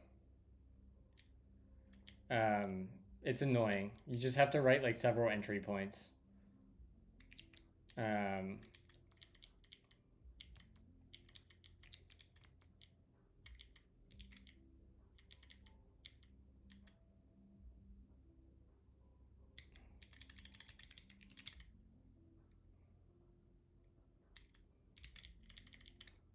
We're gonna tweet that because that's a good demo.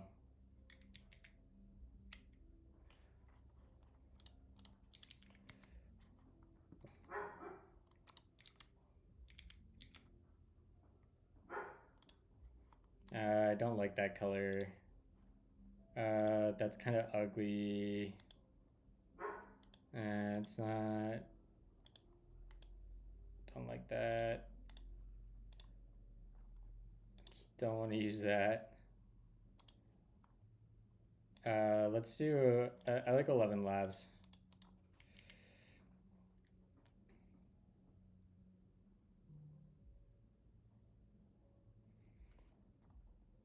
Maybe we can make an even simpler API. Let's see here.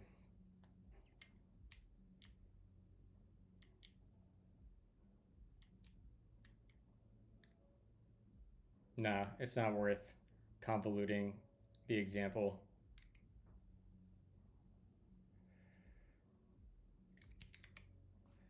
There is an orange theme, isn't there? Crimson, sunset. No, we'll do 11.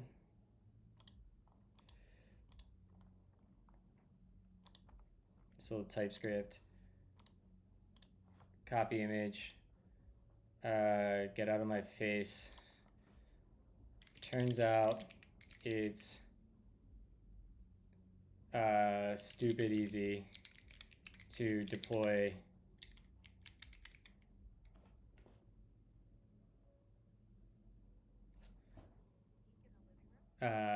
sorry, I thought my phone just said my house alarm triggered, which we would all hear sirens right now. I think HomeKit just spazzed out. It turns out it's to be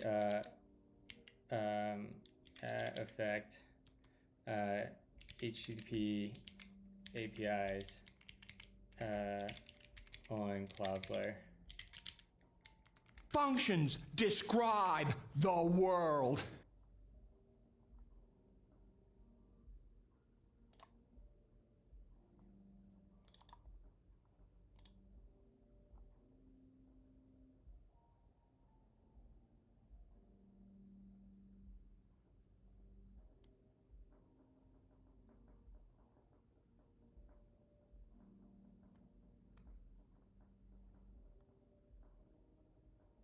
Boom. Would you look at that, chat? All right, let's see if we can get this script running. So if we do bunx,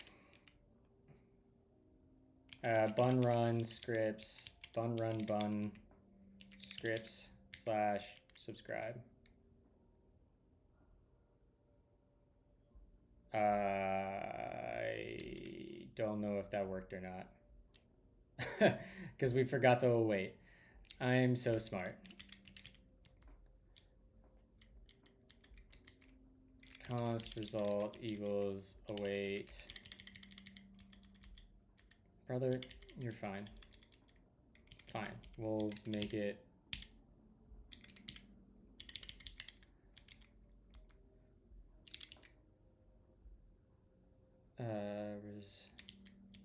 res.json. And then we'll do a .catch. And we'll do a console .error. Yeah.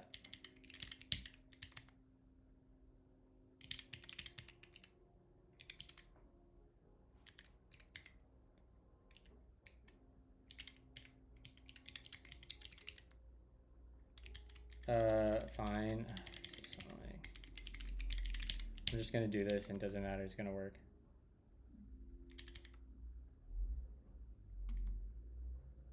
Is that working? Is anything happening? I can't even tell.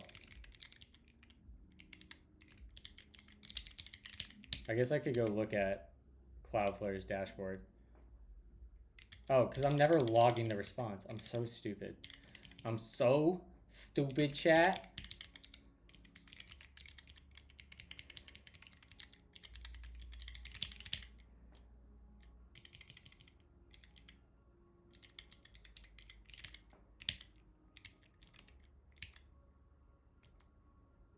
Conflict. Subscription already exists. Okay, that's actually good news. So that means I think we should be getting possibly... Functions describe the world. We should be getting more... Can I delete a subscription? I think we might have to update the version. Oh, this callback is wrong. This callback needs to be the URL that's right here.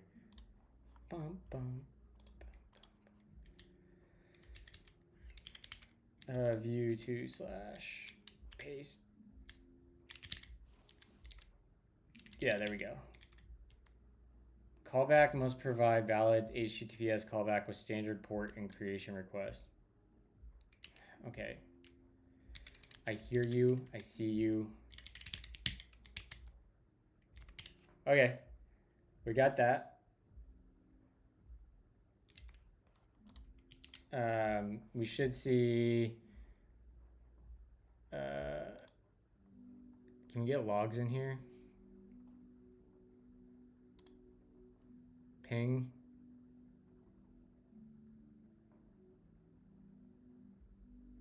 Feels like we should be getting more, right?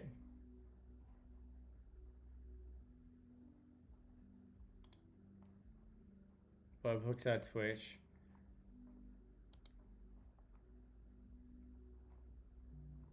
Ah, that looks good.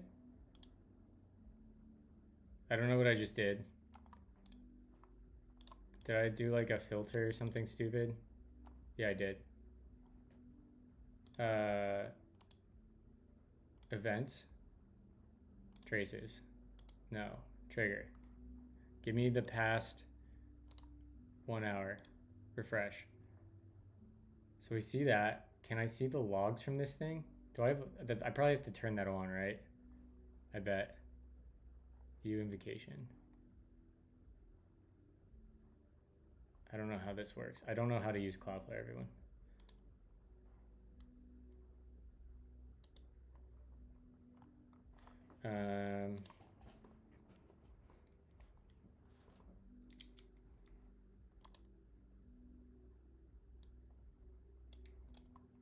I probably have to go to Alchemy. We'll go to Alchemy and we'll go into IAC, our worker, and we'll say log push. Is that what we want? Observability. Default is enabled true.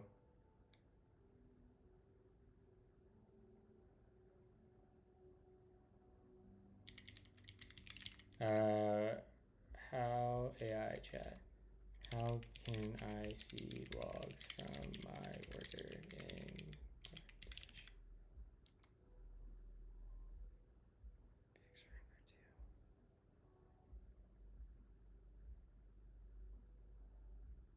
workers logs if it's enabled?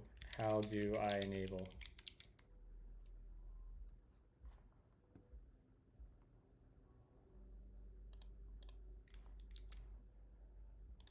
All right, we're at our analytics and logs. Is that, do I have to go to a different place?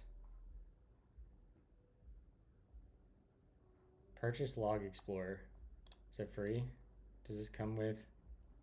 Okay, why would you not just turn this on?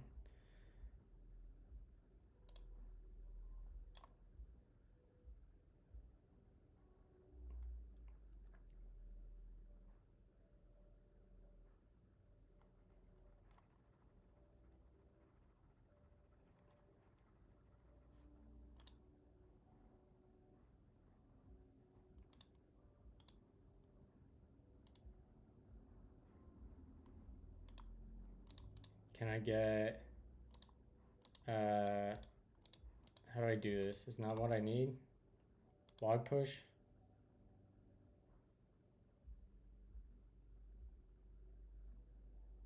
No. It can't be what I'm looking for, right?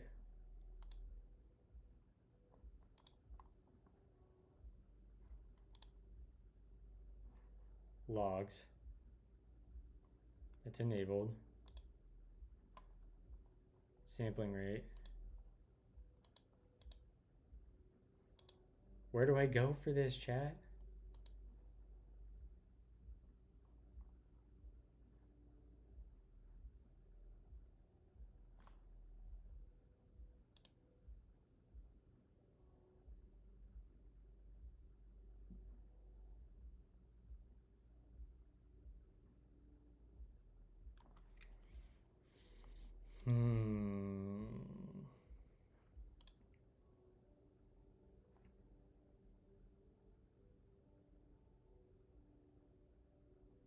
Like, it feels like it should show up here, right?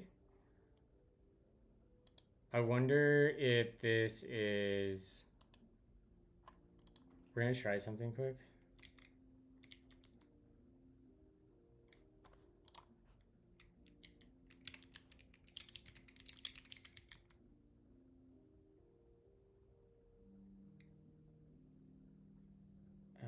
What is my worker name?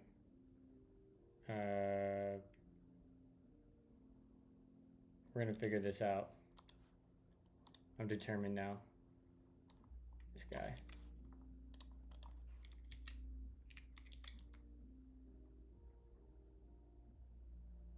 All right. So we don't see any logs coming in, which is interesting. I wonder if I come over here to the API worker, and if we roll back to what we had, and I do like a console.log here.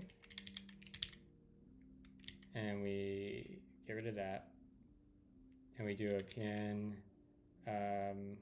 run deploy. We already had it.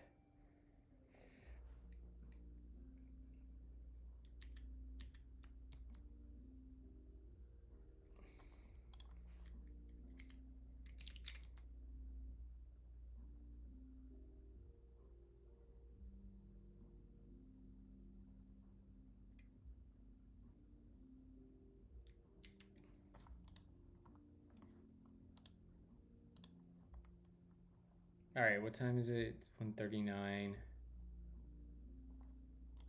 I on the wrong version? Metrics.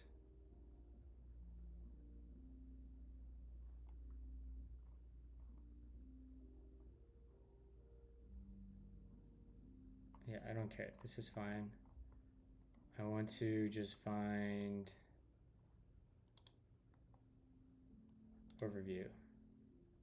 Custom domains, next steps. Automate your CI, store your data. I want metrics. I want deployment. I want bindings. Observability.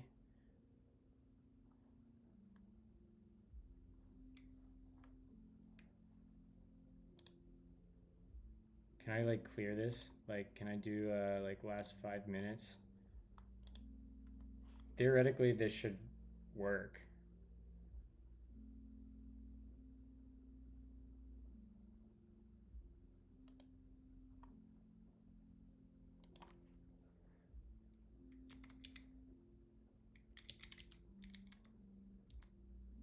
So we get Pong.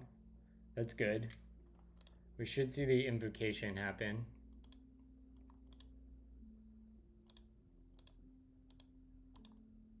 What a hideous skeleton, dude. They should... I'm gonna fix that. Should make this like a spinner thing. There needs to be more padding there. Traces. Events. Invocations. Am I looking at the wrong thing? Logs. Application logs. What?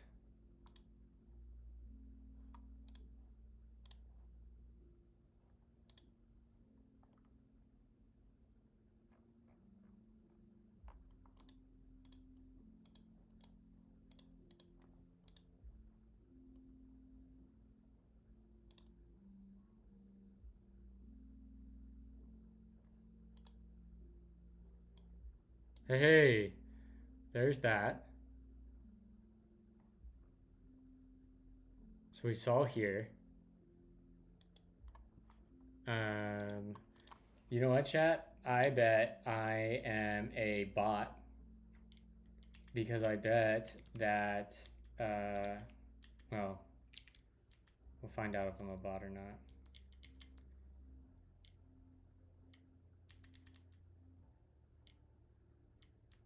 We're probably not hitting either of these. So let's just like do a yield star effect dot log info, and we'll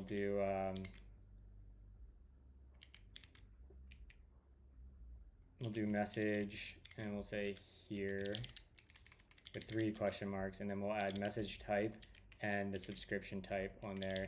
And then just to make sure this is working, and it's not like the effect logger, we'll do the same thing with console.log.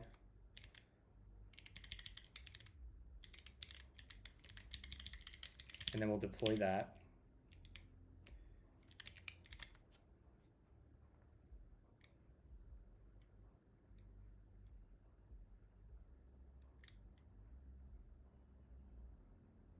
Okay, great. Updated resource, URL, skip resource, good, good, good. And then we should be able to tail again with our command there. And let's do like a, well,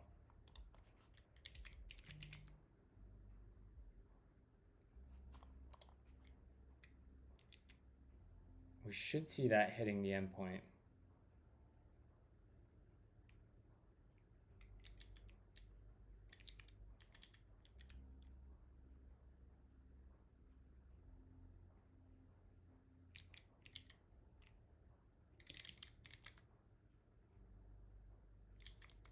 Like, that's pretty immediate. So I find it suspicious that, like,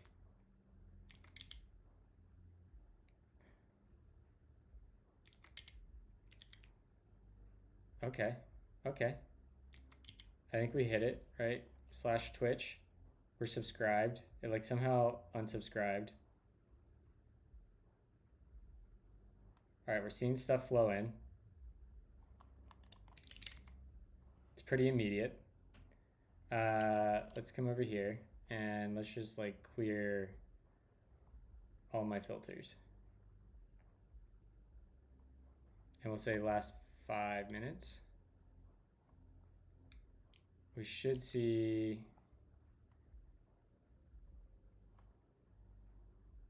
the Twitch ones come in.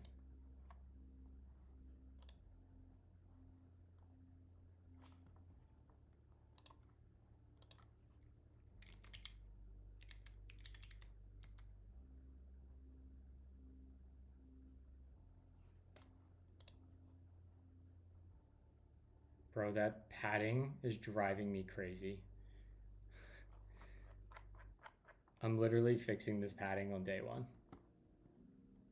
Meta type CF worker.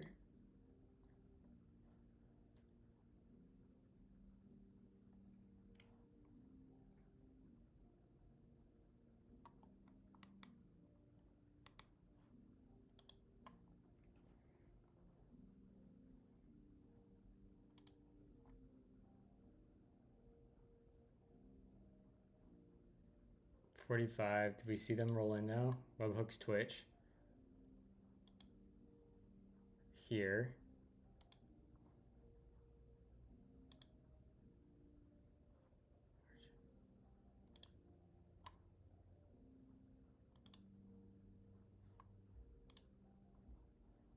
All right, so this is the last 5 minutes.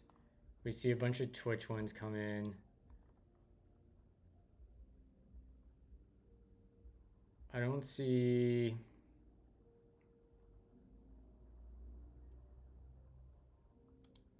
Functions describe the world.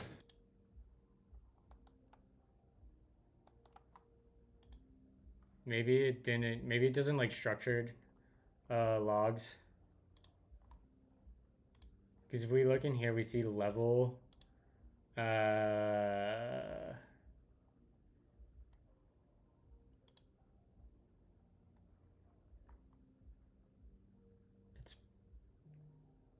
possible. Maybe it doesn't like the structured logger. I have no idea.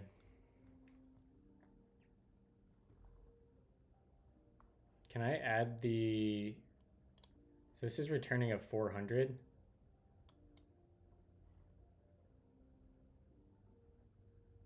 Oh, it's rejecting on the payload.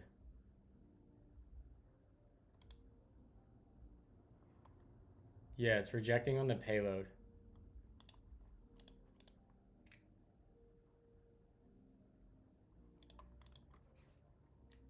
So what if we do like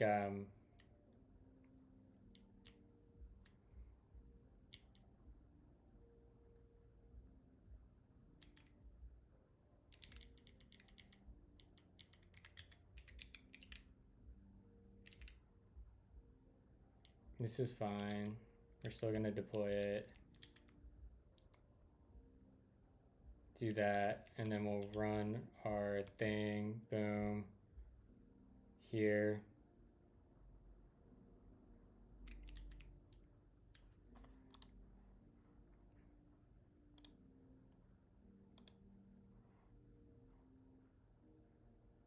$46.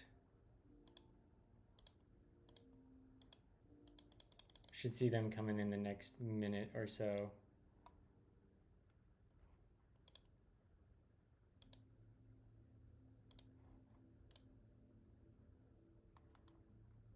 Okay, so here's the logs.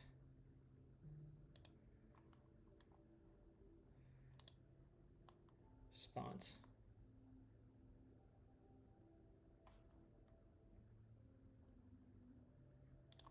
And why wouldn't we see the I would have expected to see this, but maybe not if it's an object. So let's like JSON stringify this.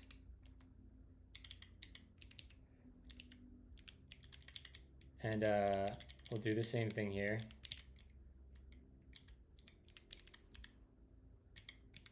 We'll do 3 or 4 for the effect, 1 there, and then we'll come over here, redeploy.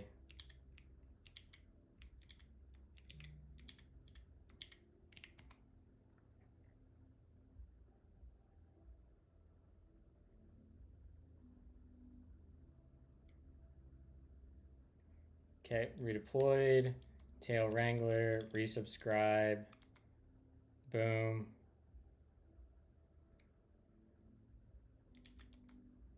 All right, conflict already, that's fine.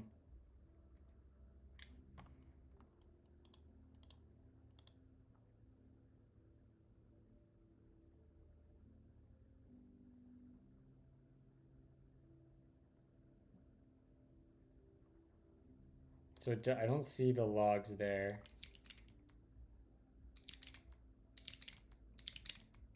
Maybe the easier thing to test is in the webhook one, or the ping pong one.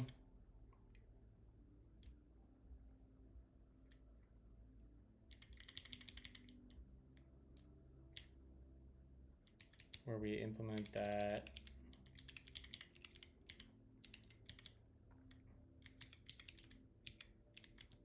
We'll do a, let's try this. Console.log. And we'll say in webhooks, in/webhooks/ping.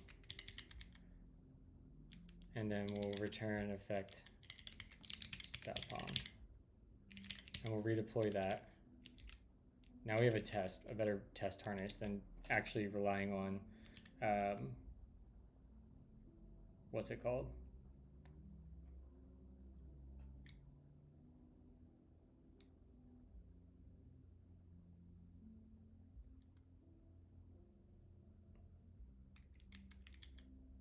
Curl. Pong. We get Pong back. Tail the logs. Come back over here.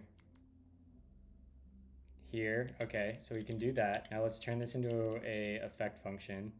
So this will become effect dot function star, and we just have to wrap this.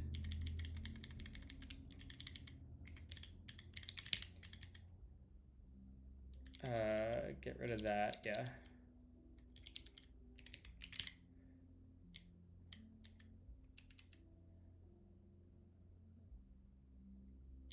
Functions describe the world.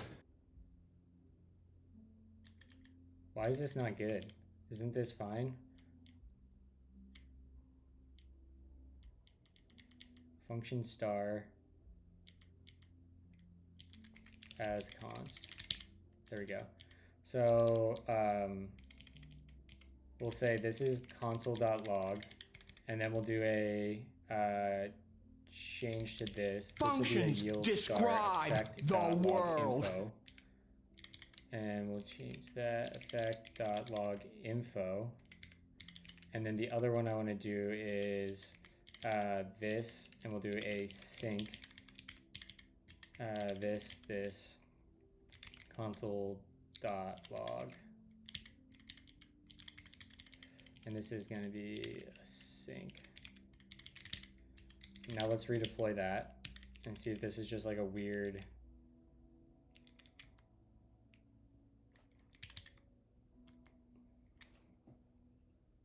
Do you know how to program in C? I do not know how to program in C. All right, now let's tail. And now let's boom. Okay, so we see all of them, actually. We saw all 3.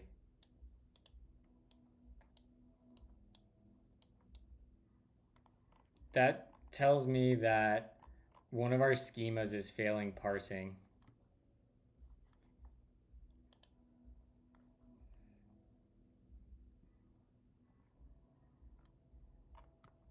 Like if I refresh this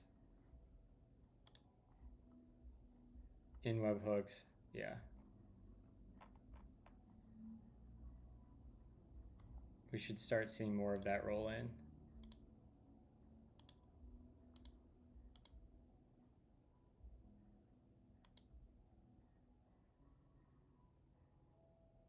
$52.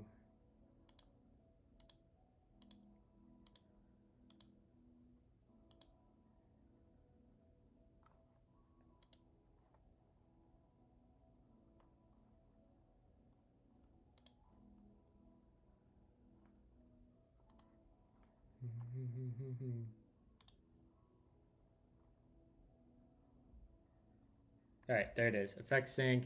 Here's a structured log.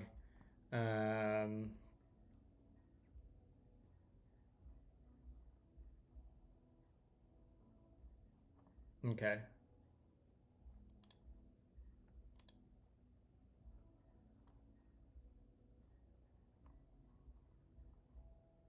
Yeah. So it's just our schemas.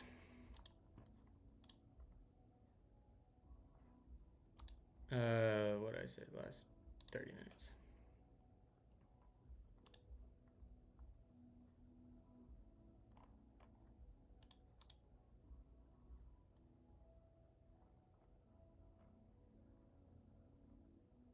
All right.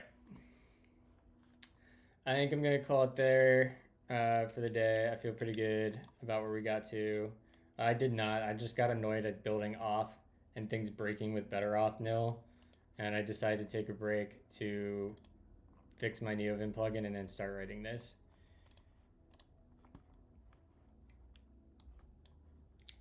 But let's raid.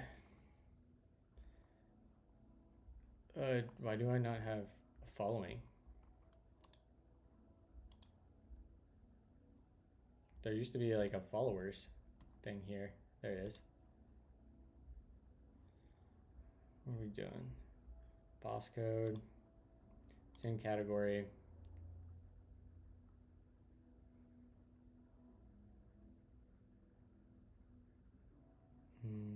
Ruby and Rails, React, Fastify, Programmers Network. I don't know, but I'm really hungry, so we're gonna raid that guy, Programmers Network. All right, y'all. I'll be back tomorrow morning, and we'll probably keep working on this because this is fun and we're actually writing code rather than fighting better auth and JavaScript tooling.